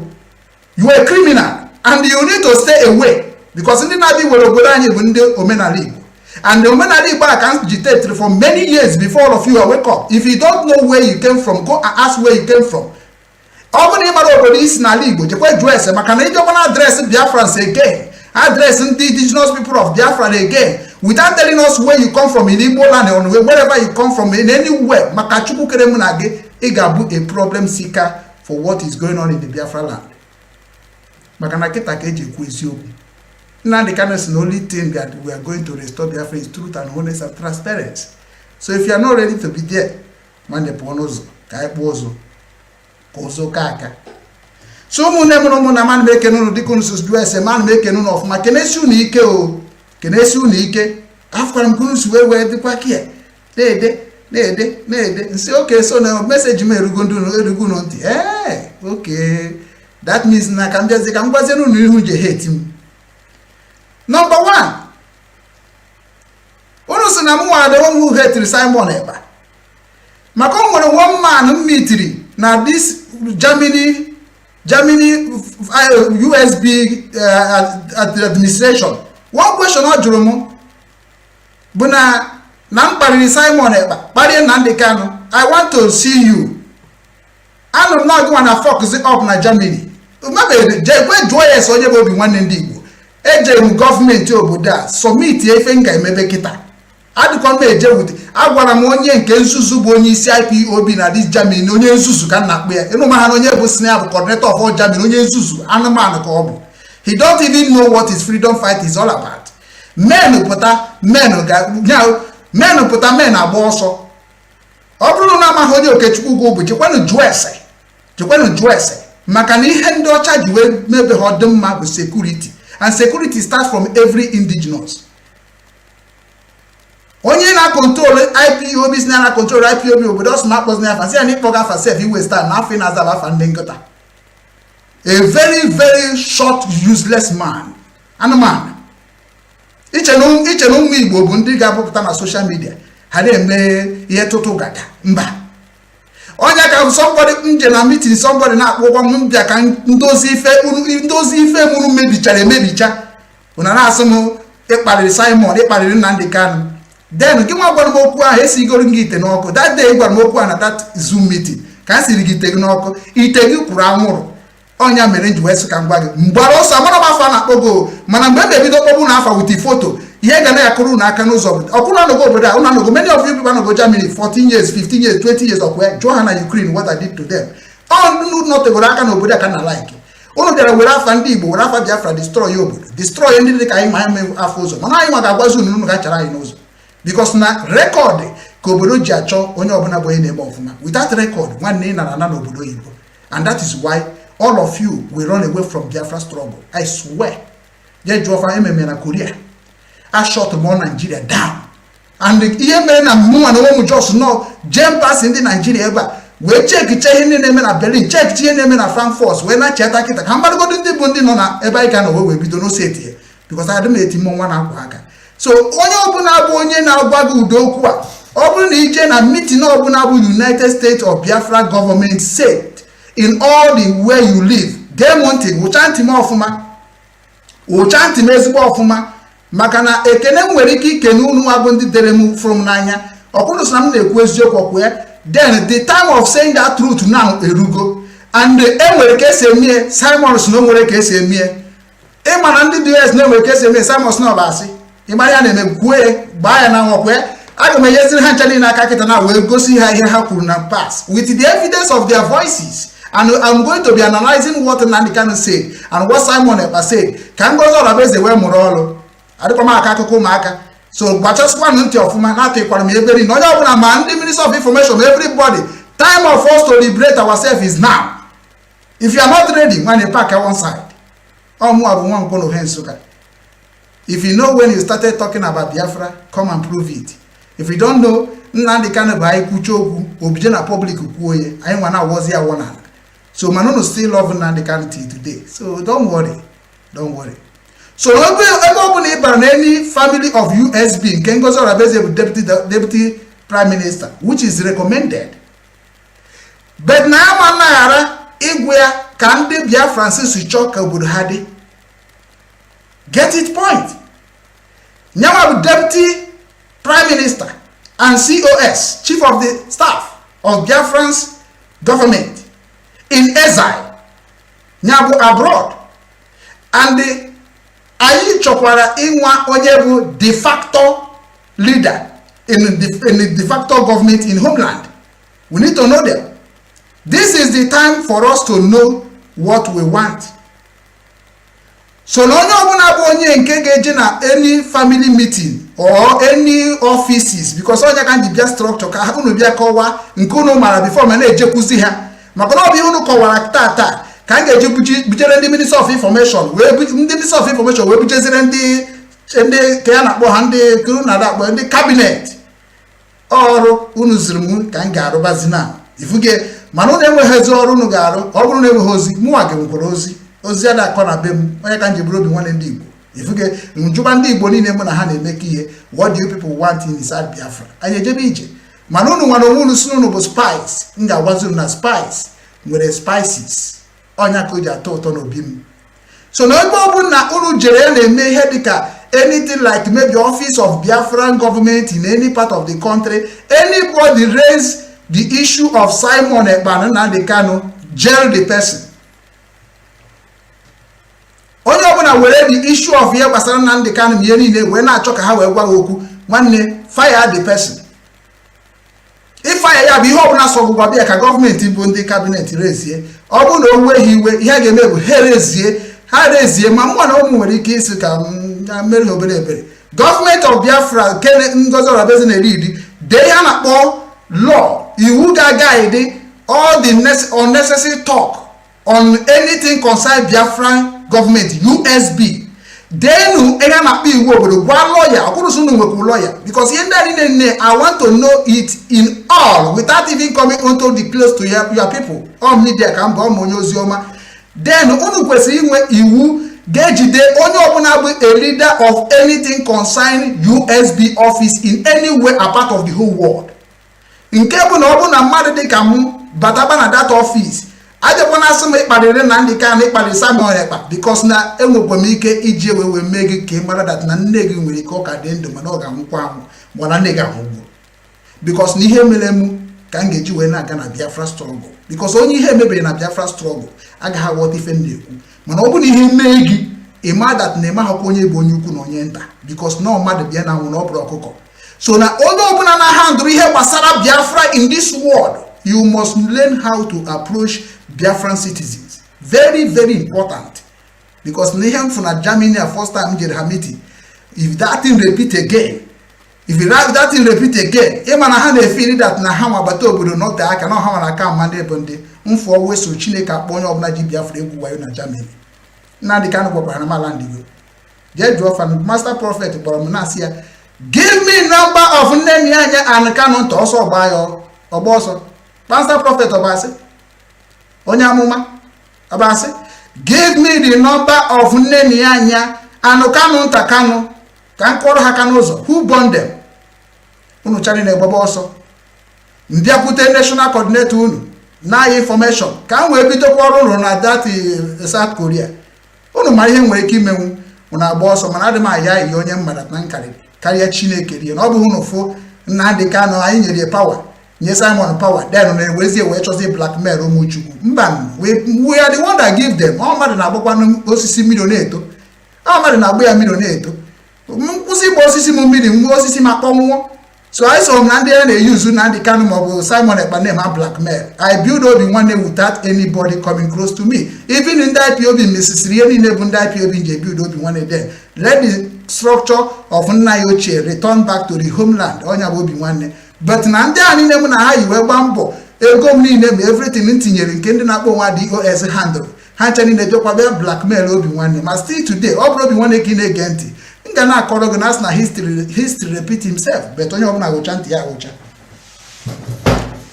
Before mane we don't even makede no but tata, I prove that na I got support to United States of Biafra where we will support them. But now I get we condition. Obinwannem Global Cultural Movement Foundation get we condition with the USB. Obinwannem Igbo we monitor USB government. Monitor them. That is the promise I promise the whole Igbo people that believe in Obinwannem. I will make sure that nobody handling USB will be against of the Igbo structure. And Obun Agimaboy today, Obun that need against Igbo structure. Then a man that Namunagiga Bido from day to day bring the enemy of the struggle. Then if you don't know the Igbo structure, Ghana YouTube and pop Aquariga came about Igbo structure. And Igbo structure must remain until the owner of no one here. And they may change and they can never change it. So open a Igbo structure Aquariga can Aquariga POB structure. So the head when you to preamble of this thing which I made today, Bonacho Homo ke home nanya. Muna huburo mnanya before unaga ha huna takwani mnanya because munu leso hofuza aga because oburu nuso nuzo ezioku unumanu ga mnanya ngozo rabeze kuroku na Finland. I capture it also that na we don't trust anybody but we like we will try to build trust. Yeah. Simon Epawesu that na ntabagi nike aga ha masonse. Nani can rescue that now that na that no so give one in the you can never sabotage IPOB because IPOB is everywhere. Onya koju when you slogan. We shall never ever forgive saboteurs. So I want to sabo chawakwe bi sabo nkego because no OKECHUKWU abubehe sabo we wrote today. Ano ya kanja achizi ndi na-ebu ndi sabo ochi. Otiri na amara ihe m ji achi ochi na-enwekwa nwuri niile because ejego m cheki akwụkwọ nsọ m. Wee fụ na ọ bụrụ na m emeghị ọjọọ question and answer section ka anyị nọ n'ime so ana eko n'Igbo ndị ọma na-ege m ntị wee na-asị nke onye chiri ya zere anya gbago n'ihe ji maka wee bịa n'ụbọchị taa. So topic anyị n'ụbọchị taa bụ gịnị? Question and answer station. So mụ ga-etinye link na akụ n'ụbata. So na nke ahụ gwachara unu nwobere preamble. So a na-achọzi ịba n'ihe na-eme. So unu were nke ahụ marịzi ebe na-achọ ịba now because na any dose mo ga be na my WhatsApp na akọrọ m rubbish. Unu challenge a lot of you people betray ya. A lot of you people betray ya. Amam na from hey I have each hey Atade Orama hey Adandigbo Obinwannem agwa gị ibeka o nwere akwa ibere akpata oyiwe wuo m chai ndị gboo ọ ga-adịrị gị mma ada ndị gboo it's not ibiri change ibiri achịkọ ibiri change no ọ ga-adịrị gị mma nwaanyị ọma afụrụ m meseji afụrụ m vidiyo kwuru maka where is Simon Eba and what is Nnamdi Kanu so nna anyị ochie ezigogozi ịmara mgbe ibe na-akpọ nna anyị Igbo asị m kedu onye mere gị ji mara na o nwere onye dịka nna anyị Igbo litin mee m ndọm I love you really adanigbo ịma na traditional nwoke dị mgbe mbọsị ha bịa gwa m sị onye bụ nna anyị Igbo ndị mara na-asị ma agbara nze media onye bụ nna anyị Igbo mgbe ọbụla nna anyị Igbo onye bụ nna anyị Igbo I just they laugh all of them. They are too childish. How the children? They are children. Only have a history of their fathers. And I call to Master did the kitten and party every neck or the political Kediana be a political Kediana that body popularity. Capable getting down about the buy Kebai Okula and Igbo. Ọ na-achọ nụ ka o soro n'ihe a na-eme ka ọ bụ ofu pati Nnamdi Kanu si n'Igbo ọ ya ka o megide wee si n'Igbo ogwe nke o kwuru nna anyị si ya mba nna anyị Igbo si ya na-asị onye aka na-protect ya and you shall protected ọkwa Nnamdi you are protected ọkwa efu na-ebuzi ọkpụkpụ gbadoro onye ọbụla n'olu ha na-egbu onwe ozi ya ma ebe ọ na-aga okuru ọra ndị Igbo ịbịara ikwu maka Nnamdi Kanu ọ dị ka isi adịrọgo mma ọkwa onye akpụ ugo ka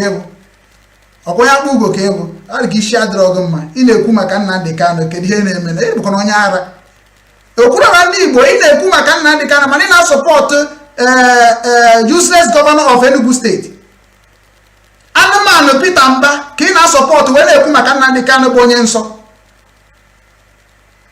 Nnamdi Kanu they know Nnamdi Kanu all over the world.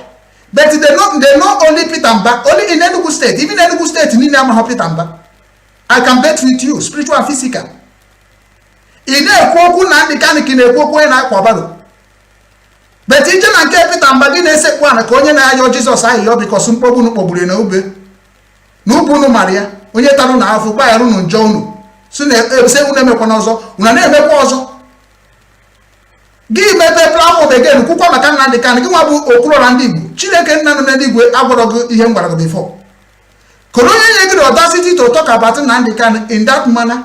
Kedu onye gwara gị ị chọrọ ije wee gbara followers? Aga m agwa gị abụ m onye Enugu steeti. And ihe jere kpụrụ be m isi ọ maka na achọghị m mbọsị m ga-anwụ ka onwe ihe fọrọ na my life. And achọghị m ka m nwụọ ka ata afụfụ ịchọta m ma ọ ka ata afụfụ ibu na m.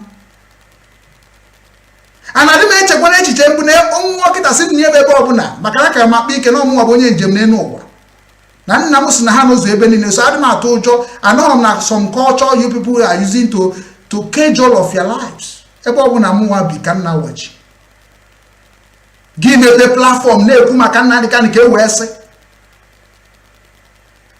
otu aka ọkụ IB mepere na-ekwu ka e wee sị si ọkụ IB kwuchara Nnamdi Kanu okwu ọzọ una na-ebitire nwa n'unu nwoke tarụ na afụfụ Nnamdi Kanu tara afụfụ since 2012 tagide afụfụ wee kwudo okwu gbagide Nigeria na amụ wee tọsasịa ọrịa Africa nke Burkina Faso bụ a witness of what is going on. Nnamdi Kanu bụ onye ziri ozi ọma ndị pastọ ezubeghị n'ụwa. Nnamdi Kanu bụ onye tichiri gị ndị university obodo na-etichibeghị unu. Nnamdi Kanu bụ onye kpokọrọ Igbo niile ọnụ kpokọ Biafra n'ọnụ South Eastern region of Nigeria kpokọ ha ọnụ worldwide akpọrọ indigenous people of Biafra IPOB. That man ka unu na-abụ n'uchi ikwu okwu unu na-ekwu okwu ka onye na-akwa baro. Unu na-ekwu okwu ka onye na-afụbeghị ụzọ.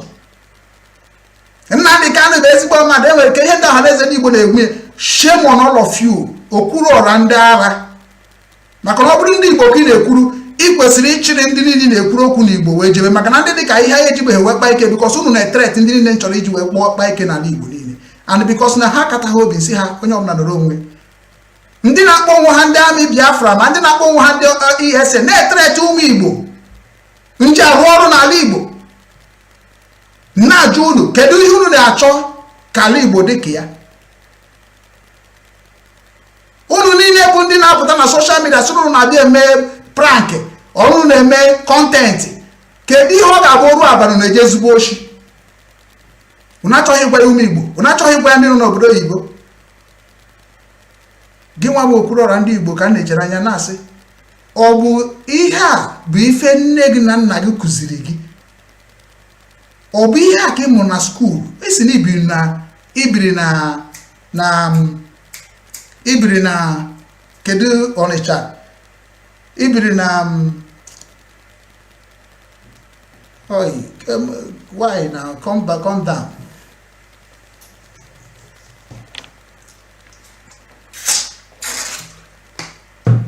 Isi na ibiri n'Okpoko. Okwuluọra ndị Igbo isi na ibiri n'Okpoko. Okpoko ka ibiri. Ama m life of ndị Okpoko. Mụnwa biri na Opiweka, Wọlewo precisely. So ibiri na Okpoko Okwuluọra ndị Igbo kwa ya? Okay. Mụnwa biri na Wọlewo. Then kedu ka life ndị Okpoko dị kịta? Gị nwa bụ Okwuluọra ndị Igbo. Ijegokwa video that Okpoko right now. Ijego visit here where you are living, where you was before you buy politics. Okwuluọra ndị Igbo.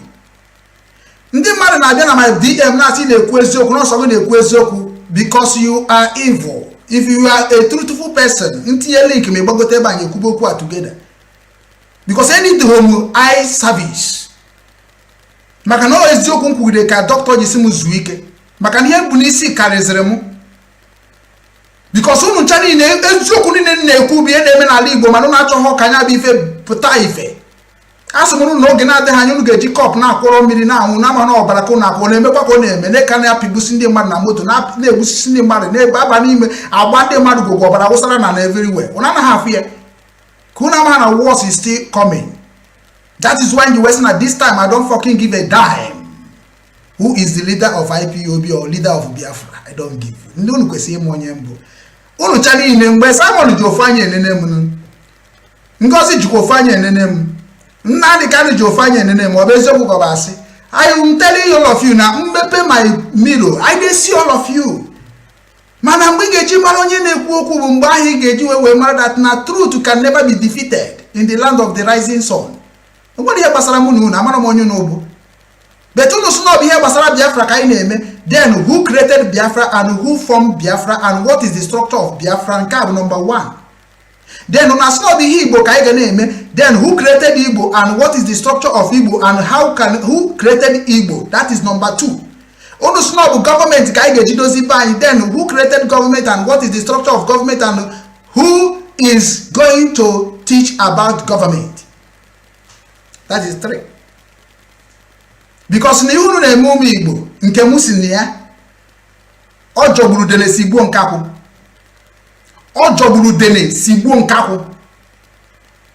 Unu na-eme ụmụ Igbo in the name of Biafra. Ọ jọgburu dene si gbuo nkakwụ. Even unu pụtara na so na na-eme meeting ụmụnna. Mana ọ meeting ụmụnna ka unu na-eme even so meeting ụmụnna.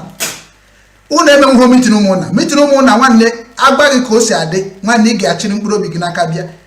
Afubere the anything na na-eme na Biafra struggle digoro strong the unit ngeji we ni aka enu since na-eme ihe Biafra ana ma challenge anybody ntinye link rigote nwere m na na-abịa ikwu okwu na abụrụ kedu ka ga-esi dozi bai then ka na challenge gị na challenge m. That is what I don't like kene na ma don otito enweghị nji otito eme hate mmadụ ito m. I hate it with a passion. Etonam I am not going to be praised because you never praise my father. That is why all of you rejected my father and making my father mockery by telling my father is in Jesus' name. Instead of saying that in the name of your father, then you are saying the name of other things that can never save you in this life. That is why I need my own kingdom to be clean. Obuni we kingdom, go back to my own kingdom. Open up the same kingdom. Let us join.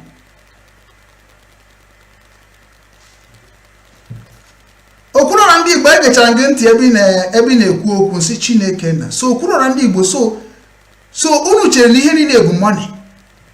Unu chere na ihe niile bụ connection.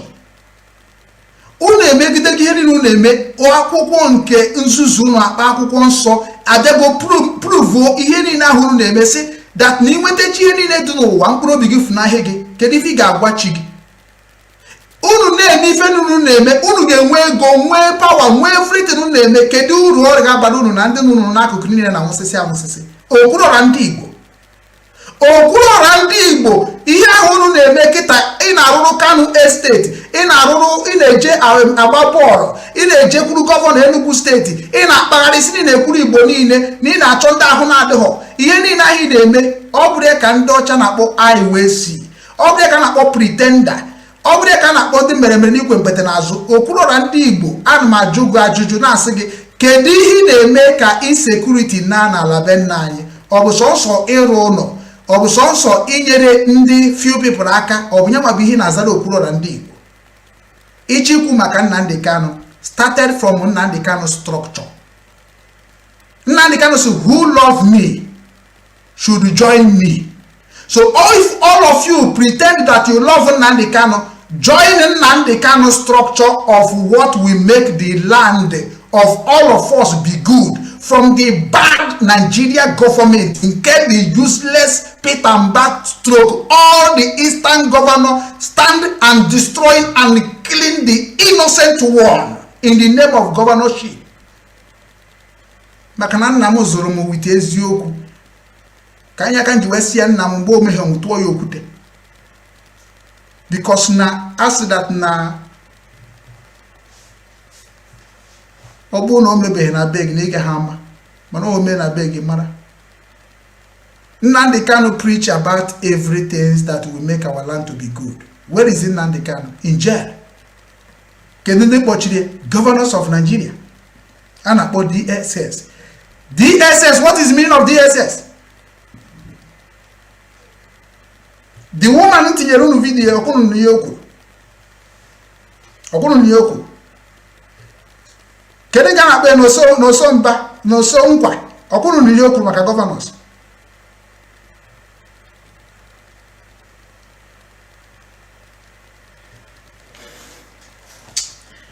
The reason why many of you people in this struggle are very, very wicked. Iman madagu ne unu esimisi. Ime unu jide wicked, una hụrụ mmandu n'anya. Enwe ya na-akpọ mmandu na hụrụ ya n'anya. Unu na-pretend too much. And unu ji ụmụ Igbo. And ndị na-atụ ego na IPOB na ndị na-atụ ego na Biafra na Abuja ndị ahụ na-enwero. Onya kunu jide wicked. Ndị ọgaranya niile ejiche ego why na akụrụ ha ka n'ụzọ. Why na na-esetibe structure unu ga-eji weje dị wee na-ekidnap ha ma na-eme ihe ndị ọzọ na-ekunu were ego dozie ala be na ndị ha na-emebi emebi. Unu why na ga-eme? Onye ka na-agwa this USB government nwa na-ekwadokwa ọfụma. Akwa ife aka m kwugide ndị DOS kpọba m sabo. Okwema. So where are they today? Condemn organ into Chineke nna nọ n'eluigwe ama save gị.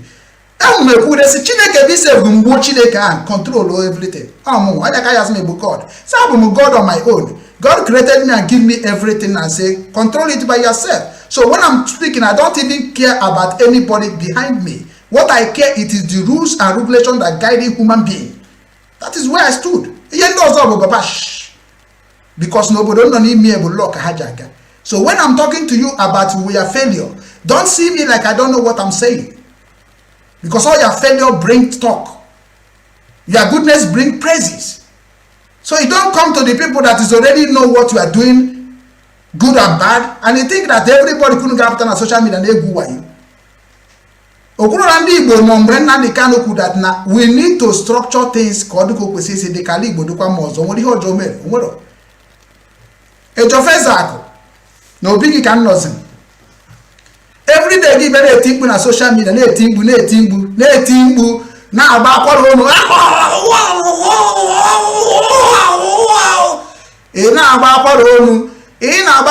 maka only one name, Jesus Christ. You hear that they make you know the shame. You know the shame. In about na social media no one but Jesus name Jesus. Kina only one name. Only one name. Name will never do you anything. Name where you used to start business and even make your business grow before you forget. Because of bụ Jizọs ka ejofeza ka enwerezi akọrọ nwezi ejofeza ka na-emere Igbo niile nwezi Jizọs enwezi topic ejofo nwere na bụrụ Jizọs mere nke a Jizọs mere nke a ọ bụ Jizọs bụ ihe mere gị ji ata afụ n'ala Igbo. I challenge you, etikwa question of answer kpọkwa na tag these people the criminal of our time in Igbo land, the 419 of our time in Igbo land. Tag them one by one. No more Obinwannem ndị Igbo. Asụrụ na mba okwuro na ndị Igbo. Asụrụ na mba ọzọ ndị Igbo ọzọ Igbo ndụ. Ekwuro m ihe. Ihe kwu na mba Obinwannem ndị Igbo. Ihe na-eme ndị Igbo na-ewute m. That is why none of Igbo man can challenge me in all over the world without you being terrorists. Ọmụ na-ekwu okwu. Ị na-anụkwa ka ọ na-ada. Tag ya ndị a na-akpọsi afa maka na mmadụ bịakwana na my inbox na-asị m what are we going to do, because I know what we can do to reset Igbo land under 6 months. I swear with Akatakpa Nsukka. I don't joke with it when I'm talking. I have structured everything, but not because of the envy and jealousy and wickedness in Biafra struggle. They terminate it. So now I'm going to with the fat and figure. Try me. I would just say rule on no go can HNM because all of you with hypocrisy. Nya na bo hypocrisy. Kunu gura akwụkwọ then go and check emere ikwe mpete n'azụ. Unu ma ndị na-emebi ala Igbo. Unu ma eme na ala Igbo adịrọ mma. But you don't want to stand in truth. You just run around the bush. You want your own structure to stand. You want even the one that is nke na you create. Ịchọrọ dị ka ọkụrụ ịchọrọ ka create on top of your own father. Kedu ka nke ga-esikwu ma nke nna ga kwube. Onya kuru megide started from UGWU was Rike Nnamdi Kanu Simon Ekpa ya na amagari abago USB. Obofu structure ke jagi any na ke coach eje nwezi different structures whereby that ihe need with different titles not structure. But now my other side. Ejofeza akụ ihe ga-agwadobe gị bụ ịbụ onye ụzọ ụwa nke dị na Nsụkka ebe m sigwa. Ejofeza ị na-akpọ Jizọs yosokwara onye ọbụla bụ onye na-eso gị na akọtọ Jizọs ma ọ na-eji Jizọs emie all the most useless Buhari sunu bụ lazy youth. Then ka nye gị credit of Buhari sunu bụ lazy youth. Then ihe ga-agbazi gị bụ na unu niile ji Jizọs eme topic na social media instead of to look for your problem. All of you are bunch of ndị ahụ niile a na-akpọ ndị okpo. Then ha ndị okpo. As no one here weapon and we anụ. Ebumuzo kwube against of the pastors that use Jesus Christ to defraud our people. Before you wake up from Igbo Love Themselves Foundation, which I spoke with you at Jofeza. Then come when I go back to Kata about Obinwannem and Biafra and Igbo Love Themselves. What did you go do? Then Gije create hopeless mission. Where are you people going and what are you people doing? Then if that a public one in the national Jesus, Ada Zoya, Ada Goya, even Chukwukabia Monagoya, Chukwukabia mean a bath every day on Agoya, Ekwensu on Agoya, Kedinkin a bucket on Agoya, Kediko Sebuzen Jesus Abian Hagoya, Onyakunu Jiburobo. The child, Kita can chop at the end of charge Meunu. Meunu to Nanya Foso. A so with the blind. Amunde, Agondo, Yanwabundahana Sege, we don't treat wound, we cut it off. Because all of us we don't treat cancer. But I'm on those things so we don't treat wound, we cut it off. So instead of moving their romance because now the people on the ball of themselves they follow the Ezokubund they follow. DJ. Oh, you cannot be one day Hana Yom, one day Kuznanka, Biko Habunka, one day Admiral check clock, you never saw be one Libo down. Couldn't wear Fusi and get Torobiati. And when they were cool at threat, go to threat. Abam Hasia, go on as a family. Can be those who man catching a can have accumulated Madame Bobo. Where can you web your more than 7 days? 7 days can put and not put one more. One day couldn't forget to wash. Because now all they're rebuilding themselves. My leadership, Mandino Alibo, they know me. I don't have friends because of now. Friends makes you to never talk about your mindset. They like to control you. Onya be your friends to me. Friends does not exist in Igbo land because what exists is Obinwannem. Oyibo kuno so na friends. anya nwere ya bụ friends nwe onye bụ friends ibie na Igbo mana ndị ekwukwa ejebekwa na comment section I go still go there then mgbe m ejezebe mgbe m etinyeziere unu link na-agụzi comment section ana m achọzi ndị ga-abịa kwuo okwu ma ọ bụrụ ya nkwucha ma na time madro ejofo ịnọ na social media instead of it na-ekwu ka Igbo niile ga-eji bịakọta ọnụ ejofo Ezak instead of it na-ekwu ka ọhaneze emego ọhaneze ndị Igbo general kita ọkwa ịnụrụ yes ọkwa emego yes anụgo m na-emego ọhaneze ndị Igbo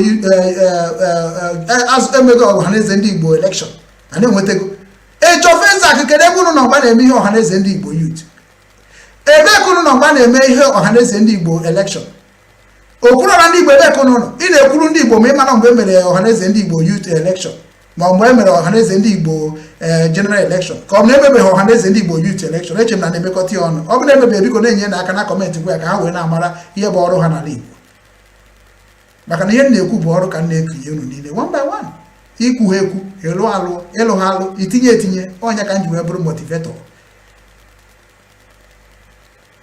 a na-ekwu okwu ka Igbo ga-esi dị mma kedu ebe okwurọra ndị Igbo na-ejofo Ezak na contribute na the unity and the progress and security of Igbo land type am on comment section ihe bụ question ka m na-ajọ question of answer so m na-egwa ha okwu ngwacha ha nke m ga-agwafa ka ha wee mara na ọmụwa bụ nna ha maka na ihe ji amakwa na nna abụrụkwa by age ọkwa by experience maka na onye na-akpọ onye isi bụ onye na-eduhie eje ebe isi na-ada because ihe ji akpọrọ gị onye isi bụ nke ibu n'isi akpagharị o nwere ihe ọzọ so gwagodunu m ihe okwuruọra ndị Igbo ejofo Ezak what are they contributing in the unity of the same Igbo they are claiming they are saving and what are they contributing in the security of the Igbo people?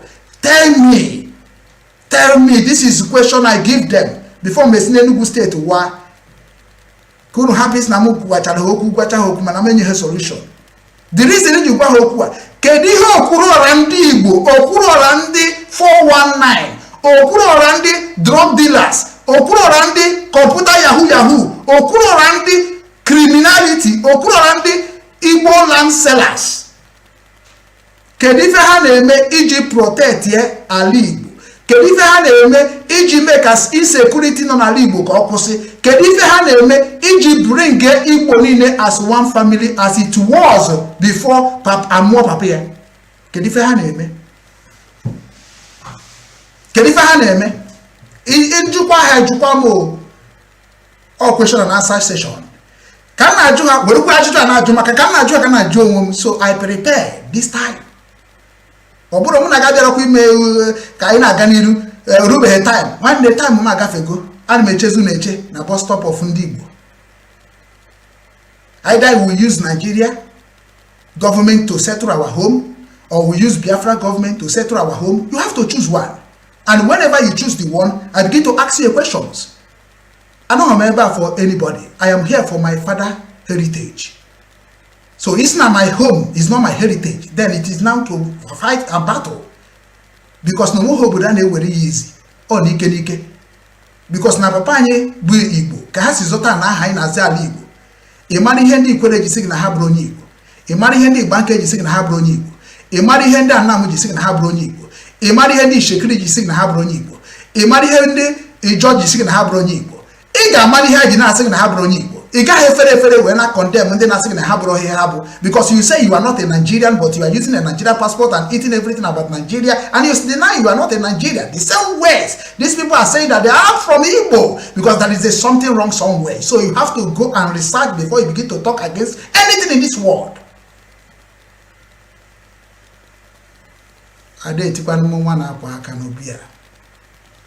Many of you people claim you are educated, but you are a fool. You think that nigga na eji umu Igbo na ewere afa Biafra na egwu wayo. Ọ kwụsịgokwa na nke Simon ebe. USB akịta na abụ nne egwu ha na mụrụ, ha chọkwa ha megharị arụ ka agwafasị ya na oke ya da aka nka na egwu ma akpa. Ọ na-ekwu na kọpịrị ya dịka Nnamdị Kanụ na-ekwu ya na kọpịrị ya na-ekwukwa ndị mmadụ na-akpọ m na ọkụ ya ikwuru ka Nnamdị Kanụ mechazi kwuo. Chere ma mara ife na arụ. Che na ọlụ m bụ ọlụ bịa kwuo na taa nkwucha onye akpọrọ ọ dị ka voice mode high now. I'm boot away. Voice mode high. I can see.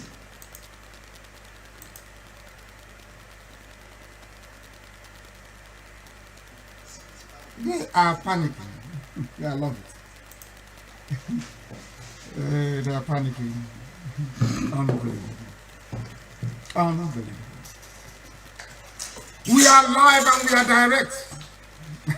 They are panicking. Zoo is panicking. Zoo is panicking. Onyemuche has come back. Biafrans are coming back to my page again. Yoruba. It is the truth. I tell you the truth. I don't care who you are. I don't care if you're holding my life, you take it. Was Shoyinka not corrupt? Was Tai Solarin not corrupt?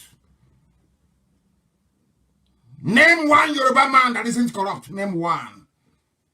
Name one that is good. I said name one. Tell me a Yoruba man that served in the public office and went back with his integrity or her integrity intact. Name one person. You can't, can you? Yoruba should stop supporting evil. Yoruba, stop supporting evil. To do you no good. I want confirmation. Chinasa, tell me if I am coming out loud and clear on they have done something to Radio Biafra. Hey, I am back and the kind Kucharanko Kuru, which ever 40 the Osebe, Nasanande. Ndị Nigeria hijack go Biafran radio. Ihe megoro na this struggle. Ọ chịka nna achịcha one by one. But today, let us skip ahead. Yes, let's my voice was too much, you know. So ka na-ekwukwa ihe na-ekwu. Ejofezako. Achọrọ m ka ịsa m question a. I believe him now. Any the Igbo prefer. Any the Igbo prefer. Or the young Igbo. Name on a son or don't care. Ejofezako. Asum can jog. Nyabo says question to your page. Because near there are question and answer to all of you Bundine claim no Bundi on Facebook. Kedu if you make you we bute insecurity. Kibute security secured nala Igbo. Kedu ihe na-eme iji gbambo ka insecurity n'ala Igbo ejofo ezako ọzọ Igbo ndụ kedu ihe na-eme iji gbambo fo na security batara n'ala ụzọ ụwa ịma ihe mere mgbe n'ụzọ ụwa achọrọ m ka ịgwa Igbo niile ọzọ Igbo ndụ ka isi azọ ndị Igbo ndụ ka ha hapụ ịdị na-anwụ n'aka ndị Nigeria government is set and supported by governors of Igbo. Kedu ife na-eme take this question to Ejofo Ezako. Onye isi Igbo love themselves. Burukwa onye isi omenala bụ ụzọ eziokwu hopeless church creating in Mpo. Gwa ya si kedu ife na-eme wuti ndị ahụ bụ ndị omenala bụ ụzọ eziokwu. Ndị Igbo love themselves. Kedu ife ha na-eme, kedu ihe ha na planụ iji gbambo fu na ala Igbo dị secured by terrorists set by Nigeria government. Kedu ife ha na-eme? Ask them question. Hapụ na omenala Igbo na unu amara ihe bụ omenala Igbo. Jụọ ha question a. Ka ị na-ajụ Ejofezako, gịnị ka ha na-eme iji wee bute security na ala be nna ha? Ka unu na-ajụkwa okwurora ndị Igbo, gịnị ka ha na-eme iji secure ala be nna ha asụmụ ikorobịa? Ka ị na-ajụkwa okwurora ndị Igbo, ka ị na-ajụkwa Lozeus family, gịnị ka ha na-eme iji wee mee gịnị bute security na ala be nna ha? Ka ebute security na ala be nna ha. Ka unu na-ajụ Lozeus, ka unu na-ajụkwa Maazị Dibia, kedu ihe ha na-eme ka ha bute security na ala be nna ha? Ka unu na-ajụ Maazị Dibia, Kunu na ajụkwa agbara nze onye okeke onye egwu ndị Igbo kedu ife ha na-ebu eme ka ha bute security be nna ha.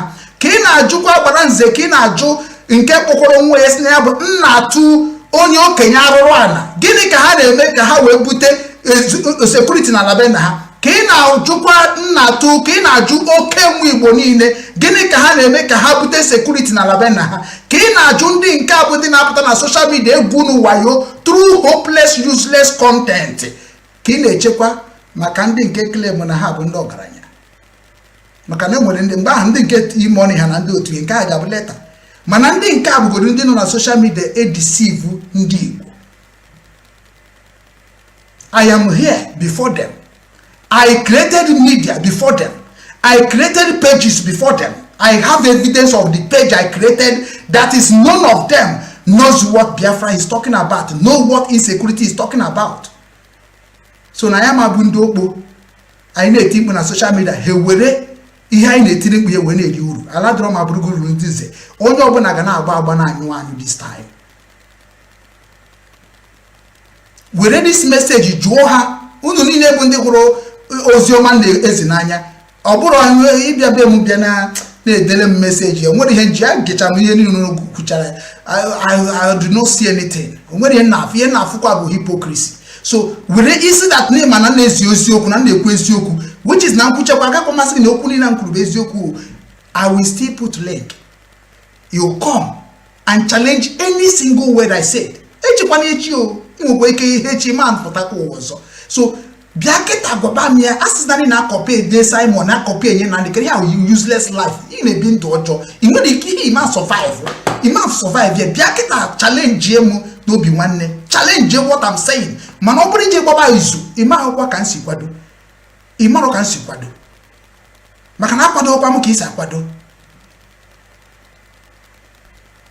Ọ bụrụ na usi na ihe niile na-ekwu agwa ndị be anyị na-ekele mụ that na ha bụ ụmụ Igbo na ha na-eme omenala kedu ife ha na-eme iji wee protect ebe na fa ọmụma na obodo oyibo ga-protect ala Igbo. My job as onye bi obodo oyibo bụ nrute ego mgbe narị ife ego nrụtara ha wee take care of our land nothing more. Nya ka Obinwannem structure ji wee bụrụ ndị nọ na nọchite ndị nọ n'elu ndị nọ n'elu nọchite ndị nọ n'ala. That is Obinwannem structure. Go and ask them today. Obinwannem structure adabeghị is still there. No criminality among of them. Bien na achọ ọsọ ngwa ha na onye ọbụla chere aja iche na Chukwu ga-akpọ ha ọkụ. No bụ arụsị ndị Igbo ka ị na-ekwu okwu with. Because many of you people think that in ihe ji akpọ mmadụ arụsị ma ọ bụ ihe ndị mmadụ ji agbara ọsọ arụsị because na arụsị nwere nke ọ na-eme amaghị mgbe o mere. Arụsị na-anọrọ onwe gị bịakwute. Enwe ha arụsị na-eje ije. Arụsị na-anọrọ onwe. Arụsị no dey go visit. Only when arụsị will come visit for you, it is when your own time is gone. Arụsị anaghị eje ije ihere. Arụsị can never come and beg you. Arụsị can never ever notice you. You are the one that going to notice Arụsị. That is why njigunu na ịbata na Obinwannem any words of anything platform on Arụsị obi Arụsị ka ịbatara Arụsị nke na abụrụ na anya n'anya na cheno nke apịrị apị adịmapi ka ofeke akwa ọkụkọ adịmapi like ofeke mmiri nwere ọkara abụ Arụsị nke m bụ otu ị na-ekiri m na mba akwụkwọ ụwa niile Arụsị ka ị na-ekiri. There's no way to identify Arụsị na-abụrụ ihe na-afụ anya. No, na-agwa ga na m agwa gị sị gị na ọ bụrụ na ị chọrọ ka ala Igbo dị mma, this is the time for you to make yourself to be known as onye Igbo and sound as a man that is know what Igbo stand for. Without that, nwanne forget any ihe na-achị bịa me n'ala Igbo. O nwere okwu nwanne m kwuru mgbe m na ya jechara ihe njere yesterday. Ọsọ m na ọkakwa na mma na ndị ọcha bịakwa take over ala Igbo again. The thing gba m anya mmiri. Ịma na ebe a na-aba kịta ihe na-azọ kịta America na-asị ọhanwa ga-eteki Britain na-asị unu abịasịkwa n'ebe ọzọ ndị nke genunu na-akpọ ndị Israel na-asị si nye ha chance. Onye ọbụla na-achọ ka ha bịa were ala bụ ala Chukwu gọzigidere ife niile dị n'ime nwere ihe kọrọ akọ mana ndị ahụ eji wee gọzie ala ahụ gịnị ka ha na-eme? That is my question. Nji ajụ unu jee jụba na ndị ọkwụrụ macha afa ha ndị a kpọchara afa kịta Lozeus Onowu Igbo akpọdụm Onowu Igbo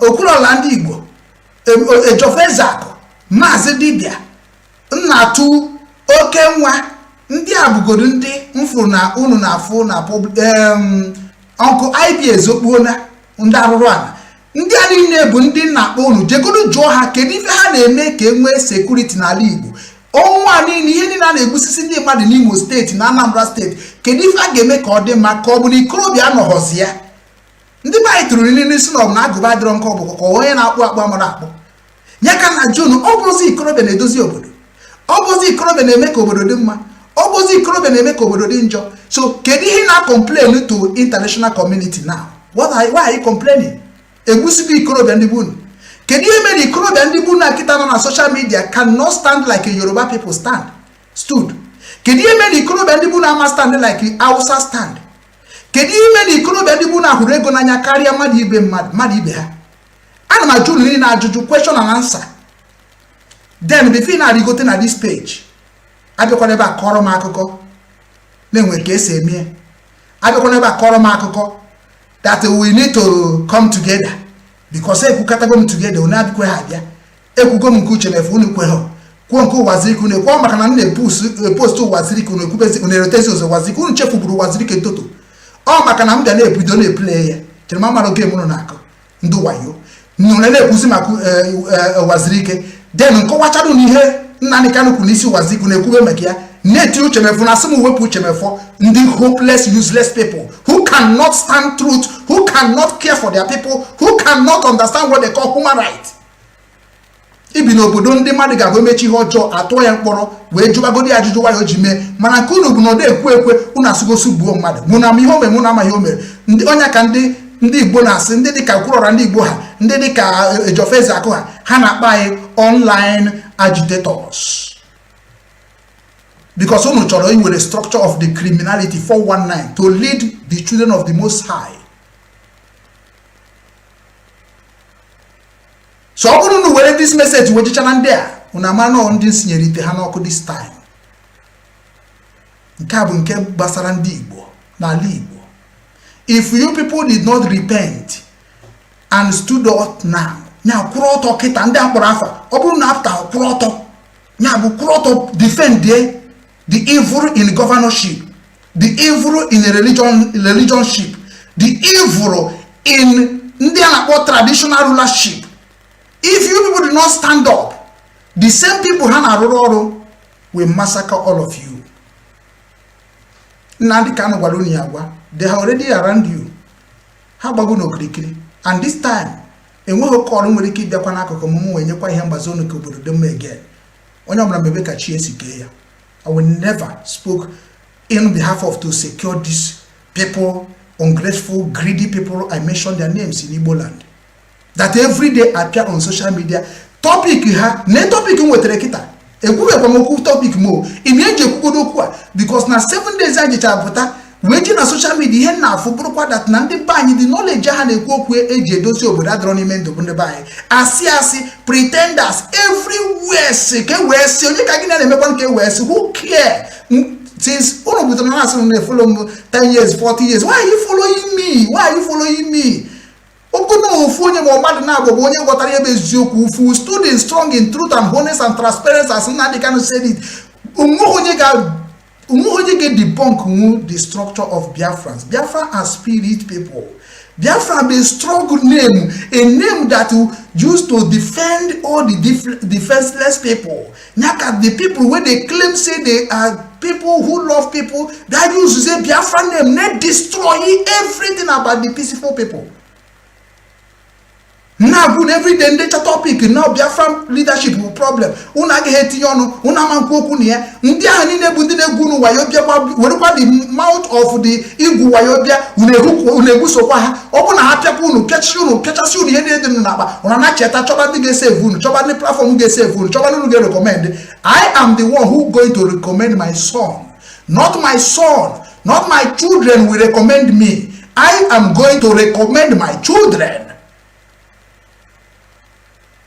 My children are only going to honor me, honor my recommendation.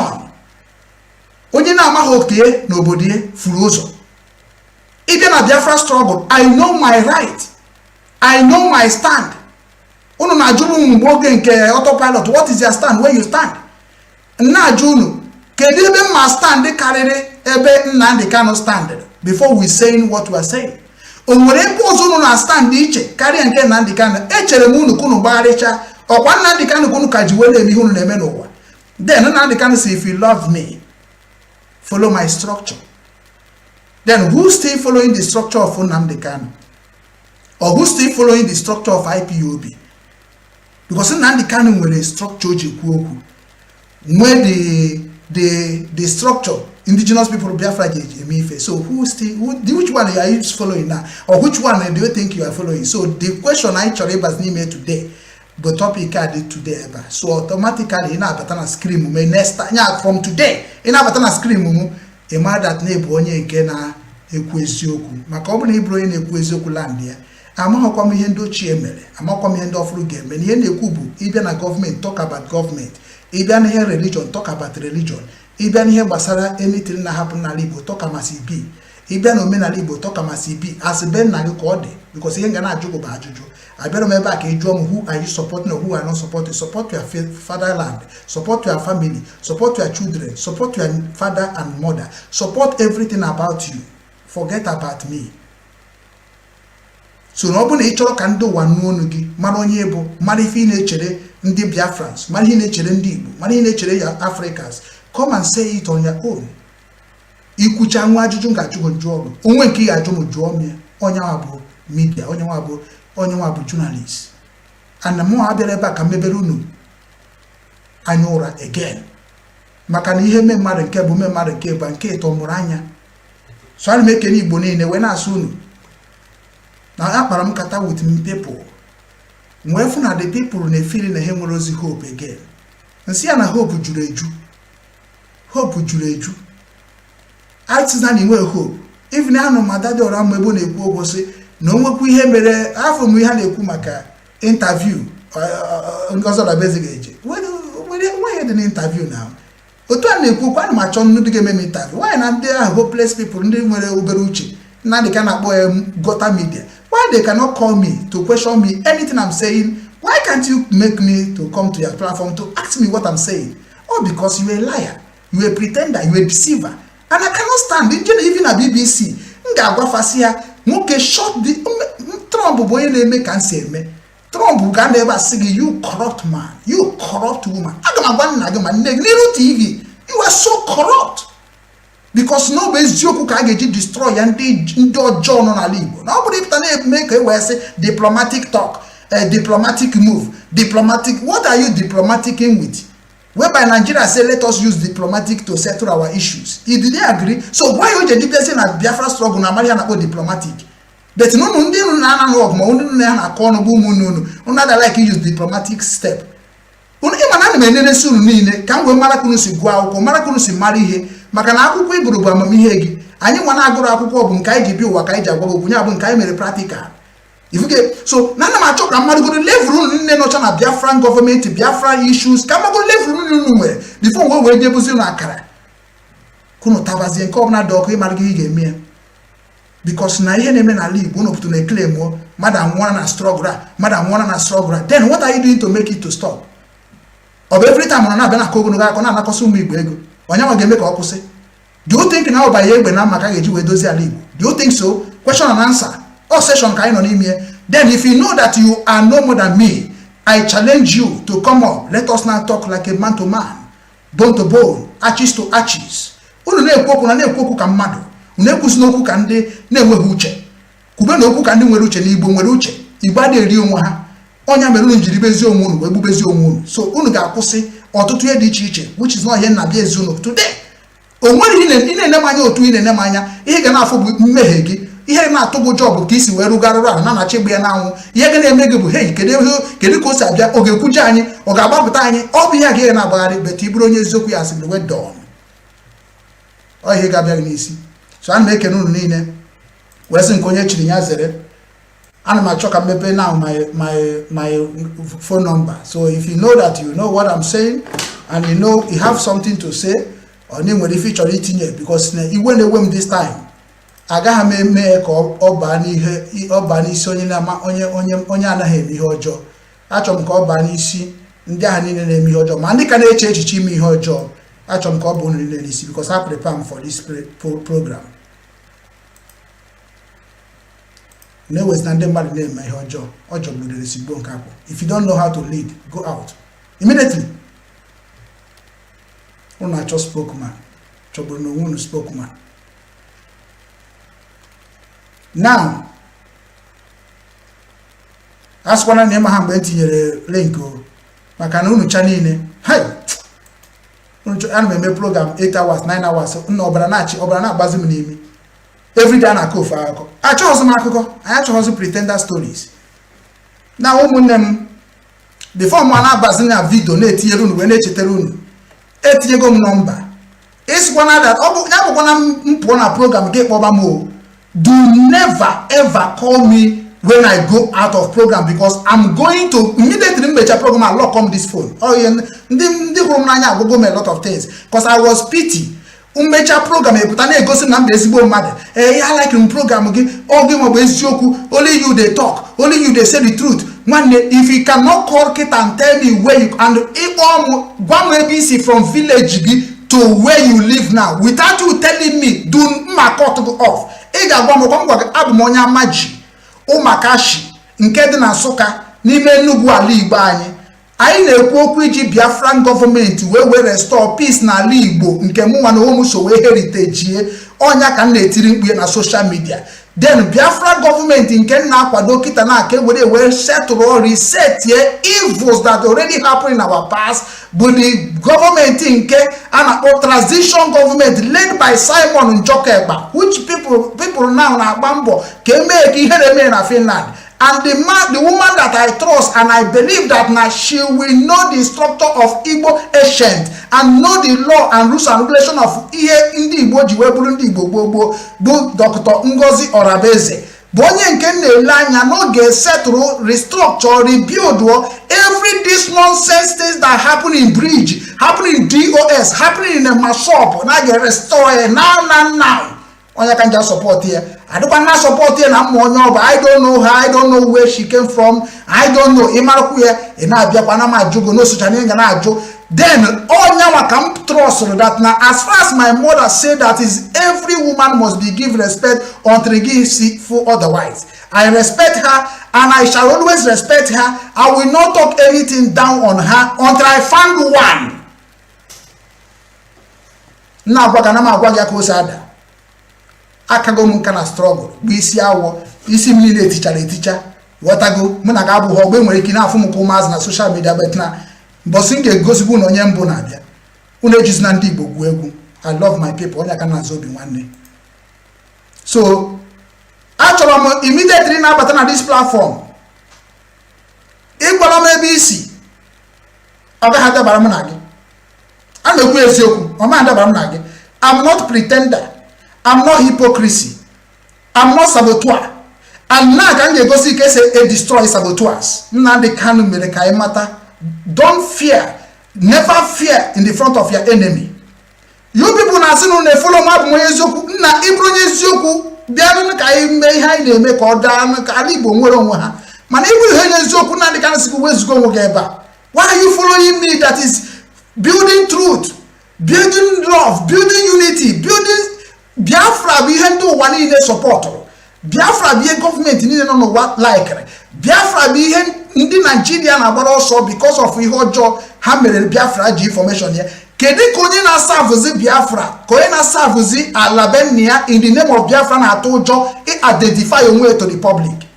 Can I know the reason? Many of you people na DOS mgbe na junu the same question na asị now because of life unu then life ndị ahụ na-asị unu etinye in danger na Igbo then unu enwere unu ji life ndị ahụ eme ndị ahụ na bụrụ na-eti ikpu na-etreti Nigeria government na-eme ihe niile so the life of ndị ahụ nkịta na ahụ adịrị oke na ọ bụ gị nwa nọkwa n'obodo oyibo gị nwa nọkwa obodo security dị obodo everything dị ka ị na-ezokwa onwe gị ezo nwanne nweta gị na this platform mmeri ihe m ga-eme gị Chineke nọ n'eluigwe mara na I started agitating of Biafra in 2013. When did you join this struggle?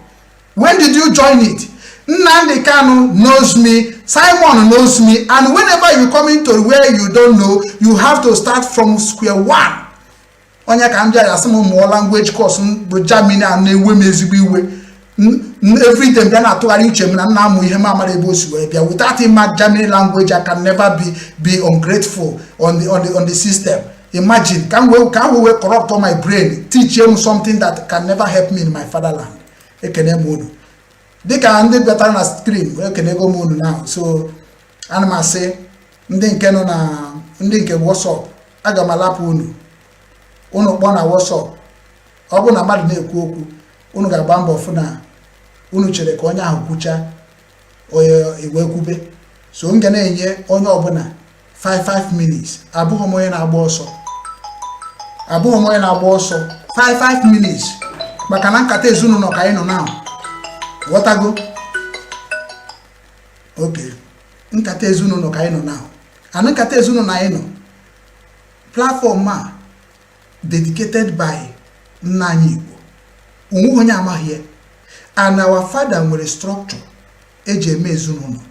So anya da akụ mgbani ọ da anyị ọsịsọ. I will give you time, talk your mind, then ask me question. If you don't have question to ask me, then what you have to do, advise Biafrans in your own mindset what you think that's going to help the Biafra government to control the Igbo niile bụ ndị nọ n'ụwa niile. Then if you give them advice, give gwa onye na-enye ha advice, kokom gwa ha ebe si enye the advice. Nke a dị very important maka na amamihe ji ekwu okwu a. Then werezie 1 minute kọwara anyị this topic anyị tinyere ebe a. What is wrong with the IPOB structure led by Maazị Nnamdi Kanu? Kedu ihe bụ the problem of that structure? Na asịrị now, what is the problem? Because many of you people forget that indigenous people of Biafra is USB. And unu na-achọ kunu silence that structure.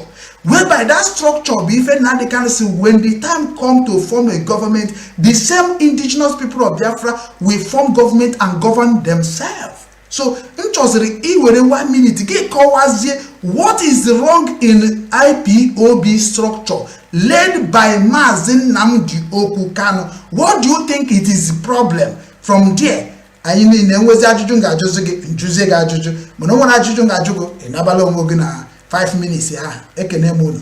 Wee na-asị dịka anyị na-aga n'iru ịga n'ihe anyị ji maka abịa, anyị na-anabata nwanne anyị nwaanyị bụ Ojugo mepe igwe okwu gị.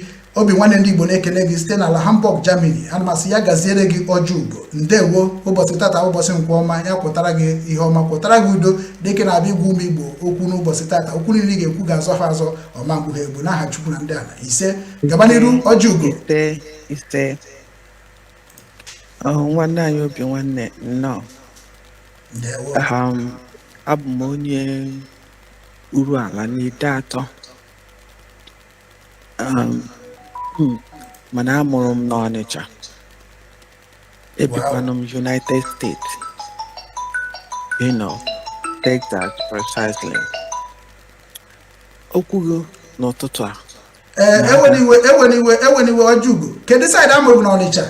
Maka na anyị anabago ala Igbo already. Kedu side amụrụ n'Ọnịcha? N'Ọdakpụ. Ama m Ọdakpụ. Yes, ọ bụ na ịmụ ọgbọ mmanụ na road gbadara main market. Ama m ebe o nwere Ọdakpụ, enwere ebe na-akwa akwa, a na-akwagasị akwa. So a na-akwa akwa in massive na road, ọ dịka Bida. Ọdakpụ na Bida ọdụdụ nso? Ọdakpụ na ebe? Bida. Okay, mba. Bida dị na side main market. Yes, okay. Ọdakpụ. Ọdakpụ ebe nwere Sacred Heart Catholic Church, one of the oldest Catholic church. Side BMGS. You know BMGS. Okay. Yes. Ọgbọ mmanụ ịpụta DMGS that roundabout. Okay. Daalụ nwanyị ọma ka ha gbara ya. Anglican Church, echetezi m afọ ya. Ebe Boromi, ụzọ gabara Boromi from main market. Hospital. Okay. Onye na-akọwa ụzọ gabara Boromi from main market. Yes. Amarụgo ebe a, a na-akpọ ya ọgbọ mmanụ ebe enwe burial ground n'oge ochie. Okay. Gaba n'iru nwanyị ọma, gaba n'iru. Okay. So, Obinwannem iji iwe n'ọnụma wee pụta and eso gị n'azụ na ya maka na iji gwa gị eziokwu Obia body kogum. Iwe the everybody now. Makana agakati ho agawa azwa. Kedu the problem?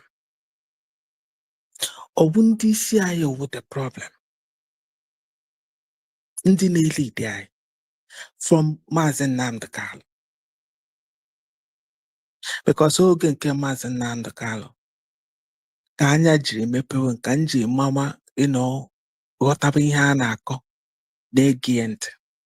Oge nke ụwa zuru ike anụchatatụrụ m ya because enwere my auntie so na WhatsApp mgbe a.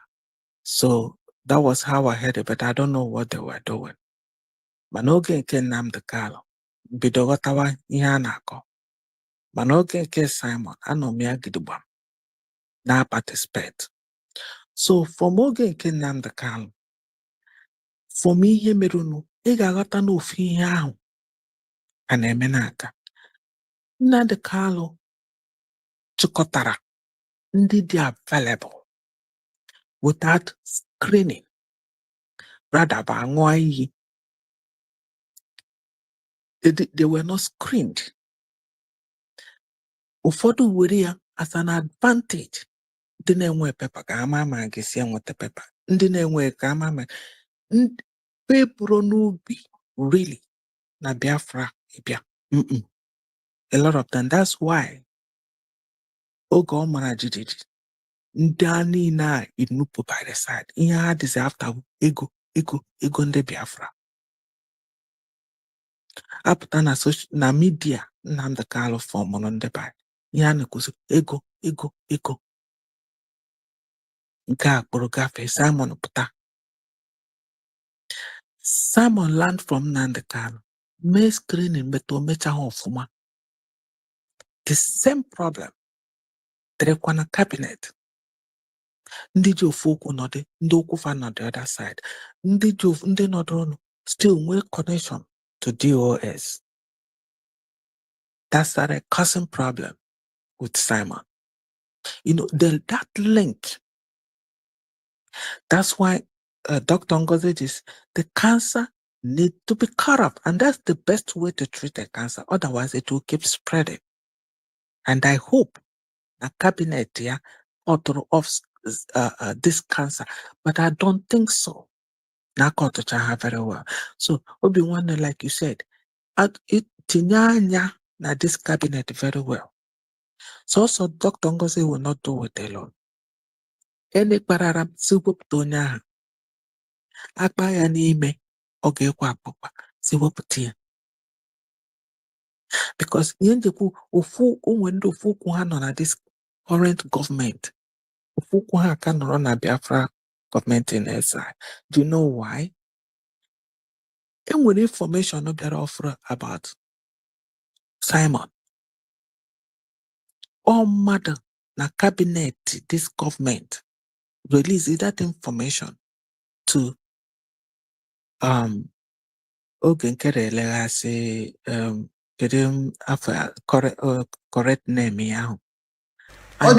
Ojugo eweniwe Emma ihe m ji wee sị na this session bụ question and answer is that onye kwuru nke mụ amaro m ga-ajụ ya ajụjụ. I will not swallow everything I'm hearing here. Amami na water because na ama maybe problems are there na this struggle. So I want to settle it. You want to go like in general comment section emegoro m ka ntigori ha anya then can we wezi head ndo enyefa ka ha rie ofuma. Because many people they go many things that na get there and I know what I'm doing. That's not ichi bu okoko etopuri amboro okoko mbroka ona ata na abia. Then later they will know why I say what I said before I started. Then actually ijugu kita na ikugo ihe gbasara structure na nke ihe gbasara nke na ndị Kanu because the structure IPOB because of na many people be there for beneficially how they benefit something. How there for the struggle. What are the meaning of struggle? How there maka ndị chọrọ iji akwụkwọ ndị chọrọ iji were new the card this adoro card all those things which is na MMA witness as a national coordinator. Yes, it's true. So then another one nchọrọ kita na aka njog now the structure government ya jikita emea Another near. Ask me Imaya. Go to Namamea.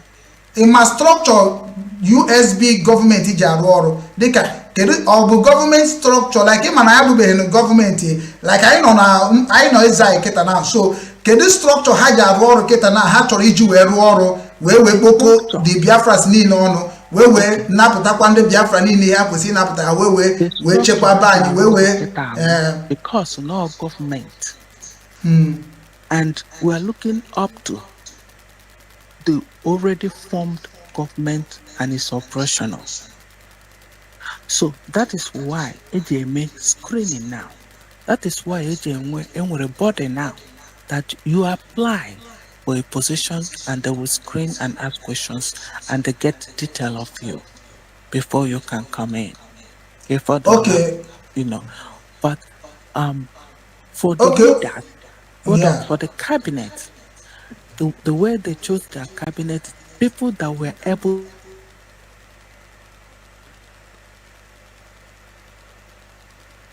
network.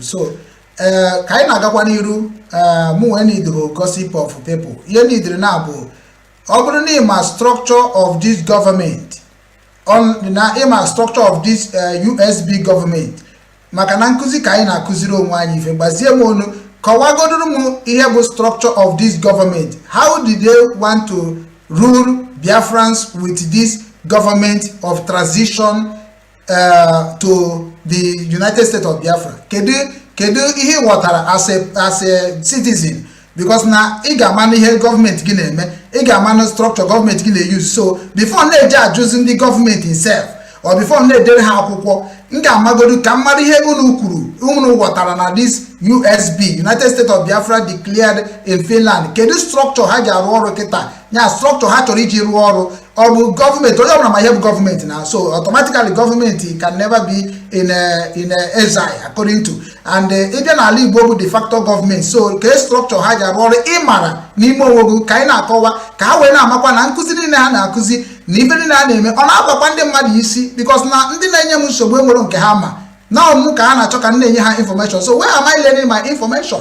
That is why in the Western question and answer ka ịjụba m ka ịjụba m ọ bụrụ mgbe eji akọ na ọ bụrụkwana mgbe eji anụ ọgụ na ihe gbasara USB kịta bụ mgbe eji edozi maka na ebe m na-enwe ụmụ na gwunu na mụnwa na ụmụ mana ha felụrụ bridge gọọmenti felụ DOS felụ. As far as I'm concerned, I did the program and not there. As far as I'm concerned, Biafra Republic government in exile government failed and DOS government failed and the MASOP failed. Isn't a help come and challenge this word? All very important. And the kita now kaige we now one day na chia no chichi. The reason I fight Buhari, the reason I fight all my governor, even my state governor, is because they're misleading our people and putting the life of our people in danger. And the life and property they claim they will protect, they never protect it. They never care. So I will not tolerate the nonsense in another government. I hope that going to resolve my issues in the important leadership of our people in homeland. Because no against na frying pan ban fire. So in na ajuju ko we bo ofuma. No bu ni ma no bu ya na question and answer section is part of interaction. So I got my talk ehum nanya. I got my talk in manya just find me on friend here because here na chi make it now them ndc must respect ono ka nwanne nwanyi bo ju go prokita also that na o nwere ike ndc akita yotago na ha nidiri ka no nwecha ka o si we no enidom ihe ndị a enidom ihe ndị a ekwe kwesi na-ekwu okwu na-ekwu obi gị ekwela ka ha kechie gị ekwela ka ha destroy ya gị. They are coming to tie you again. Be free. Ka iburu igwe a Obinwannem ndị Igbo na-ekene kọlọn WhatsApp gwa anyị afa gị na ebe isi akpọ na ihe iji maka ya wee bịa n'ụbọchị tata 5 minutes ọnya bụ ife ị ga-eyuzu na ndewo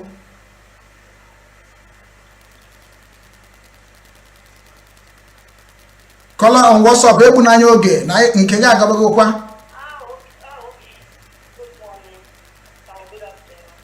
Good afternoon. biko gbatuo nke ahụ iji ekiri m ekiri ịgbatuo ya anyị ejize nwayọ aka na anụ nke ahụ iji aka na anụ my background voice ana m anụ ya okay ọ bụ na television okay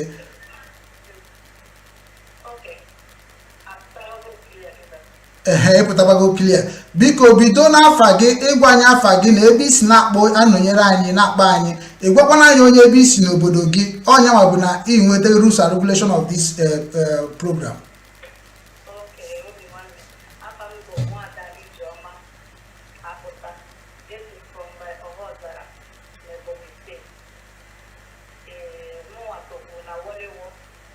Wow.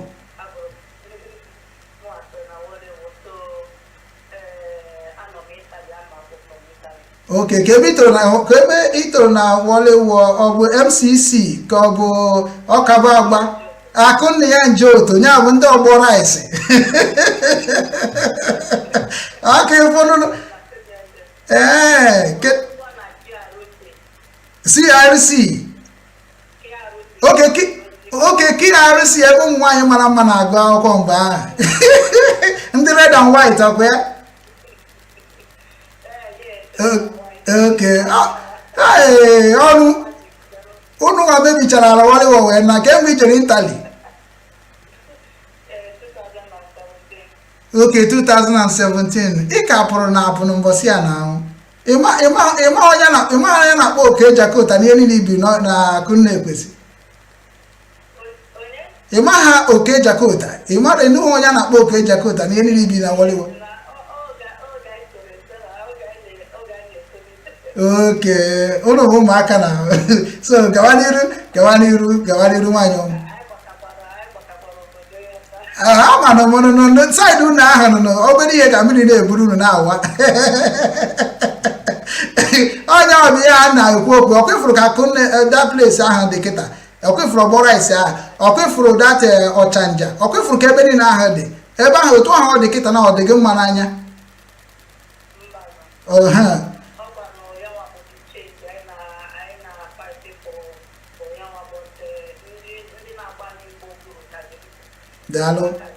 Daalụ nwanyị ọma. So yeah, anyị ga-aga n'iru kịta very force because na anyị ga-ama ndị niile na-ekwuru ka obodo anyị dị mma because na mmadụ ama bịa sị gị dozie ezinụlọ gị ma o dozibeghị ebe ihe ọ bụ ezigbo ihe ka ọ bụ.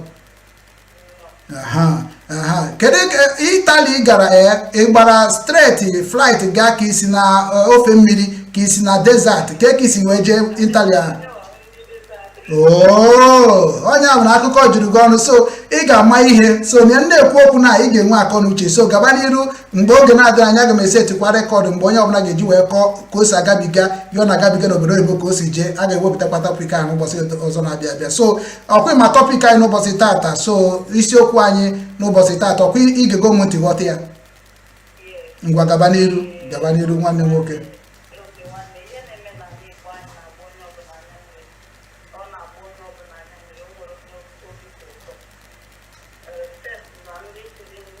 Leda ya da anụkwa ife ọ na-ekwu o.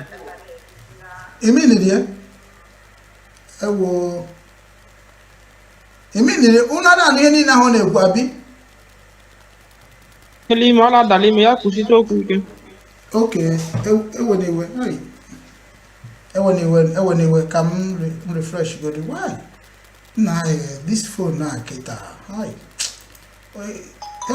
Why now?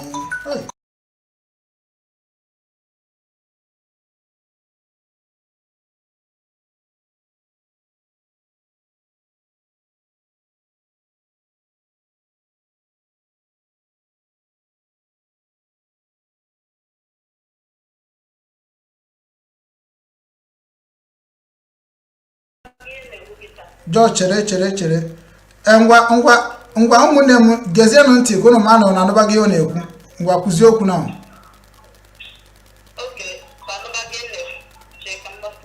okay ha nụba gị ngwa gabazie n'iru ha sị na ha anụbago gaba n'iru. Yes.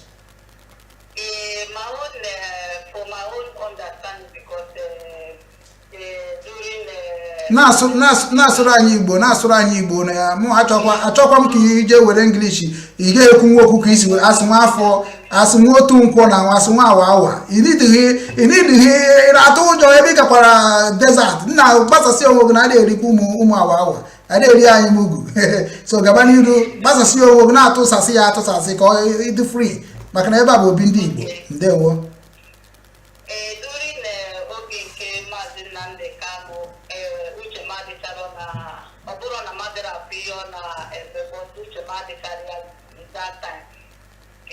Yeah. And the year was so far because since the local Gipuchi Aquagi package, the Arequa, never got on the church, the Nada, no do to Yanga.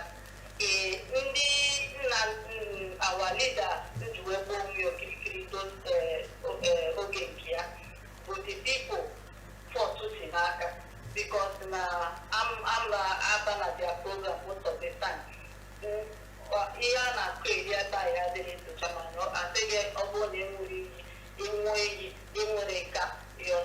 So all those things, can you consider it take a vote? Can you before I contribute to or something like that? Ihe gbasara obodo anyị correct ekwesịghị m take oath na protect ihe gbasara ndị be anyị something like that. Our heritage.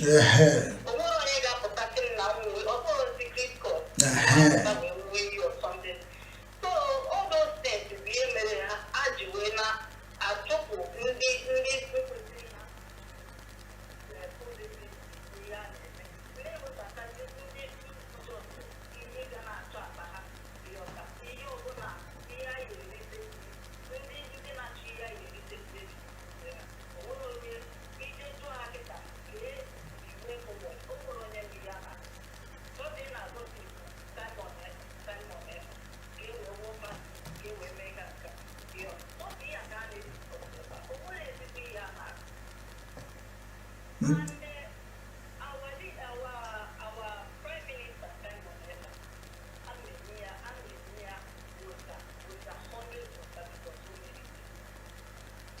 Ndewo.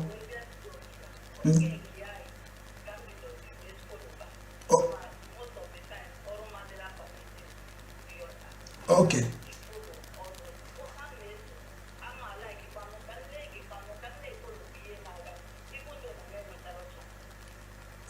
Okay, Ijoma. Ọkwa afọ gị bụ Ijoma kwe ka ha bụ imekwa mistake. Ijoma kwe.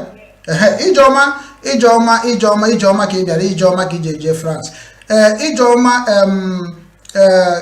isi n'ibidoro na-efolu ihe gbasara Biafra nwayọọ n'aka Nnamdi Kanu, bet na ịtrayere ka isoro n'ihe a na-eme, bet na at least ihe gbasara otu inwe iyi tupu iwe join ezinụlọ n'ọgụ na onye nwa bụ problem then, which is na okwesighị like that, so now ka m were na anyị pụọ na nke ahụ na structure Nnamdi Kanu, structure IPOB na ka isi wee fụ ya bụ problem go maka otu ahụ etekucha mgbe ahụ, ma ọ bụ maybe na ha nwana nwe ha dị akọwanwu the structure very well, ndị mmadụ ga-eji wee aghọtara m nke ahụ, so ikwutere ya ebe ahụ nwere ajụjụ nwere ike ịjụ maka na ikwuru eziokwu na otu isikwe ka ọ dị. Then ka m batazie n'ebe ịma anya ọfụma ibidoro wee kwadobe n'aka nke Simon Ekpa bụ Biafra Republic Government in Exile.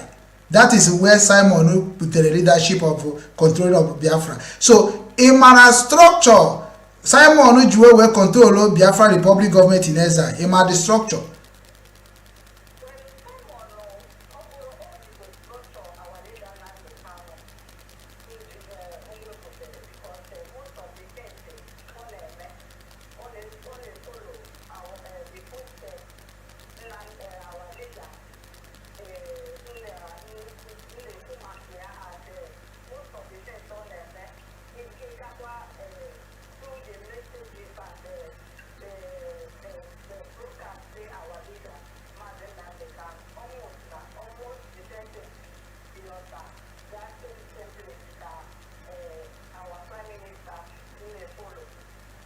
Okay. In my template, Nnamdi Kanu, in my template, in my structure of IPOB, let me say like this, in my structure, IPOB led and educated by Nnamdi Kanu, in my structure.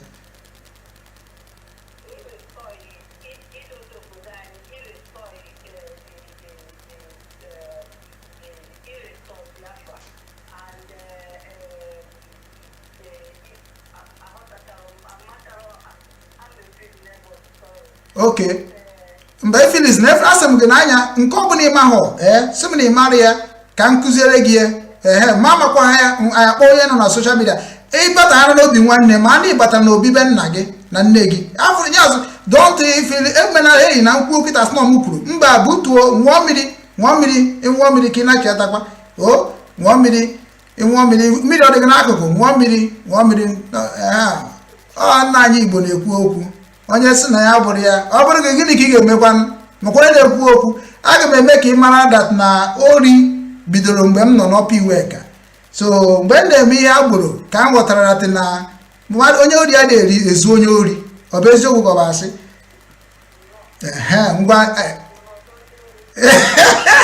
mana achọrọ ka mkpalite gị obere ka ị na-abụ ijekwado efili n'ịbatago na ndị platfọm ndị gọta Naijiria midia ndị ga na-etinye gị fia n'ime ka ị rapụ ikwupụ obi gị ebe a bụ ebe a na-ekwu eziokwu anaghị akụ ya mmiri ọnya ka eji mara Obinwannem ndị Igbo ibuga na onye ọbụla to na wọlị wọd difficult ịghọrọ ya na mba akwụkwọ maọbụ obodo oyibo so achọrọ m na ka m kọwara gị na ịbịa na IPOB structure enwere ihe structure ịkọwatara ya Nnamdi Kanu hibere IPOB with ndị otu anyị with ụmụ Igbo niile that na IPOB ga-abụ ndị ga-ekpokọte ndị Biafrans niile ndị niile bụ ndị territory ha nọ na Biafra like ka m kwuo ya kịta na otu enwere 40 state of Biafra now so the plan of IPOB bụ ikpokọte that 40 states indigenous all over the world together and plan how to rule ourselves and govern ourselves. Ihe a bụ plan structure of IPOB. Then otu ha si wee mezie ya bụ na etu Nnamdi Kanu si kọwara anyị ya bụ na etu ahụ nọ na ọkwa France ka nọkwa Italy Italy ahụ nọ kịta ihe niile bụ Biafrans nọ n'Italy ga-enwe ihe na-akpọ one umbrella. That one umbrella ahụ ga-abụ onye ọbụla bụ Biafran ga-abịa in one umbrella to be speaking how na-ekwu ka unu ga-esi protect onwe n'ala Italy ahụ in the structure of family a na-akpọ family like gị na nwanne gị na-ekwu okwu gị na nwanna gị na-ekwu okwu mana unu na-akpa nkata ezinụlọ na ị ga na-agwa ndị family ga eziokwu ya dị na ndụ gọkwa ya so all that in aka Nnamdi Kanu plan onye structure IPOB so n'Italy ahụ unu China ga-abịakọta ọnụ onye ọbụla believe na Biafra government be ga take over Nigeria government in Biafra land ọ ga-abịa na that one umbrella and make what bring solution there ka ga-esi wee mee nya bụ ife ka ọ gazie n'ala be anyị also gazikwa n'ala Italy. That is what they call family structure. Nya bụ ịgwa m nke gị ngwa gị nke ga mara ka ga-esi were ewe mepụta ife so na onyanwa bụ the basic structure of Maazị Nnamdi Kanu and ebe ha bịakwatakwara ọnụ na Italy unu ga na-ekwu ka ọ ga-esi wee dịrị unu mma n'Italy ahụ onya ka na-akpọ onurube nwa na-agba n'ọsọ so enwe nsogbu na-agabiga n'Italy ndị niile abụ ndị nọ na that family a ga-agba mbọ fụ that na that thing dey solve onya mere na ọ bụrụ na ịbịata obodo ndị nwere akwụkwọ ga-eme ka inwe akwụkwọ ọ dị na IPOB structure ọ bụrụ na ịbata obodo gọọmenti na-achọ ka akpagbuo ogo ndị ahụ nọ n'obodo nwegoro akwụkwọ na-asụ obodo ga-enye aka ka adị shọda na gọọmenti ama mezighị ihe ha onya mgbe ahụ IPOB ji wee mechakwa wee kwụsị inwegoro nsogbu ebuje gị na gọọmenti gwa gọọmenti ejizie maka ihe na-eme na Naịjirịa wee nyezi gị akwụkwọ ị nọrọ ọfụma eme deport ga-ama megị ndị ọzọ so what am I talking about? This is structure of IPOB. That is how IPOB ji wee hibe. That is how Nnamdi Kanu preach the IPOB a family. So automatically ọ ga-abụ ebe ọbụla nọ ebịa kọwa onwe gị kọwa ebe isi n'ala Igbo kọwa ebe isi na Biafra then ndị ahụ marazie gị mara oge ụlọ then ọ bụ na ọ bụ tu afa ka iji na-azụ inwe ike iwere afọ ọzọ wee za na paspọtụ then ọ bụ na ịbịazi ebe ahụ a ga-ajụ gị nke ahụ ịza na paspọtụ ọ bụ ya ka nne gị na nna gị na-akpọ gị isi ha na mba then enwekwara ebe ọzọ ga-edegwa afa nke nne na nna gị na-akpọ gị maka onwe ihe mere gị ka enwe nwoke esi wee chọta gị n'ala be nna gị so which is na Nnamdi Kanu kpokọtara si that na IPOB build in truth and honesty and transparency na ọ bụ only thing na anyị ga-eji wee meri nwe ndị ọnwụnwa be anyị because ndị ọcha anyị nọ na be ha anyị mana eziokwu ka eji nweta ha ikwu eziokwu they give you what belong to you but ịtụ asị ha nwa agaghị trọst gị ọ bụ eziokwu ka ọ bụ asị so onye bụ structure IPOB so kịta ajụjụ m ga-ajụzi gị ikpeazụ kịta na ahụ ịma structure Biafra gọọmenti nke nya United States of Biafra kịta ịma structure ka a ga-esi wee mee ka nya bụ ihe bịa ka Biafra anyị na-ekwu okwu ka ọ bịa nke taa ka nke echi na-abụrụ nke IPOB nwere any other structure akọwara gị ị mara na-abụrụ nke IPOB a kịta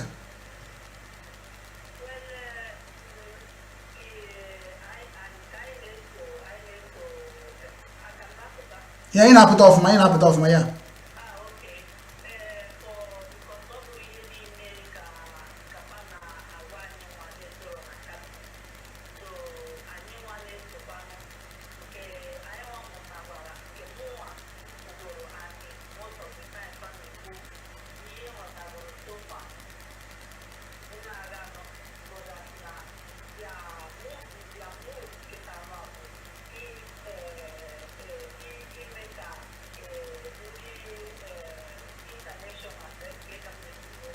international recognize international partnership ka ha recognize ya